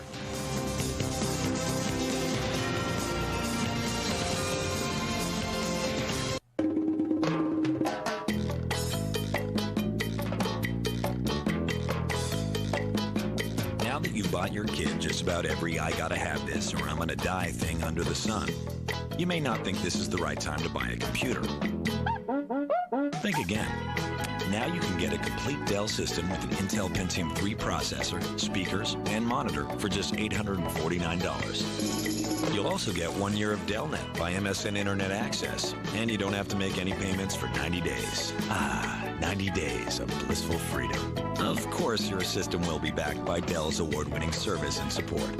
To order a Dell Dimension system with an Intel Pentium 3 processor and not make any payments for 90 days, call Dell or go online. Just think, this may be the last I gotta... Why don't you lead out of this?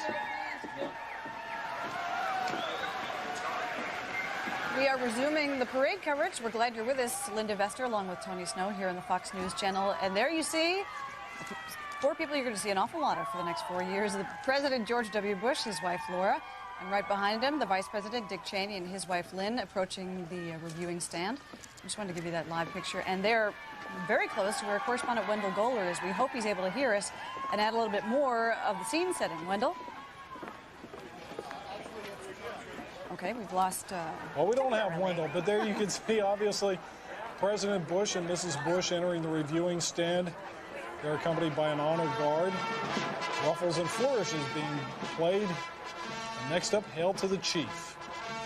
Now, right down front and center when they take their seats. Ladies and gentlemen, the President of the United States and the First Lady, accompanied by the Vice President of the United States and Mrs. Cheney.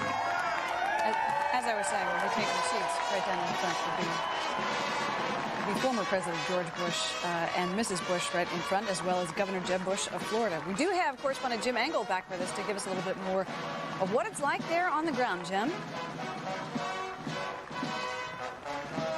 Party at least. And as they come onto the reviewing stand, you can see the family waiting for them. Well-wishers shaking hands as they walk in. You know, it was very interesting as he came up Pennsylvania Avenue. It really demonstrated exactly what he talked about in his inaugural address, which was the need for the country to unify. You could look on either side of the street. You could see groups demonstrating against him with all sorts of signs, with nasty comments about the Bushes, about his election to the presidency, while you had supporters standing 5 or 6 feet away. The sign that this country is divided was quite clear along the president's parade route as he worked his way to the White House. It is clear what his task will be, and he seemed to be very well aware of that, acutely aware that one of his chief roles now will be to try to unite the country, and he will try to do that by moving ahead on issues on which there seems to be a bipartisan consensus. As you see him here, walking through, touching hands, shaking hands with a few people, and moving in next to his father, the former president, George Herbert Walker Bush, shaking hands with his brother Jeb Bush there, and moving in, and now you hear the cheers of the crowd. Here at the reviewing stand, obviously, you have nothing but family and well-wishers. There are no protesters here in front of the White House. Linda? Jim, this may seem like a small detail, but I have to say, after we have all covered the previous White House, and things always seem to be at least 30 minutes late. Sure enough, right on time, at the stroke of 4 p.m. Eastern, the president made it to the reviewing stand. So far, it seems like almost everything has gone off on time today. Well, Linda, I'll tell you one thing. This president believes in being punctual. I've traveled all over the world with Bill Clinton. I've seen him keep kings and heads of state waiting. He kept the president of Norway waiting on a visit. People in Norway complained it was the first time in Norwegian history that anyone had kept the king waiting. He kept King Juan Carlos of Spain waiting while he was live on camera, so much so that they were embarrassed and had to move to another room. George W. Bush, from everything I have seen, shows up early for everything and at the very least is punctual. So yes, it will be very different from the Clinton years in that respect. Linda? Jim, Cece, I know you can see some of the Bush family faces there on the front couple of seats of the reviewing stand. We were talking before about this this bulletproof shield that's going around Jenna and Barbara Welch, their 19-year-old daughters. Yes. And they seem to be, I mean, they are going to be in the reviewing stands. They'll be at the inaugural balls probably tonight, but we really won't see much of them after that, will we? No, I don't think so. I mean, they're both freshmen in college, one at Yale, the other in Texas. And they largely stayed out of the picture during the campaign. We saw them at the youth concert the other day here in Washington, enjoying themselves, but not speaking in public, really just sort of in the background. I don't like it. Yeah, well, I think Bill and Hillary Rodham Clinton here deserve some credit for setting a good precedent with their daughter Chelsea. They did not exploit her in any way. They protected her privacy. You know, for a girl, she started off 12 years old when they were in the White House. Those teen years are tough years. If anybody in the audience has had a Even teenage if you're daughter, not in the White House. Yeah, those are tough years, and I think all three Clintons deserve a lot of credit for very good behavior indeed in that regard. Of course, there really isn't any tradition of trashing the children of former presidents. You take a look, I mean, the closest we've had to exploitation, I suppose, in the last 20 years or so was when Jimmy Carter unfortunately mentioned his daughter as a thermonuclear weapons expert in a presidential debate. Well, but then, remember, she was going through growing pains, too. And there were a few people who made Amy Carter jokes. And early on, there were some people who even made Chelsea Clinton jokes. Yeah, and I think, and they were, including John McCain, who made a very tasteless joke for which he handsomely apologized.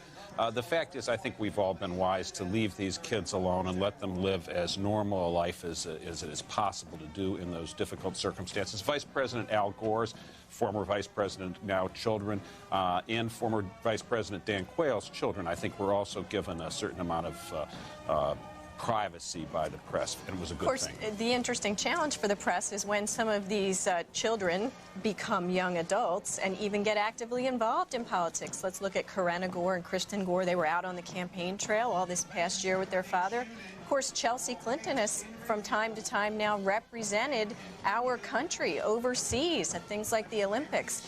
So it is a little bit of a delicate dance in terms of when it is fair and legitimate and appropriate to look at their behavior and what they say and think. Let's add one other note here as we look at the pictures. You see the president and First Lady. Actually, it looks as if Barbara Bush and former President George Bush are now leaving the scene and heading into the White House.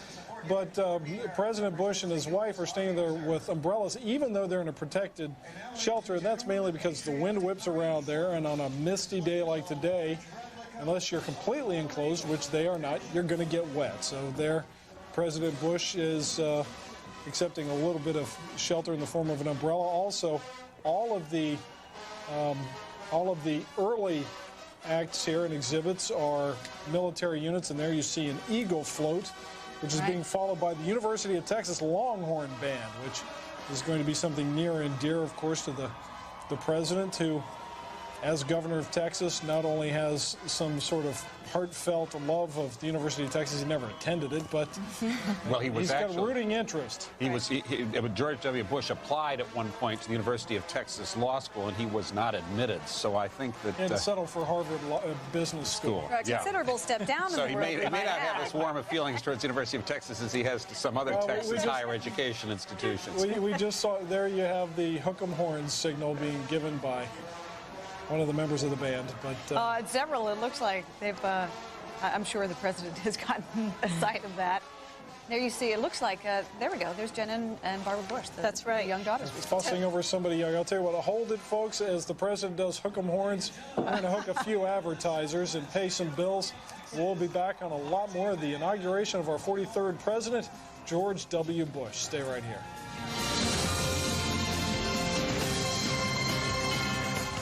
Menopause affects you in more ways than one. That's why Caltrate Plus Soy does more. It has soy isoflavones to help ease the effects of menopause and the calcium you need to help fight menopausal bone loss. Caltrate Plus Soy, the Caltrate for menopause. It's got to be the Puppy Chow. Purina Puppy Chow builds strong bones and muscles and supports a healthy immune system so he can keep on amazing you year after year. Purina Puppy Chow brand. Welcome to America Online new version 6.0. The easiest just got even easier. You just plug it in and you go. With 6.0, all the best features are even better. You've got mail. Customer service is always there to help. Parental controls help safeguard our kids. Nobody else has all these features. It keeps me closer to my family and friends. There's never been a better time to join. 6.0 is the best AOL ever. America Online new version 6.0. So easy to use, no wonder it's #1. Call 1-800-4online now. You know, when you apply for a loan in today's economy, it's nice to have the confidence that your credit is good, especially when you need a new home, car, or other essential. But sometimes inaccuracies do appear in your credit report, and that's why it's so important to stay on top of your credit by checking your report from time to time. Now it's easy and it's free. To get a free copy of your credit report, simply log on to freecreditreport.com. Act now. Get your free credit report by logging on to freecreditreport.com today.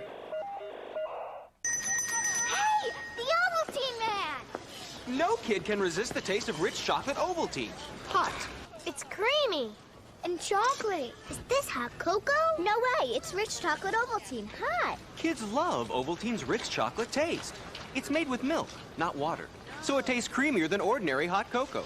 And moms know Ovaltine's better for you. It's full of vitamins and minerals. Swiss Miss and Carnation aren't. Ovaltine hot rules. More Ovaltine, please. I've got this life philosophy. When you get thrown, you get right back up. That's why I took control with Depend Protective Underwear. It's just like regular. Same soft feel, same snug fit, and an absorbent panel built right in. So I don't have to worry. Except for the 500 head I gotta herd. Oh, girl. Yeah. Take control with Depend. Welcome back to the Fox News Channel's live coverage of the inauguration of George W. Bush, the 43rd President of the United States. There on your screens, you see the super flag. This coming from the state of California.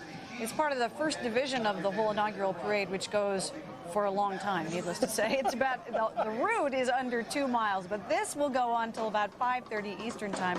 We're going to point out some of the interesting acts along the way and let you know there are an awful lot of Texas originating acts as well. We'll point them out to you as they go by. And just a note, there you see President Bush and Vice President Cheney in the reviewing stand in front of the behind the bulletproof glass.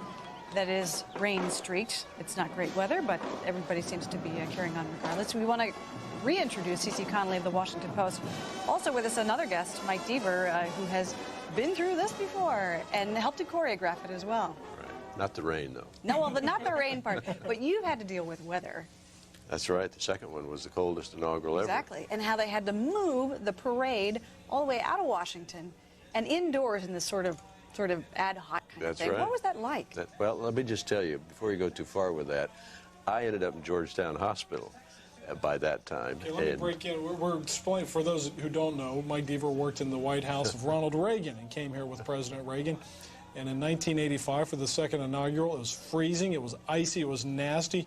So the outdoor inaugural ceremony was carried indoors to the nation's capital. And Mike Deaver was in Georgetown Hospital, where he resumes the narrative. Mike?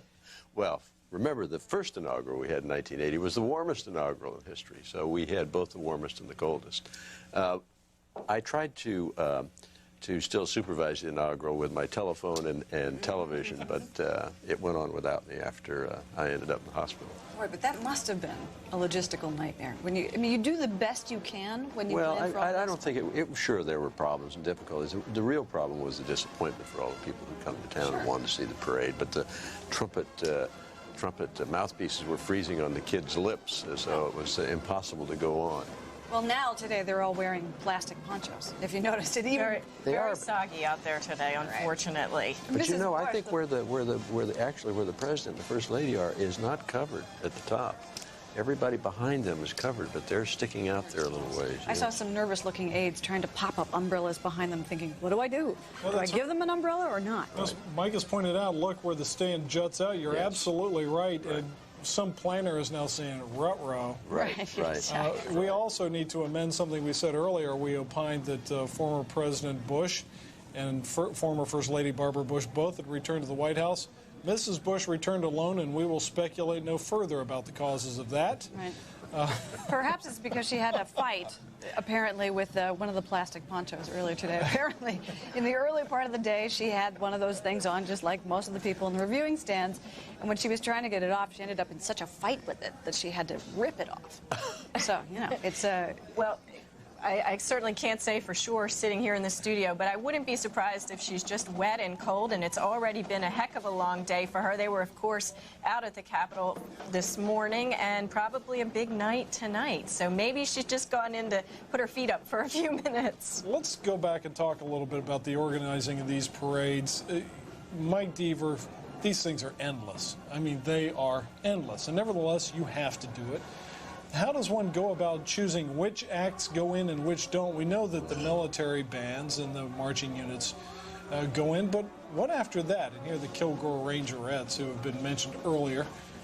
It is tough. You know, the inaugural committee ultimately makes, the president really has very little to do with it, although I can remember on a couple of instances where President Reagan wanted to be sure that this particular band got in, or this particular marching group that he remembered from the campaign. And you remember this process. They visit all the 50 states. The presidential campaigns are the last great carnivals in America. I mean, the bands come through and the bunting, and so you will see a lot of these. And after every one of these or many of these events, somebody will come up to the candidate and say, now remember, if you get elected, you want to be sure and march in your inaugural parade. So. And of course, Mike, so much of today is all about symbolism, as you know better than anyone. And so even though we may say, well, there are so many groups in this parade, that's part of representing the 50 states, the diversity of this country. Of course, we've talked about the Texas tie-ins. They're so heavy here this weekend. But you'll really, you see that in the selection of ministers chosen, performers. There are so many different ways for the new president to try to set a tone, to signal what he's about, where he comes from.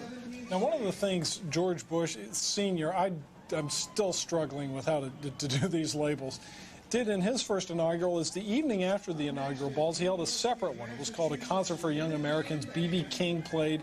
Lee Atwater actually got up on the stage and played a Fender Stratocaster with him that later was donated or given to President Bush with the words "The Prez" inscribed on them. So people look for different ways to do outreach. Mike Deaver, once again, when you're putting together inaugural events, how do you use those as springboards for outreach? One knows that you use it as a way of rewarding those who have contributed and helped the campaign.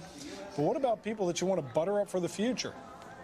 Well, I think some of that has to do with special seating and invitations to very small, intimate parties. Sometimes the first people you call after you get into the Oval at 5 o'clock this afternoon, there'll be 5 or 6 telephone calls I'm sure the president are going to make. Some of those will be significant for the future. What do they do in the downtime between the parade and the balls before they go off? Well, I mean, what downtime? Okay, let me just modify that question. I mean, that's heavy schmooze time. It is. One of my favorite stories of my life was going off of this inaugural stand at 4 or 5 in the afternoon when it was all over with, and Nancy Reagan had gone on over to the residence to get ready, I guess, or maybe rest a minute. But the president wanted to go in and see the Oval on his own for the first time, and he went in. We still had on our cutaways or morning coats or whatever they called those things, and it was just he and me. And he went in and sat down at the desk that had been Kennedy's desk, and he opened the drawer. And there was a note from President Carter wishing him well, which was very touching. And he shut the desk, and he looked over at me and he said, "Have you got goosebumps?" I've never forgotten it. Do you know anybody who has not gotten goosebumps the first time they were in the Oval Office? No. I mean, it is amazing. Have you been in the Oval? Oh, it's a spectacular experience to walk into that historic room and just feel all of the sense of history surrounding you. It's remarkable. And maybe to describe the scene for people, when you come to the Oval Office, you come up a hallway past the office of the White House Chief of Staff, and it curves a bit, and you enter a little ante-room where the secretary is.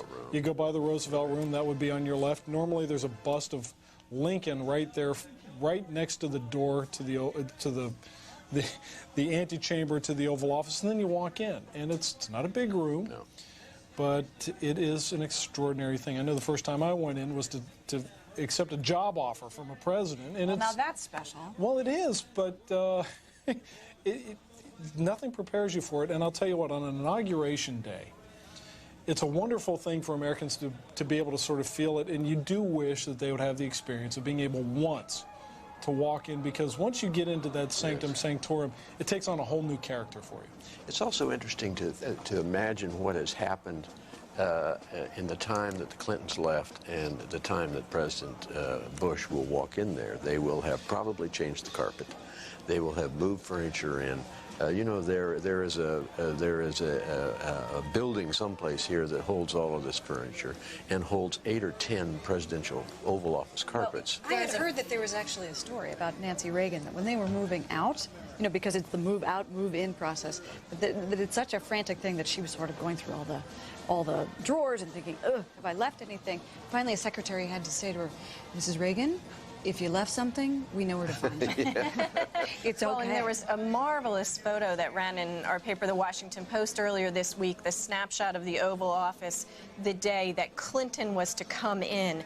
And it was an incredible sight. You saw the desk, John F. Kennedy's desk, flipped over on its side because they had to wire it for all sorts of new communications that were coming in. The drapes were being changed, and it was just almost scene of chaos in this room that we revere. That desk, you know, when Reagan took it, he was taller than Kennedy. They had to put risers on that desk. And Bush was as well. We are going to take a quick break. We'll be back with more reminiscence of the White House and also coverage of the inaugural parade for George W. Bush, 43rd President of the United States.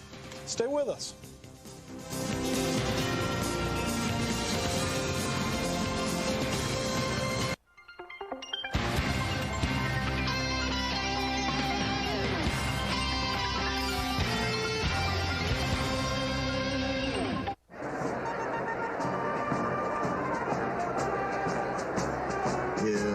Benny the Bison?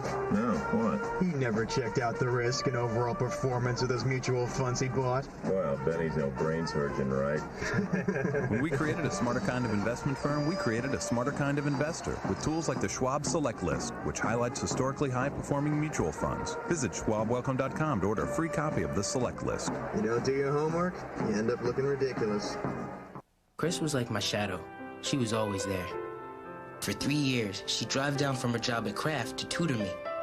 My grades went way up.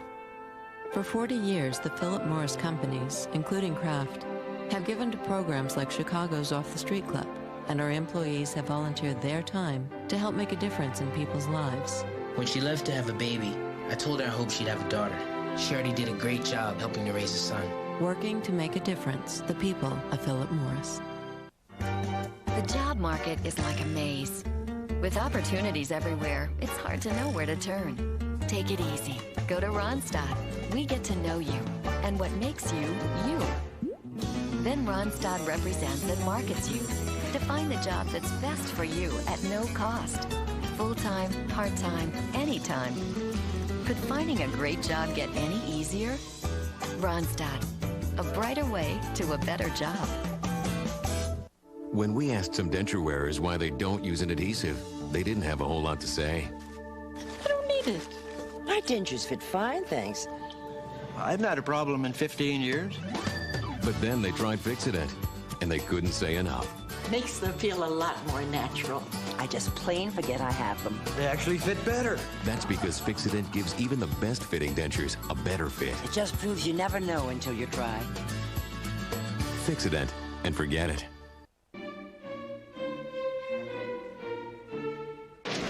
Been a mistake. Did you say steak? Oh.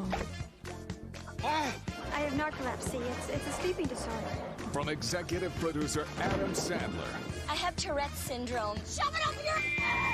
Barely notice it. Rob Schneider is Deuce Bigelow, Male Gigolo. See it this month on Stars, part of the Stars Super PAC. Call now to order.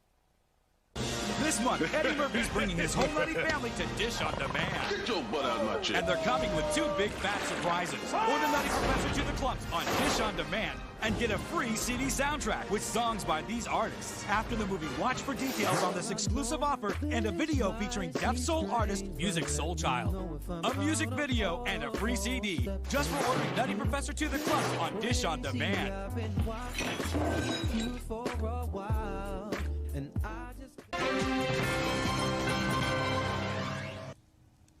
As the inauguration parade continues, so does Fox News Channel's live coverage of the parade, and the President and the First Lady already in the reviewing stand, along with the Vice President and Lynn Cheney.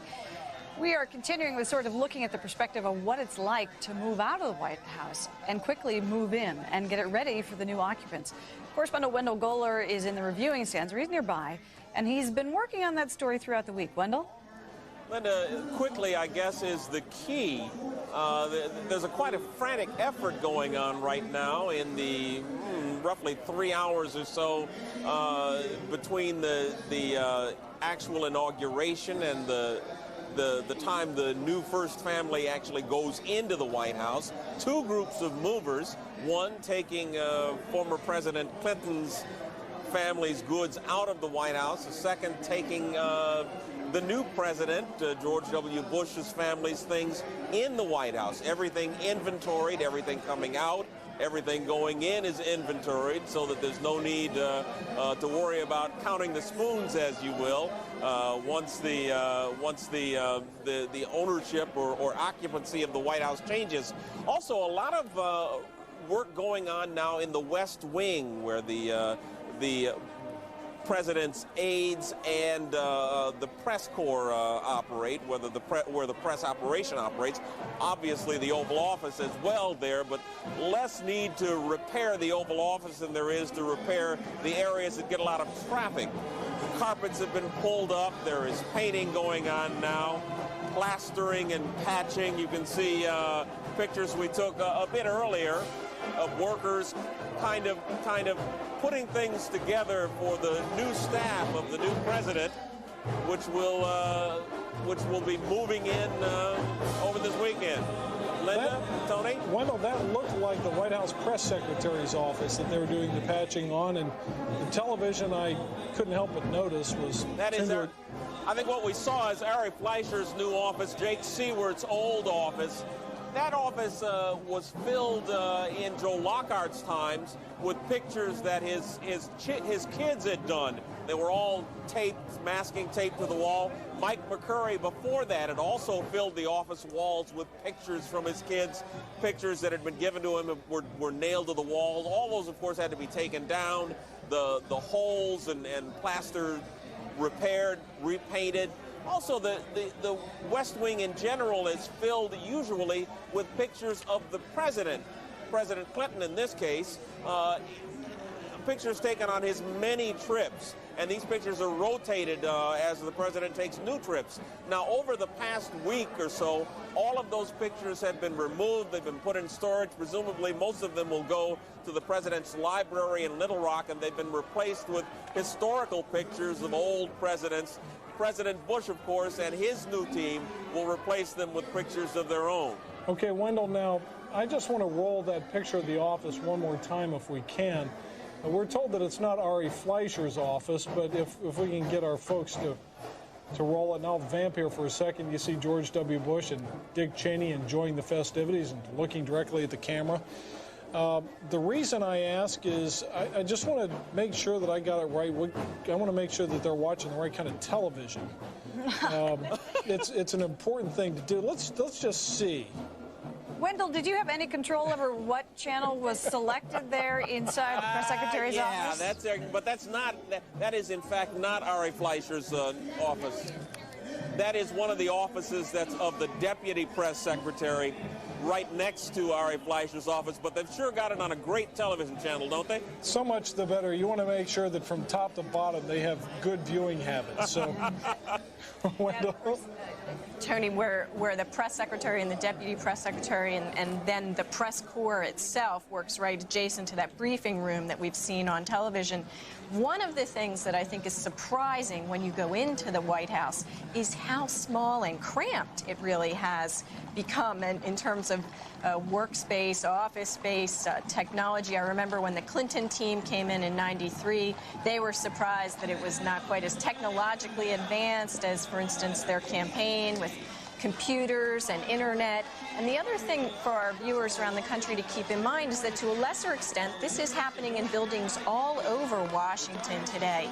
The Justice Department, the Housing Department, Health and Human Services, all going through this incredible turnover. But Mike, there is something different about the press secretary's office because there's a memo from the outgoing press secretary. And I guess the tradition is they put it inside a flak vest for all the obvious symbolic reasons. Right. That they leave him a note basically saying, you know, here's how you get to deal with the press. It's not pretty. Yeah, one of the things that amazed me when I first saw it was not only the smallness, but the people who would live in a closet to be on that floor of the West Wing, and they carved it up. A very final editorial note on why that happened. It wasn't always thus, was it, Michael Deaver? Instead, that used to be, the presidential swimming pool used to be in that area, and Richard Nixon had it covered over and jammed the press into there, thus ending an era in which the press had relatively free reign around the West Wing and could be safely confined to one space. Which may be a greater crime than Watergate. Well, depending on whose perspective you're talking about. We're going to take a quick commercial break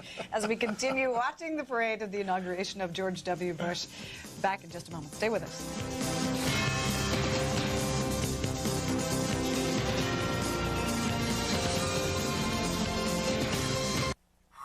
Today's forecast: showers. Invigorating, exhilarating showers. By Moen. Buy it for looks. Buy it for life. Try remarkably healthy Smart Beet American Flavor Slices. They're a source of essential calcium for health with no fat, no cholesterol, and no lactose. Smart Beet Slices are certified by the American Heart Association. Who says fat-free can't be delicious? I would never tell anyone about your crush on the mailman. I'll never expose that incident with do-it-yourself wallpaper. I'll never tell anyone how you cry during nature programs. And holler out the answers at quiz shows. As long as you save me a spot in the middle of your newspaper. No relationship is like the one you have with your cat. No cat food is like Purina One brand. And it's made with real meat, no corners cut, and complete in every way. For the health and happiness of your cat. Purina One, how great relationships are fed. When we asked some denture wearers why they don't use an adhesive, they didn't have a whole lot to say. I don't need it. My dentures fit fine, thanks. I've not had a problem in 15 years. But then they tried Fix-It-Dent, and they couldn't say enough. Makes them feel a lot more natural. I just plain forget I have them. They actually fit better. That's because Fix-It-Dent gives even the best fitting dentures a better fit. It just proves you never know until you try. Fix-It-Dent, and forget it. You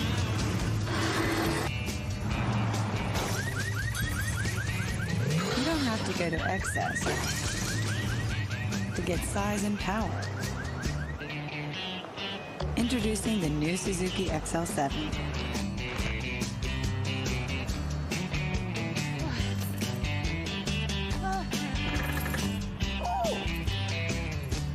King of the road.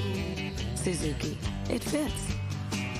I watch the ripples change the size, but never leave the stream. In today's net economy, companies are struggling to change, struggling with the complexities of e-business, with making intranets, extranets, and the internet work together across any platform around the world. Well, now it can all work together as one net. Turn and face the strain to changes. With Net Services software from Novell, the power to change.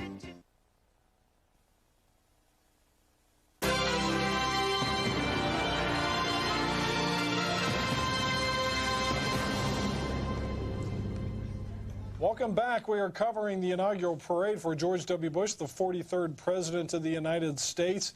A lot of stuff is going on in the parade route. Yes, there is celebration, but there's been some protest as well. And our Brian Wilson has been standing by, taking it all in. Brian? I must tell you, since the president got through here and the protesters went away, it's been very nice here at 9th and Pennsylvania Avenue. I have one of the best seats in the whole town for this parade. It's been quite enjoyable. But earlier there were great concerns because they had allowed a group, actually the protest area was cordoned off for the National Organization for Women. We don't know exactly who got in there, but there were some moments at 7th and Pennsylvania that were a little tense right now, a little tense earlier today. This is basically, you're looking at the Navy Memorial, and there was a fight over a flagpole. Some protesters wanted to run a flag up the flagpole, American flag upside down.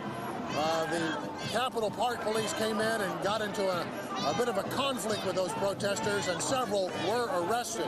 There have been a number of areas around town where there have been some small skirmishes with the protesters, most notably the one you're seeing now in 7th and Pennsylvania, right on the parade route. Another one not too far from the White House at 14th and K Street here in Washington. At that particular protest, some people tried to break out of the protest area and get out into the street, and the police said, "Oh, no, you're not," and a few of them were quickly arrested and carted off to jail. When the president came through here, and that area that we're talking about they were so concerned about is just across the way here. When he came through here, the motorcade did speed up for a little bit, and then after he got through it, it slowed back down.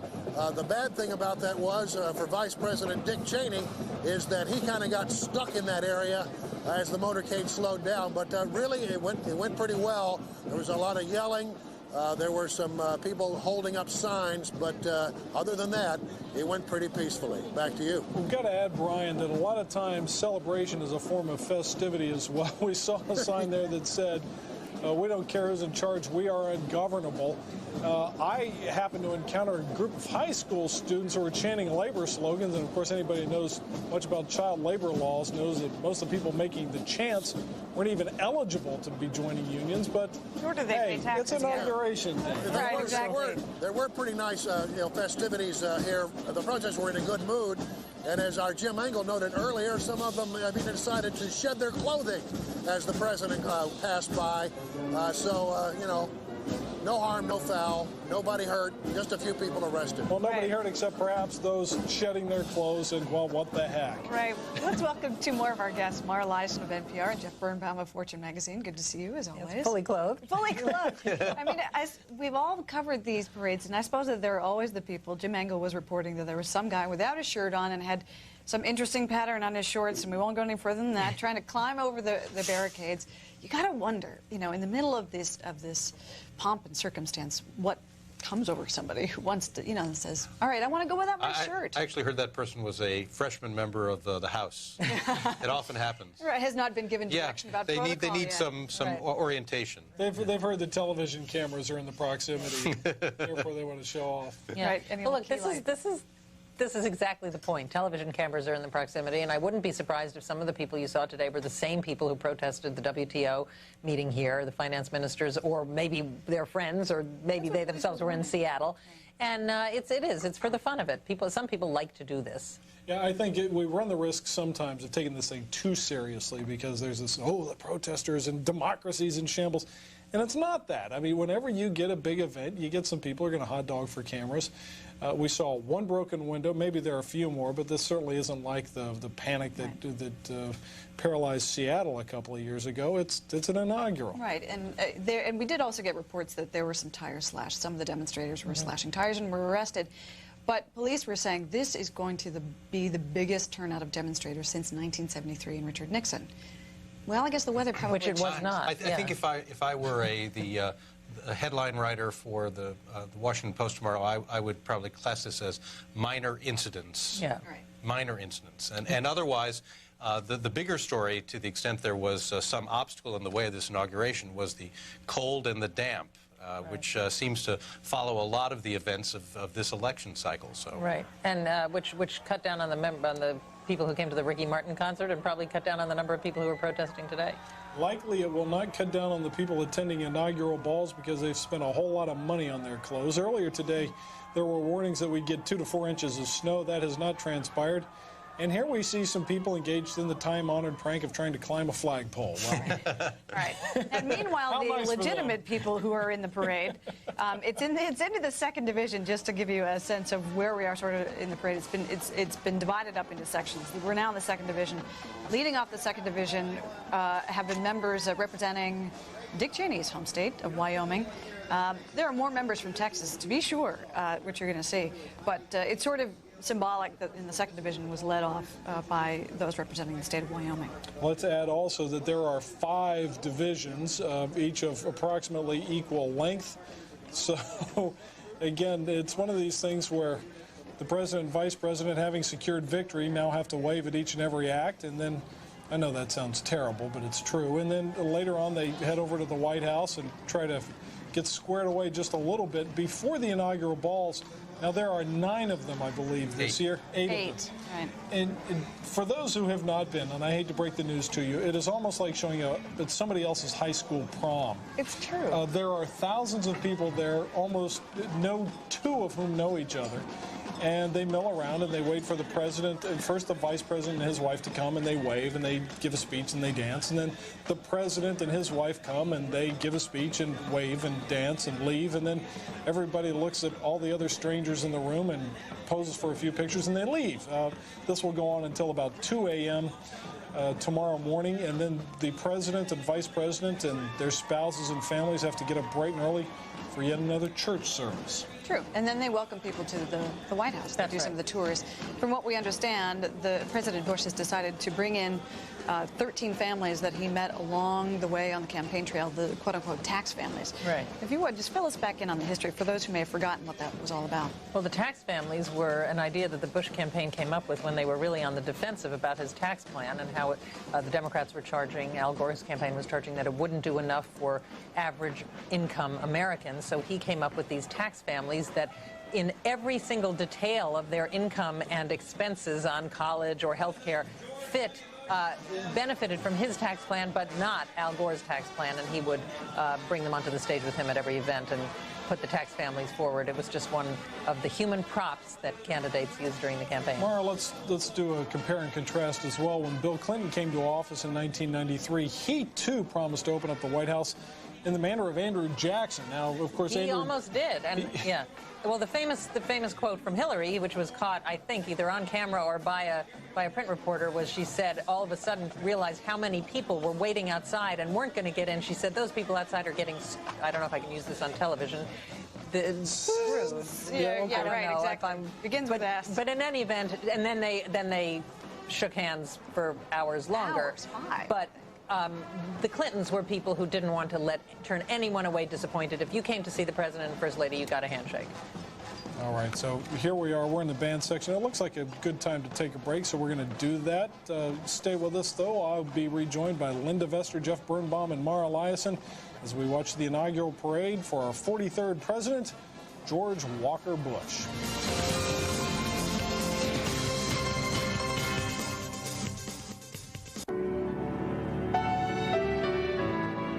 They say that nothing remains constant except change itself.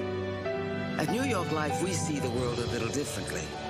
The values with which we started, financial strength, integrity, and humanity, remain the unshakable foundation of the company today.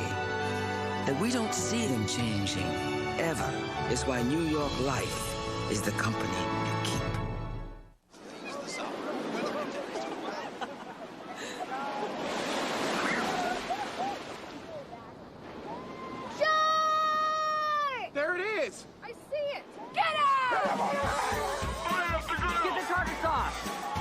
Crazy about seafood? Then you're gonna love Red Lobster. Quench your cravings with fresh fish, succulent shrimp, and everybody's favorite, lobster. Hey, save some for me! Red Lobster. Go overboard. When we asked some denture wearers why they don't use an adhesive, they didn't have a whole lot to say. I don't need it. My dentures fit fine, thanks. I've not had a problem in 15 years. But then they tried Fix-It-Dent, and they couldn't say enough. Makes them feel a lot more natural. I just plain forget I have them. They actually fit better. That's because Fix-It-Dent gives even the best fitting dentures a better fit. It just proves you never know until you try. Fix-It-Dent, and forget it. Today's forecast: showers. Invigorating. Exhilarating. Showers. By Moen. Buy it for looks. Buy it for life.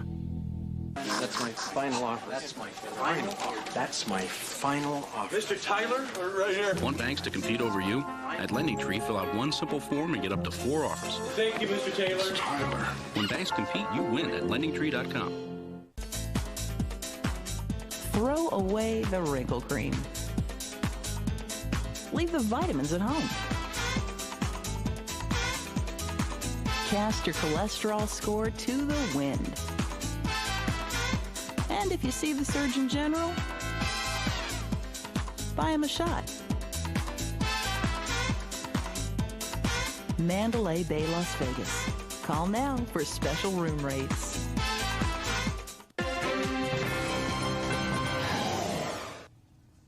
Welcome back to the Fox News Channel's live coverage of the inaugural parade for the 43rd President of the United States, George W. Bush. He and his wife, the First Lady, are already in the reviewing stand as we're now in sort of the second division, if you will, of the parade, along with Vice President and Mrs. Cheney. And we're rejoined by Mara Liasson of NPR and Jeff Birnbaum of Fortune magazine, two veterans of inaugural parades and all the pomp and circumstance that goes along with it. So what you're seeing so far, any notable differences in the way this is done, in the way this is handled? Is it more formal than during Clinton? Well, certainly there's more security. Now, that was one difference that we noticed today. That was the weather's worse, which does put a damper on things. But I don't think it's necessarily that much difference, although Clinton walked more. Right. I think it's better organized. Yeah. I mean, there are many more places where people have set seats along the way.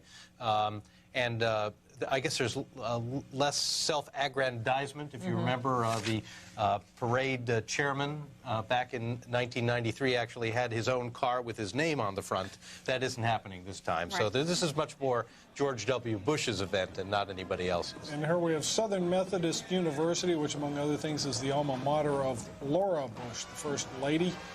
One may recall that George W. Bush actually skipped an early debate in the presidential season so he could attend the awarding of an honorary degree to his wife. He was given some grief for doing that, but it seemed to turn out okay for him in the end. The word is that, and catch me if I'm wrong here, that he still likes to serve her coffee in the morning, that he likes to serve her breakfast. Any thoughts about Sounds pretty great. Is that more? No, I'm not going out on a limb and saying it's going to keep happening in the White House. But she's got it pretty good up till now. Yeah. Well, we know he does make coffee. We've heard, reporters who visit him in his ranch, he makes a cup of coffee and Didn't Eisenhower cook upstairs on the second floor? From what I read, Carl Anthony wrote a great book about America's first families. And from what I remember of the book, Eisenhower loved to cook. He'd barbecue up on the top floor. There's one thing we could say certainly about the new first couple, and that they really, really do like each other. Your point being? Yes. Well, there were times when the old first couple clearly didn't get along, and maybe more than we thought. This case, this is a very close and loving couple that have a relationship that you could watch all the time, as we're watching now. Now, one of the interesting things that happens is each president tends to bring in a habit or a hobby. George Bush, the first. You guys help me out. People have been listening. Things like speed golf. Speed golf. He was a golfer and tennis player. The White House tennis court was always booked. Sure. With Bill Clinton, you have golf. That's right. Now George W. Bush comes in. He's a workout fiend, which means he'll be working out inside the White House in the gym there, I'm told. but not a lot of outdoors. No, Well, this is going to be the question. No, He is a jogger. Now, will he run on the track that was built during the special springy track that was built for Bill Clinton, or will he run on the street? No, And will he wear shorts? Well, the answer, yeah, well, his shorts actually look a little better on him than they did on Bill Clinton. I don't think that George W. Bush can run on that relatively short track and on the south lawn of the White House because it is so short. He runs about 4 miles and runs 7-minute miles, which is very, very fast. What his father used to do was to go up to the Naval Observatory, where the vice president's residence is, and it's got a little more territory to cover. I mean, if he were to run the circumference of the White House compound, he could put in some pretty good mileage. But on the other hand, there is not the track available. There is some area within that compound. The problem is, do you want to motorcade once a day up Massachusetts Avenue and tick off everybody? Which may mean that this president is going to have to suffice for hopping on a treadmill or working out in some other way. But the one thing is for sure, he does like and insist upon his daily workout. And perhaps for the health of his vice president, he will encourage him to work out as well, since we've seen some health emergencies with the vice president. We'll see. But as the James Madison University band passes the reviewing stand, you just saw a glimpse of the Secretary of State, Colin Powell, sitting there watching. We're going to take a quick break, pay some bills. We'll be right back with more Elias and Jeff Birnbaum.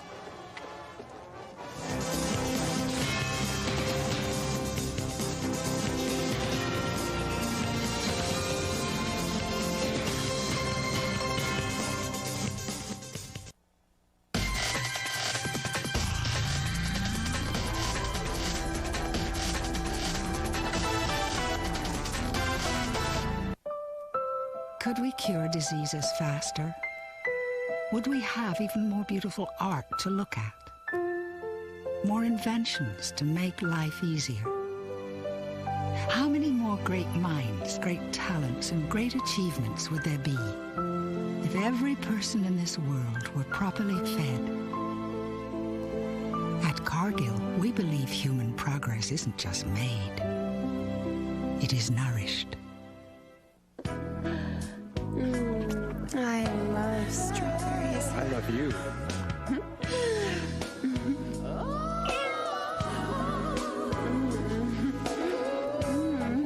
Mozzarella, luscious toppings, a fresh baked crust. You invited a pizza delivery guy here? What kind of girl do you think I am? But it's not delivery, it's DiGiorno. For fresh baked pizza at home, it's not delivery, it's DiGiorno. Hi, Mary Beth Hoyt here. As a stunt woman and the mother of 2 great kids, staying in shape is essential for me. If you're looking for a quick, inexpensive way to get in shape, check out the Ab Force. It combines a tried and true workout with modern technology, and it only costs $19.99. Unlike other machines that use one movement, the smooth inline skate design of the Ab Force gives you stability, yet allows you the flexibility to move from left to right, customizing your workout. Tighten the lower and the upper abs with one movement, and at the same time sculpt your obliques while firming your back, strengthening your shoulders, and toning the arms. Order now and you'll receive the Ab Force for just $19.99. But if you call right now, we'll also include the special Ab Force knee support. That means you get the Ab Force and the knee support, all for just $19.99. Here's how to order. Call 1-800-544-4747. Call now. Gentlemen, it's our turn. Heroes are ordinary men who do extraordinary things in extraordinary times. Good luck, Andy. Godspeed, Skipper. U-571 is a raw portrait of uncommon valor. An amazing journey that will keep you on the edge of your seat until the final frame. It's a gripping adventure, magnificent and unforgettable. U-571.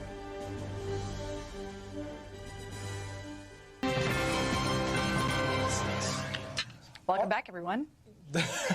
I'm Tony Snow, she's Linda Vester, and we're joined by Brian Harlan, who's got a lot of great stuff he's going to show us.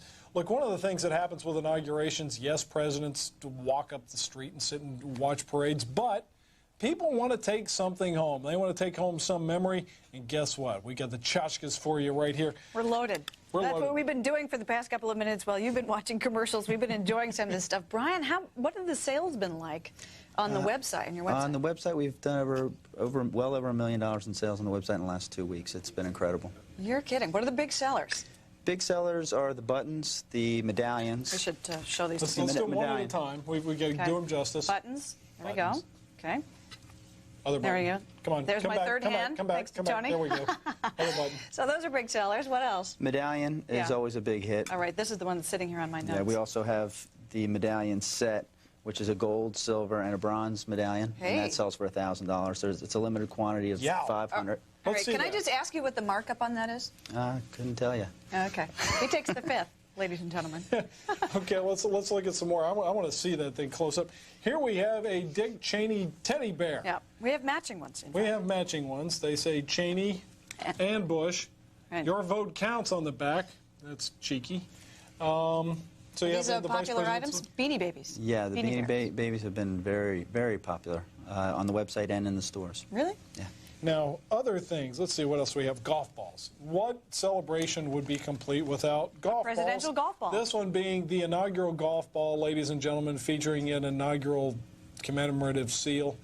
So if you plunk it into a lake and somebody fishes it out years from now, they'll know where you were once upon a time, or at least what you spent money for. Brian, what do you do when you sort of go, when you decide what it is you want to put out, what it is you want to sell? Do you have manufacturers come to you and say, well, we have the bear, we have this, we have that, and you say, ooh, too tacky, like that, don't like that? Something like that. We make a lot of the products. I come up and design a lot of the products that we do. The products, there are some products that come from outside sources. I get letters, I get packages every other day with, I've got the greatest idea in the world, and here it is. And, some of them are good, some of them are a little bit overboard. We try and keep it in good taste. Give us a sense of some of the tackier ideas you've encountered. We have to say we're curious. That can, in fact, be I don't know. I mean, I don't like to, I mean, you don't have to say who manufactured it. Yeah, just there are bumper it. stickers, toilet paper with the president on it. There are a lot of anti-Clinton and anti-Hillary things that were just a little bit overboard. I like to poke fun at Hillary more than anyone, but there's some things some distances I won't go with. So how do you draw the line? I mean, how do you say no to presidential toilet paper and yes to something else? I kind of take a look at it that if my grandmother wouldn't approve of it, I wouldn't put it on. Okay, if it's used to wipe, you don't do it. Here's something. Let's see, let me get the glare off. Here is a commemorative plate. These are always very popular. Now, we all remember when our grandmothers or mothers used to hang plates all over the place. Are these still selling well? Plates are selling very well. Not as well as the license plates. Oh, you have one. That we actually had made up last week. Okay.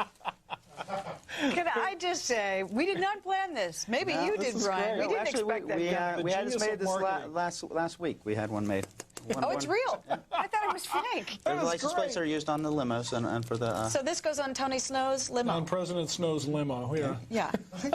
These are... President in his dreams. Yeah. They actually can buy these on the website. They can actually have them personalized and register them for 90 days on their cars. Oh, you so can for 90 days? 90 you days. can use it on your car. Oh, that's really cool. That's really neat. And in the past inaugurals, there was no internet, so people all across the country didn't know about it. Now they've seen it, and the license plate has become a big hit. All right, now that you said that the people may not have seen it, they're looking at it right now. What do they do if they want, after inaugural day, to get their inaugural license plate with their name on it? They'll go online to inauguralgiftshop.com, and it's right there. They can get it. By the way, what's the black tie? Tony and I are dressed up, but we're just intrigued by your... As the master vendor for the inauguration, I also have to make sure that we have all of these great items in all the balls, all the special events, all the hotels, and so I have to go around and make sure that everything's there and everything's running well. All right, apropos of that, so you're going to all the inaugural balls tonight, just popping in and out? Mm-hmm. How difficult is it for you to run the traps to make sure you've got permission to show up everywhere? Because quite often, you've got somebody standing at the door squinting at your credentials. How long did it take you simply to figure out how to do all these things? Oh, well, the inaugural committee that's in place now was incredible to work with. If they're any indication of what the Bush administration is going to be like, we're going to have a good 8 years. How many other vendors are there like you doing this sort of thing? You're the only one? A lot of vendors that do this, but they do both sides. I've always specialized. I just do Republicans. I don't do Democrats. Now, we've seen all around us, outside our bureau here and all along the streets, all those vendors. Do you control any of them, or the goods that they go? No. So they basically get their knockoffs from somewhere else, right? They're going to be there. You can do only so much to control that. Now, you say you do the manufacturing of a lot of your stuff. What do you make? We make bumper stickers, we make the signs, the T-shirts, we do the embroidery, we make the buttons. Well, since you're such a dyed-in-the-wool supporter, what are your favorite ones? Your favorite items that you put out? If you could say, yeah, this is the thing I want in my office or in my room. Some of the fun ones were like the first item we actually, when I got started, I put out a calendar at Canada and days till Clinton was out of office. Each day had a really funny quote or something stupid that Clinton did, and I used actually some of Tony's quotes in it, and that was a very popular item that actually got me into this. I was actually a student at University of Maryland when we created that stuff. Now, let me show one other thing. We have not finished doing our marketing here, but here you have the inaugural T-shirt. What event would be complete without a T-shirt? This is pretty nice.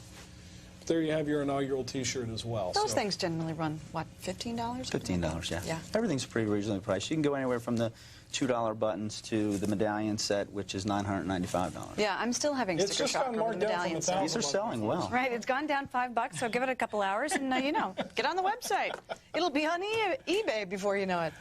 All right, Brian Harlan, thank you so much for joining us and showing all the great stuff people can get, not just memories, but you can take merchandise home as well. We're going to hang on to his goodies and get him out of the studio. We're stealing this stuff. Back in a minute. We'll be right back.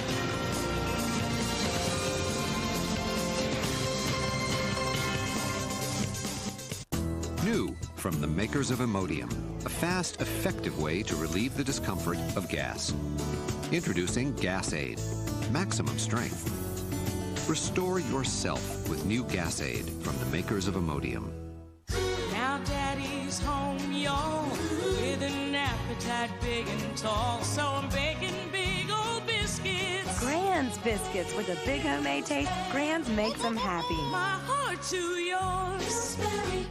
Looking for a great value on a great car? It's time to check out Oldsmobile, because right now you can drive with the confidence of a 5-year, 60,000-mile General Motors protection plan, an offer that's good on every new 2001 Oldsmobile. Plus, qualified buyers can finance a new 2001 Oldsmobile with 0 down plus 0 interest and payments until 2002, which makes Oldsmobile the smart buyer's choice. It's one of our best offers yet. I'm ready. See your local dealer today. For years, the photo center at Walgreens has been known for quality photo processing. Now, with the Kodak Picture Maker, you can create do-it-yourself prints in a number of different sizes in less than 5 minutes. Crop your photos, even add borders and text. At Walgreens, you can order your prints on CD and get free software to edit them on your PC. Create photo greeting cards in one day or passport photos while you wait. Walgreens Photo Center, where America takes its pictures. Bacon! Bacon! Where's the bacon? I smell bacon! Bacon! Bacon! Gotta be bacon! Only one thing smells like bacon! That's bacon! Bacon, bacon, bacon, bacon! There! From that bag! What's it say? I can't read! Please, please, give me what's in the bag! Chewy, yummy, smoky bacon! There you go. Oh boy, oh boy, oh boy! Nom, nom, nom, nom, nom, nom! It's bacon! No, it's Bacon Strips, brand dog snack from Purina. Bacon Strips. Dogs don't know it's not bacon. It's bacon! I'll watch the ripples change the size, but never leave the stream. In today's net economy, companies are struggling to change, struggling with the complexities of e-business, with making intranets, extranets, and the internet work together across any platform around the world. Well, now it can all work together as one net.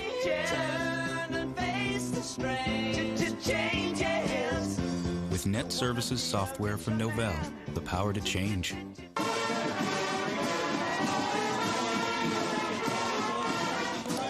Well, there you have more pomp outside the reviewing stand where President George W. Bush is enjoying his first hours as the 43rd President of the United States.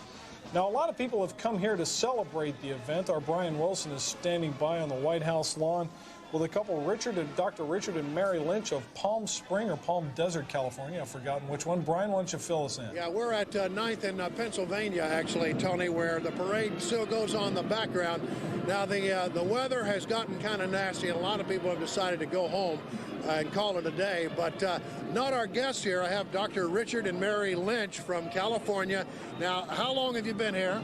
Oh, well, we just came in last night because my husband had to work. Had to work. Yeah. Now, you actually saw the swearing-in ceremony today, is that right? Yes, we were guests at the swearing-in ceremony, and we started the inaugural parade downtown by where the president is right now.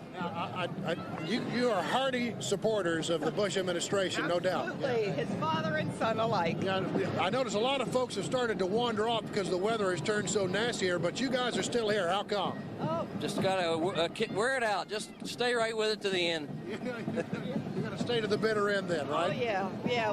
We're so happy that the president is in office now, and maybe we could get on with the work. Enjoyed the parade so far? It's beautiful. The bands are magnificent. They really are. They're great bands. Well, thank you so much for taking a moment to talk to us here on Fox News. We appreciate it. All right. So as you can hear, the bands continue to play, even though, and there are many more bands to come. We're only, I guess, about 2/3 of the way through the parade at this point, Tony.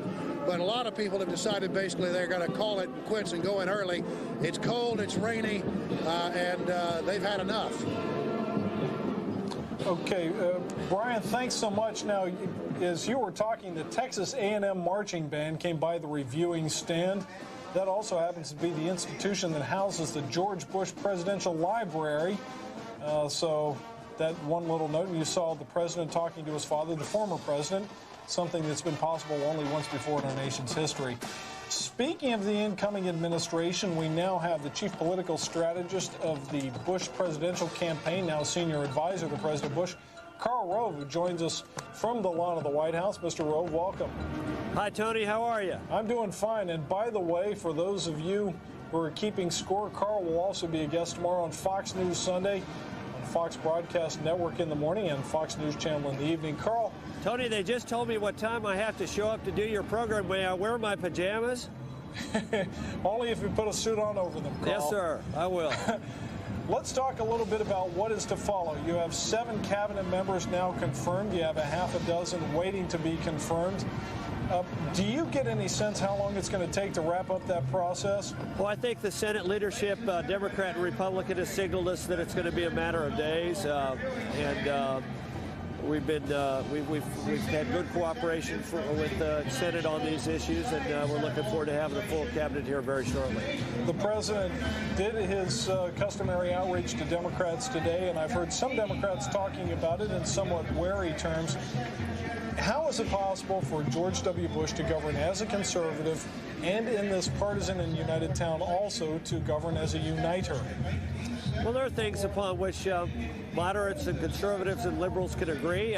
This week we're going to accentuate some of them. Education, for example, there's a broad consensus emerging that we need to have stronger accountability in our schools, and we need to hold them accountable for results, test every child in order to identify children who are at risk in order to give them the extra help they need. And there's a pretty broad consensus, and it takes leadership to get it through, but we're pretty confident we'll find instances like that all the time that we can work with Democrats and Republicans alike on. Karl, it's Linda Vestier here with you as well. And just a question about the tax issue. Is Paul O'Neill, the Treasury Secretary, was just confirmed today. But that's one more thing you have in place to sort of work toward whatever sort of tax reform the president wants to achieve. What sort of form is it going to take? There have been so many questions about whether or not we will see the $1.3 trillion tax cut. Well, he's been very clear that that's his goal. He talked about it in the campaign, and the American people are going to learn that when he talks about something, he means it. He's going to lay out a package here shortly and send it to the Hill and ask for the support of Congress and giving the American people back some of the surplus. About 1 out of every $4 of the surplus he's proposing go back to people in the form of tax cuts, the abolition of the death tax, marriage penalty reform, and a across-the-board tax cut that will put money back into the pockets of people who created the surplus in the first place. Karl, I saw you standing up on the reviewing stand today, and there was one very emotional moment right before George Bush, well, just a couple of minutes before he delivered his inaugural address. And that's when he turned and took a couple of steps back up the aisle and gave a big hug to his father, both men. Very emotional. Now, George Bush Sr. is often known for his emotions, but have you ever seen the president as emotional as he was today at that moment? It's really a special moment. He knew how much this meant to his mother and father, and he knew he knew how they were feeling, and yeah, it's got to be a really special moment for all the members of the Bush family. It's I've seen this wonderful relationship that he has with his parents. It's the one that any child would wish to have with their parents: unconditional love and sort of mutual respect and support from the parents, and it's got to be really special for them today. Carl, just a question about you, because it's never really your job to share your personal reflections, but we just have a moment. We want to sort of see what you've been taking in. You have a huge job ahead of you. You've already accomplished an enormous job. You spent years with the Bushes. What sort of things have you been just kind of filing away in your mind, saying, boy, I want to remember this moment over the last couple of days and what you're getting ready for? Yeah, well, almost every moment. I want to. It's been wonderful to meet so many new people, to be welcomed as we have been in Washington, to see the pageantry and the. What's really interesting is we in America really probably are too blasé about this event of today, the peaceful transfer of power from one government to another and from one political party to another. It's as the president said earlier in his inaugural, it's rare in the history of the world, and in the great scheme of things, this is a precious thing that we have, and it was great to be a little bit a part of history today and be on that stage and watch it take place, and then afterwards to go to lunch in Statuary Hall, where our United States House of Representatives first met for the first 50 years of our capital's existence, and to see Democrats and Republicans sitting together side by side at a table, breaking bread and listening to their new president and toasting him and giving him their best wishes. And that's really something that's special. It's we live in a great country and a wonderful democracy, and we ought to be reminded more about it, and I was certainly reminded about it today. Carl, earlier we were talking with some of our colleagues about their reminiscences of the first time they stepped into the Oval Office. Sometime in the next 24 hours, for the first time, you're going to step into the Oval Office of President George W. Bush. Got any sense what that's going to be like? No, I don't. I try not to think about those things because as a student of history and as somebody who's labored long for this moment, I think I'll be overwhelmed if I spend too much time thinking about it. But it'll happen soon enough. What's it been like for the family? I gather you've been spending enough time with the family, and certainly as the president and his wife have been at Blair House, gathering various family members and some very, very close friends. What have you been seeing as they've been welcoming people they care about? Well, it's, they're wonderful people. They're really comfortable with themselves and with their friends, and so there's a naturalness about them. And so, you wouldn't know you were in Blair House. It's like they were at in their home in Texas, inviting, welcoming their neighbors or their friends or their relatives to dinner or to a weekend at the ranch. There's a naturalness and an openness about this couple that America is going to get to know and really enjoy and come to treasure. Laura Bush in particular is a really special person. She is a former elementary school librarian who, when the president ran for governor in 1994, had never given a political speech. In fact, she gave not one single political speech in that campaign. And when she came into office as the First Lady of Texas, she created a wonderful annual book festival for Texas that helped Texas libraries and at the same time heralded Texas writers and authors and encouraged reading. She made reading a top priority for the administration and helped the governor fashion a fantastic reading program that helped elevate the reading scores of so many children in our state. And people are going to get to know this couple, and as I said earlier, they're going to come to treasure them for being two wonderful individuals who are comfortable with themselves, know who they are, and are friendly and outgoing and really wonderful, decent people. Carl, something that struck me today at the inauguration ceremony is Bill Clinton came in, he sauntered up the aisle and shook hands.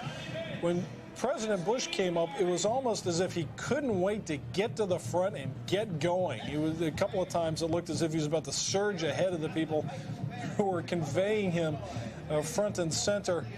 How eager was he to go ahead and get up there and give the speech and take the oath of office? Well, I think pretty eager. I mean, he's ready to go to work. We all are. He's somebody who's focused on results. He's got a clear idea of where he wants to take the country. He's got an agenda that he spent 2 years talking about. He's got a knowledge that he's got to work with others in the process to achieve those goals. He's got a desire to elevate the process, to return civility and respect to it, to work with Democrats and Republicans and show that the system can be a good and high calling. And he's ready to go to work. Carl, I have to ask you, because certainly a lot of people have been mentioning it on our air. that as President Bush is getting ready to take over the Oval Office, the outgoing president, President Clinton, has spent an awful lot of time being seen on the air. That he not only made that speech on Thursday night, but that he spoke at Andrews Air Force Base, that he spoke again when he got to New York today. And some people thought that was unprecedented. Do you feel, as a Bush loyalist, that maybe President Clinton is trying to take away some of the spotlight? Oh, no, I don't think this is intentional on his part. I mean, you're right, it's unprecedented, but on the other hand, that's his right and prerogative, and he just chose to exercise them. I think the American people are ready for a new administration and a change in the tone and a new direction. They're ready to welcome their new president. I'm sure a lot of people want to say goodbye to their old president. I've been there before when a president of my party's left office, and we all want to wish him well and see him one last time in the spotlight. So we don't make too much of it, though. All right, Karl Rove, Senior Advisor to President George W. Bush, thanks for joining us, and take a good power nap tonight so that you can be fresh when you join us tomorrow on Fox News. Yes, Center. sir. Well, that's assuming he gets any rest at all. We're going to take a quick commercial break. We'll be right back. Stay with us.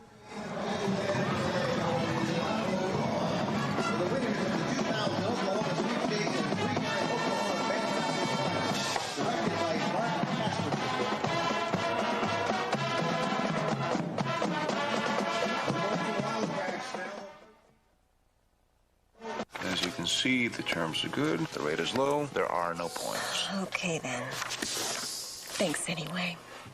Next! Want banks to compete over you? At LendingTree, fill out one simple form and get up to 4 offers. When banks compete, you win at LendingTree.com.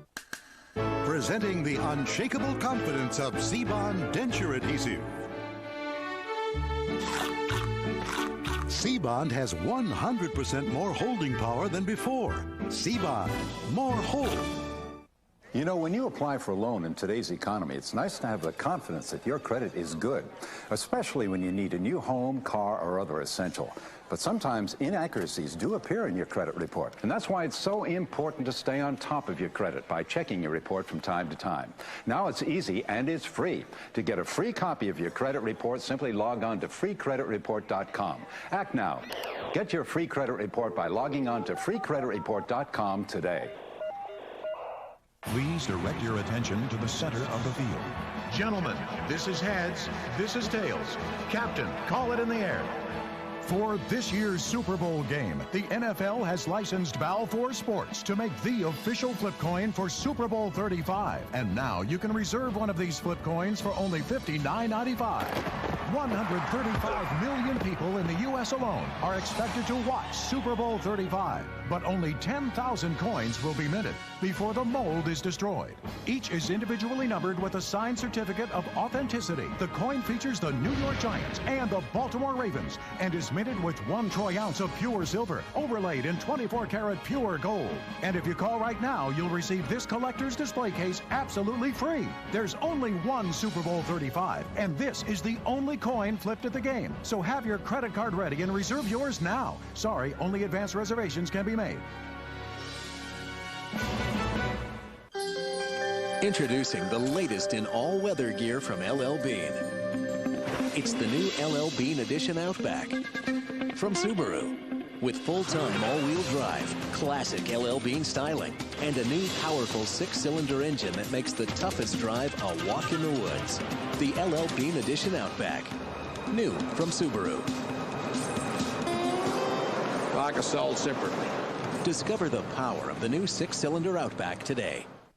Now there's something new for both of you. 100% of your daily calcium requirement, plus all the heartburn relief of Mylanta. Introducing new Mylanta Calcitabs. It's just what you're both looking for. The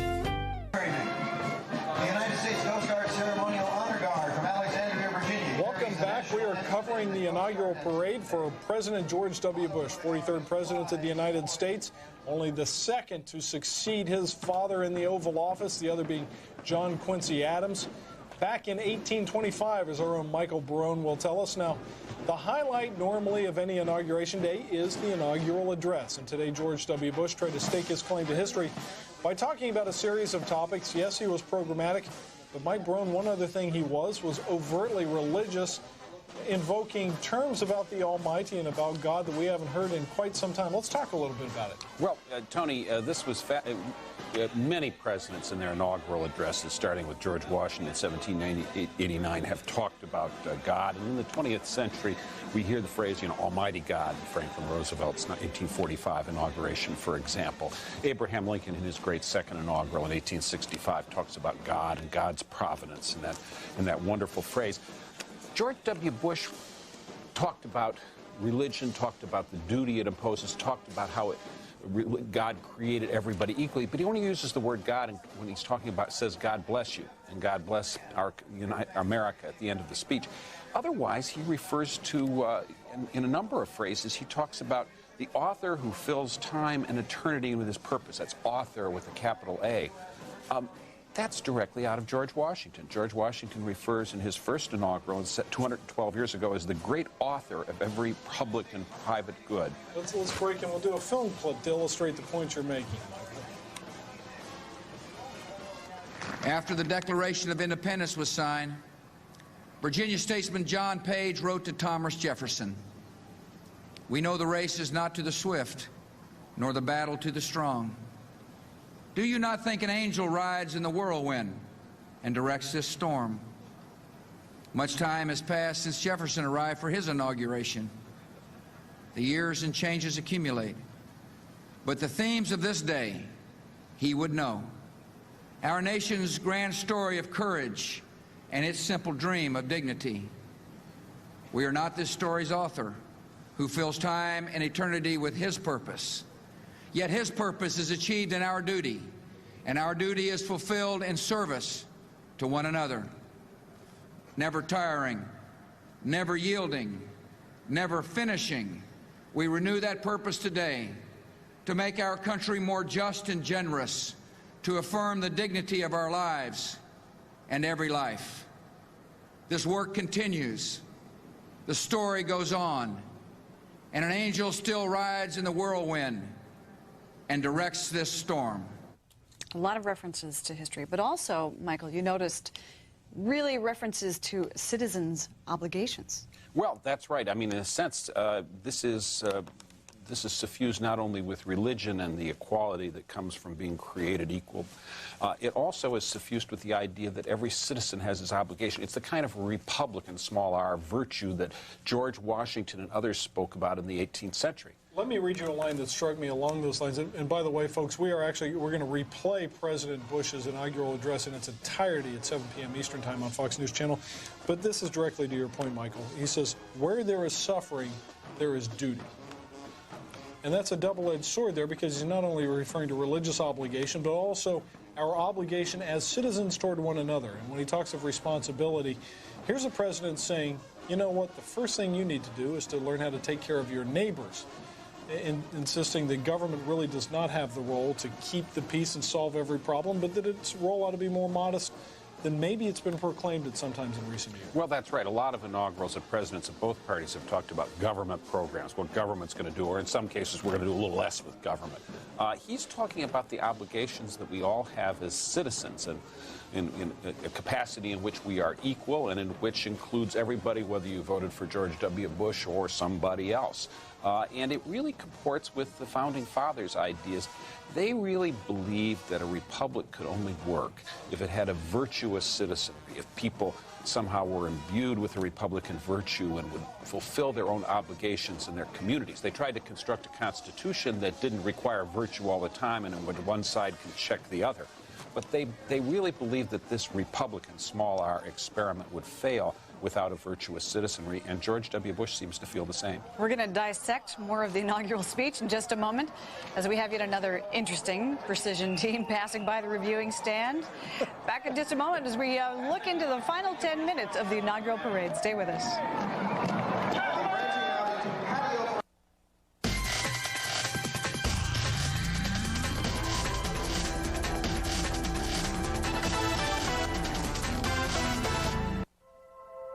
Is this a dream?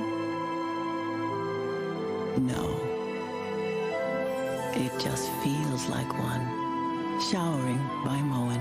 Buy it for looks. Buy it for life. Try remarkably healthy Smart Beet American Flavor Slices. They're a source of essential calcium for health with no fat, no cholesterol, and no lactose. Smart Beet Slices are certified by the American Heart Association. Who says fat-free can't be delicious? Attention Fen-Phen claimants. If you have opted out of the class action by filing the orange form and do not have an attorney, call us today. You may be entitled to compensation, but you must act quickly. Call 1-800-842-7333. That's 1-800-842-7333. We can help, but time is limited, so call now. 1-800-842-7333.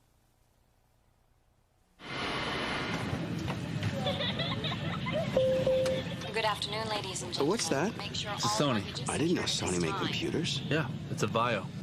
Please Would you mind if I... belts and turn off all electronic devices. Yeah. Thank you, and have a nice flight. Sir, could you turn off? Nice computer. Sony Vio. With notebooks and desktops as sleek as they are powerful, they could only come from Sony. Real light and thin? Yeah, that's why I got it. Good battery life? Last the whole flight. Take our F-Series. They're some of the smallest and lightest full-size notebook computers, and they come with easy-to-use video editing software.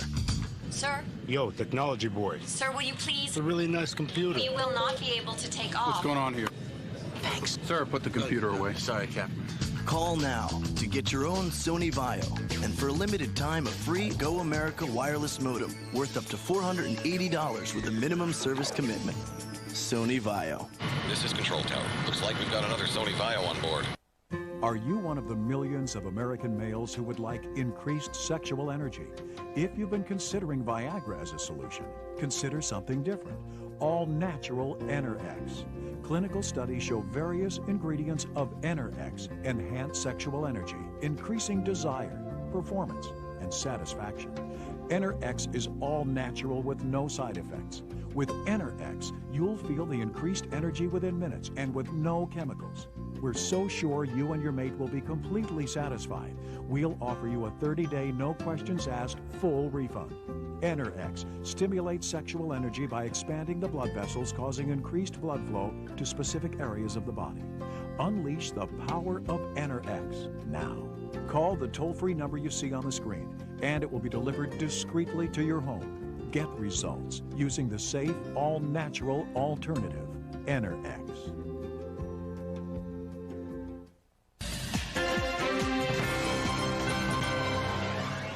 As we return to the inaugural parade for George W. Bush, we see the Ohio State Band, best known for the script Ohio at the football games, dotted by one of the tuba or sousaphone players. As we mentioned before the break, we are approaching the end of the inaugural parade. It is scheduled to wrap up in about those 6 minutes or so, but it may drag on slightly longer. At any rate, before the break, we were talking with Michael Barone about some interesting portions of really the tone poem section, if you will, of George W. Bush's inaugural address, and especially its roots in American history as regards religious obligation and the role of government. And Michael, I'll toss it to you with that. Well, he did talk about, this is a speech where he talks about a common creator, and he uses the terms like author and power, these sort of abstract terms that George Washington and Thomas Jefferson used in their inaugurals. He also brings up a subject which he's mentioned on the campaign trail and was mentioned in somewhat different form by his opponent, Al Gore. He says, church and charity, synagogue and mosque lend our communities their humanity, and they will have an honored place in our plans and laws. Which he has mentioned about having faith-based organizations be involved in helping people. In the delivery of social services. Right. I mean, they've had one program in Texas, for example, where they have had religious-based drug counseling. Now, Bush emphasizes that nobody is to be forced into that. That would violate America's freedom of religion and the First Amendment. And that, you know, but that in some cases, these programs can be very effective in delivering things like getting people off of drugs and or alcoholism or so forth. And he's going to go with that. So I think we're going to see more movement in that direction. We're going to see a president who shows up in a lot of churches of all sorts. Well, I think we are, and I think one of the points here also is that this is also a segue, perhaps, to Americans of African descent, black Americans, obviously a group that voted 98% against him. But yet, if you look at black Americans on the scale of religious faith, what percentage have a strong religious faith, what percentage attend church regularly. Black Americans are among the most heavily observant people, religiously observant people in the country, if not the most religiously observant demographic group that we've got in anything, in any numbers. And I think that that may be an avenue by which Bush is going to try to touch the hearts of people who so far seem to have been very averse to his appeal. Well, part of the second guessing that sort of came after the election, there was some feeling that perhaps the Bush campaign didn't spend enough money in terms of advertising, reaching out specifically to the African-American community. Whether or not that's objectively true, there may have been some who thought, well, you know, we just needed to do more and spend more money because we were outspent by the NAACP and the Democrats. Well, I think George W. Bush showed up in a lot of predominantly black neighborhoods. He spotlighted many black people at the convention to the point where a lot of the media were saying, well, it's really a misleading impression of the Republican Party and so forth. And of course, if he hadn't done that, they said, well, it's an all-white party. In any case, I think he did make an effort. If you're looking at just from the point of view of campaign strategy and said cost effectively, where do I put my money to reach marginal voters, you would not advertise on heavily black media, such as black radio, for example. That just, you know, the formula would not produce that as a result. You'd be going to, you know, areas that get the sort of, you know, upper middle income suburbs where opinion was kind of fluid and where the Republicans hoped to do a little better indeed than they did. But I think that, you know, he did not speak very specifically about the subject of race here, but his continual talk about equality, his linking the idea of personal equality with religious belief, even though he's carefully non-denominational and not even necessarily Christian, in the same way that the founding fathers were. They did. He may be a Methodist, but for this day he was a deist. Now let me ask you this question, Michael Brune. We looked at the electoral map this year, and we saw both coasts in Democratic colors and the industrial Midwest, the upper Midwest, and that was it. Now, if you're looking at that from plus a few Indian reservations and mountain resorts. Mexico, that's right. So with those, I mean, it's a very peculiar electoral map. How, if at all, does this inaugural address address that political reality and the problem for George W. Bush of trying to address the bicoastal hold the Democrats enjoy? Well, George W. Bush carried the parts of the country which tend to be more tradition-minded, more religiously observant, and those areas, you know, clearly are his base. He is speaking their language here. I think he's trying to speak it also in a way that has a kind of common civic tone together, appealing to the old Republican, small r, spirit of civic duty and responsibility for neighbors, with the hope that that will be, you know, will appeal to the consciences and will be in line with at least some of the attitudes of people in those more secular, those very large metropolitan areas where in the last 10 years, during Bill Clinton's presidency, the Democratic Party has gained ground and the Republican Party has lost ground. If I can just jump in and let people know what they're seeing on the screen, that's a Prairie View A&M University of Texas marching storm. Just to give you an idea of where we stand in the parade, that's the second to last group of the marching groups. After that, it's just a sort of a float called Celebrating America's Spirit Together, and that's, of course, the theme of this inaugural. And that's going to wrap up the parade, so we're going to stick with it until we hit the very end. Which is coming up, as you just pointed out, Linda, shortly. We'll see the parade looming up, and George W. Bush seems to know it as well. Now, Prairie View is famous for its marching band. It's one of a number, but it's always been a fast-marching, high-precision band. It appears at a lot of these events. It appears at a lot of inaugurals and New Year's Day parades and so on. And there briefly, we saw a picture of the float, and I believe that's New York Governor George Pataki speaking with President Bush. And finally, the Celebrating the Spirit of America float. Pretty impressive float, about 30 feet high. And just to let you know who's on it, it's all members of the Boy Scouts or Girl Scouts, about 30 school children in all. And as you can see, it has all of the state flags of the Union all trimmed in gold fringe. So it's just a fitting way to sort of wrap up the inaugural parade with a sort of a flourish. And unlike many events in Washington, it was not blowing smoke, it was merely blowing confetti. So there we have the final scene, and what will happen in just a moment is that the president will absent himself from the scene after shaking a lot of hands. He'll probably head back to the White House with his father, the former president. As we noted, former First Lady Barbara Bush has already gone back, and I haven't seen Laura Bush in some time, but that doesn't mean she's not there. We haven't been paying that much attention. No, there's Laura Bush. You catch that outfit anywhere. Right. Lynn Cheney's still there. You can see her to the right, right of the president. But you may notice that there are an awful lot of empty seats in that reviewing stand. The weather's not great, and a lot of people have said, okay, that's it, we're going in. And probably most of them are going back to wherever they're staying to grab their tuxedos and their evening gowns for the beginning of the balls. One other note, there is Andy Card, the White House Chief of Staff. His head is now obscured by our little inauguration logo there, but Andy Card seems to have gone through most of this day without wearing a coat, which calls into question his endurance or his sanity. I'm not sure which.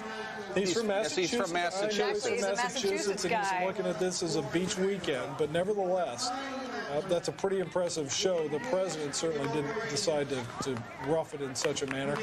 But Andy Card, when the president took the oath of office and delivered the inaugural address, by golly, he was out there just wearing his suit jacket and shaking a lot of hands. As we said, George W. Bush saying farewell for now to a lot of well-wishers, but you can be rest assured he will see them all tonight at various balls around the nation's capital. Michael Barone, as we sort of have a couple of minutes, you covered these and covered these and covered these. The inaugural balls, Tony mentioned before that you're basically standing elbow to elbow with all sorts of strangers, people you don't know. A lot of it is more hype than actual fun, unless you're the first couple. Well, even then, they've got to sort of dutifully go around to all these multiple balls, make an appearance, not spend too long, but not offend people that they're not going to. Right. I gotta go. Bye. You know, well, different people have different ideas of what fun is, and you know, there are some of us who think that, you know, sitting down in a comfortable chair than actual fun, unless you're the first couple.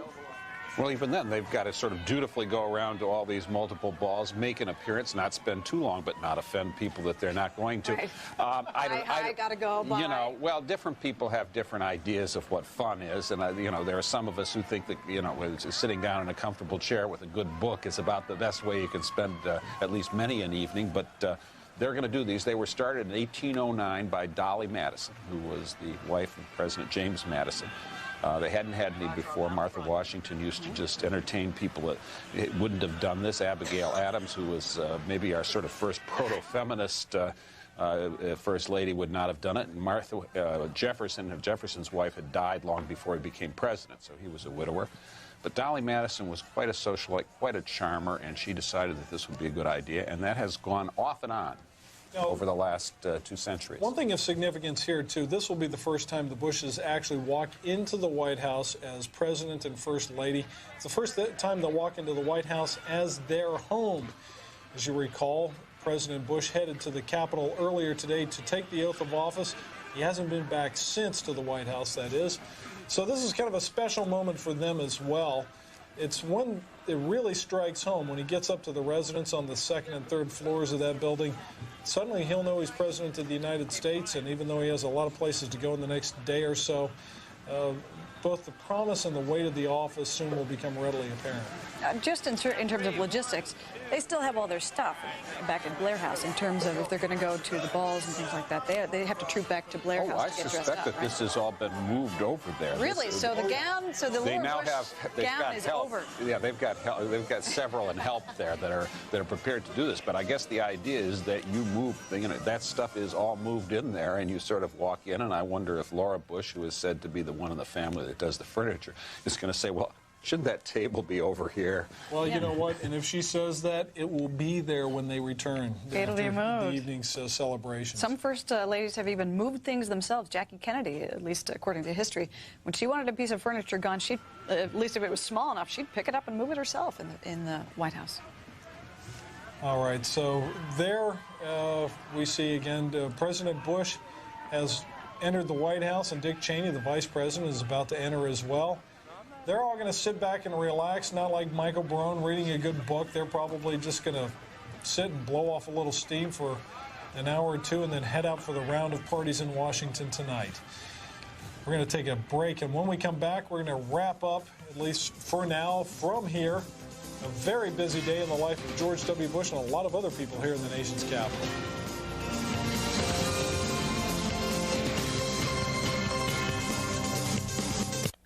You sit here, They sit there, you and them. Morningstar sits on your side, helping you invest smarter. Before you invest, investigate at Morningstar.com. You know, the American Cancer Society says eating fruits and vegetables like Florida orange juice may help reduce the risk of some cancers. So you are the man. And you are the sandwich. I'm glad we got that straight. 100% pure Florida orange juice. Squeeze more health into life. I would never tell anyone about your crush on the mailman. I'll never expose that incident with do-it-yourself wallpaper. I'll never tell anyone how you cry during nature programs. And holler out the answers at quiz shows. As long as you save me a spot in the middle of your newspaper. No relationship is like the one you have with your cat. No cat food is like Purina One brand. And it's made with real meat, no corners cut, and complete in every way. For the health and happiness of your cat. Purina One, how great relationships are fed. Is your internet service a joke? My internet service crashes so often. I had to buy a helmet. Get AT&T WorldNet service and get serious. AT&T WorldNet service sets the standard for reliability. My online service left me so poor, I got married just for the rice. If you call and order right now, you can get AT&T WorldNet service for only $4.95 a month. Hello! That's right, only $4.95 a month, including chat, navigation toolbar, and online support. My internet service reminds me of my husband. I stare at it for hours, hoping it will move. And AT&T WorldNet service is fast. It has the fastest log-on time and the highest speed connection among all comparable internet services. My internet service is so pricey, I had to take a second job. I'm a motivational speaker. Call 1-800-WorldNet and switch to fast, reliable AT&T WorldNet service for just $4.95 a month. Call now. Get serious. Get AT&T WorldNet service. Call 1-800-WorldNet now. I watch the ripples change the size, but never leave the stream. In today's net economy, companies are struggling to change, struggling with the complexities of e-business, with making intranets, extranets, and the internet work together across any platform around the world. Well, now it can all work together as one net.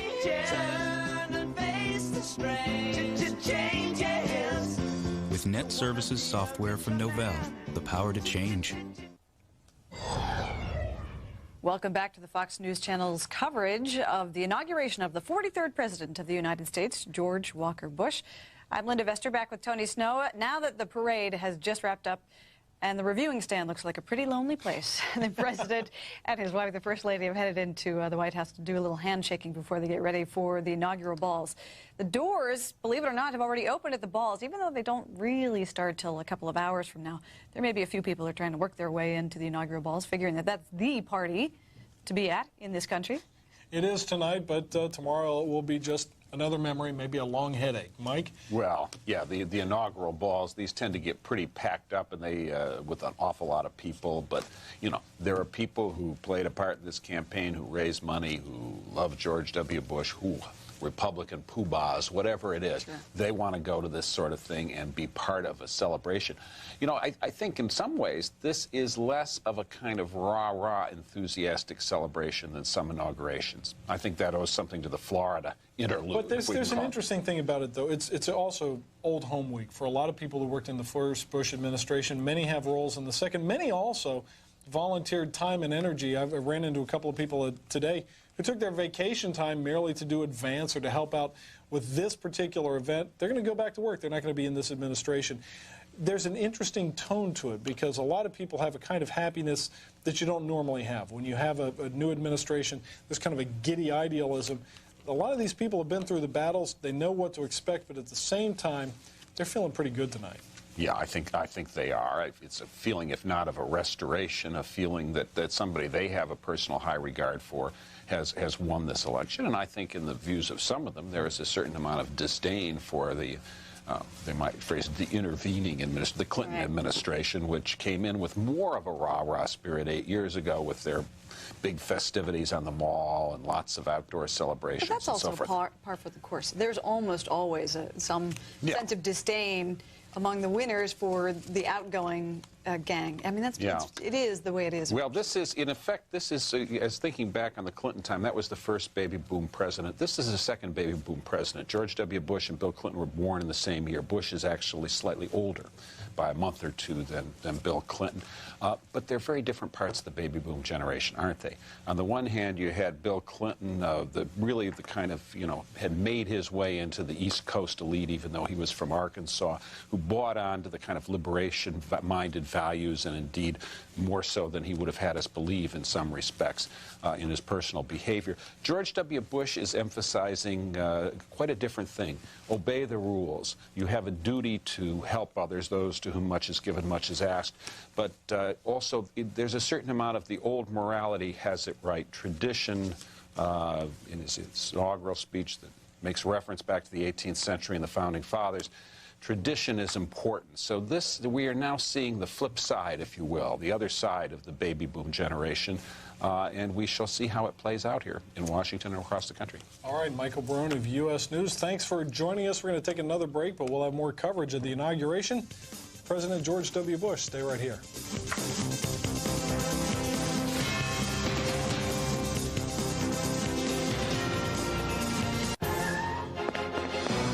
What's the problem, Lacey? We're running out of plastics for that cell phone contract. Okay, Miller, squeeze your suppliers. Costello, see if our Tokyo plant has any. Harmon, are you listening? No, sir.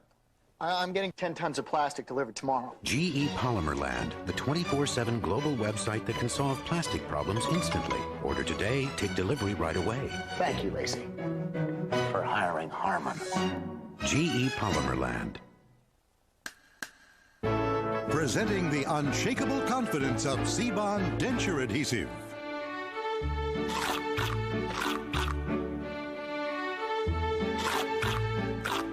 C-Bond denture adhesive has 100% more holding power than before, with 3 powerful adhesives in this comfort-thin seal.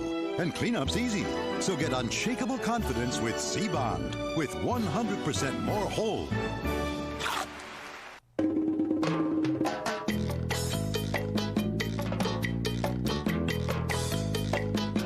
Now that you've bought your kid just about every I gotta have this or I'm gonna die thing under the sun, you may not think this is the right time to buy a computer. Think again. Now you can get a complete Dell system with an Intel Pentium 3 processor, speakers, and monitor for just $849. You'll also get 1 year of DellNet by MSN Internet Access, and you don't have to make any payments for 90 days. 90 days of blissful freedom. Of course, your system will be backed by Dell's award-winning service and support. To order a Dell Dimension system with an Intel Pentium 3 processor and not make any payments for 90 days, call Dell or go online. Just think, this may be the last I gotta have this or I'm gonna die thing you'll have to buy. Mom, I have nothing to wear. Or maybe not.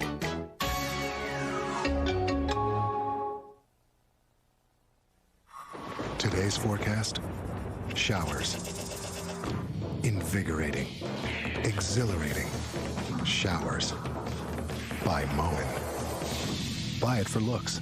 Buy it for life. Please raise your right hand and repeat after me. I, George Walker Bush, do solemnly swear. I, George Walker Bush, do solemnly swear. That I will faithfully execute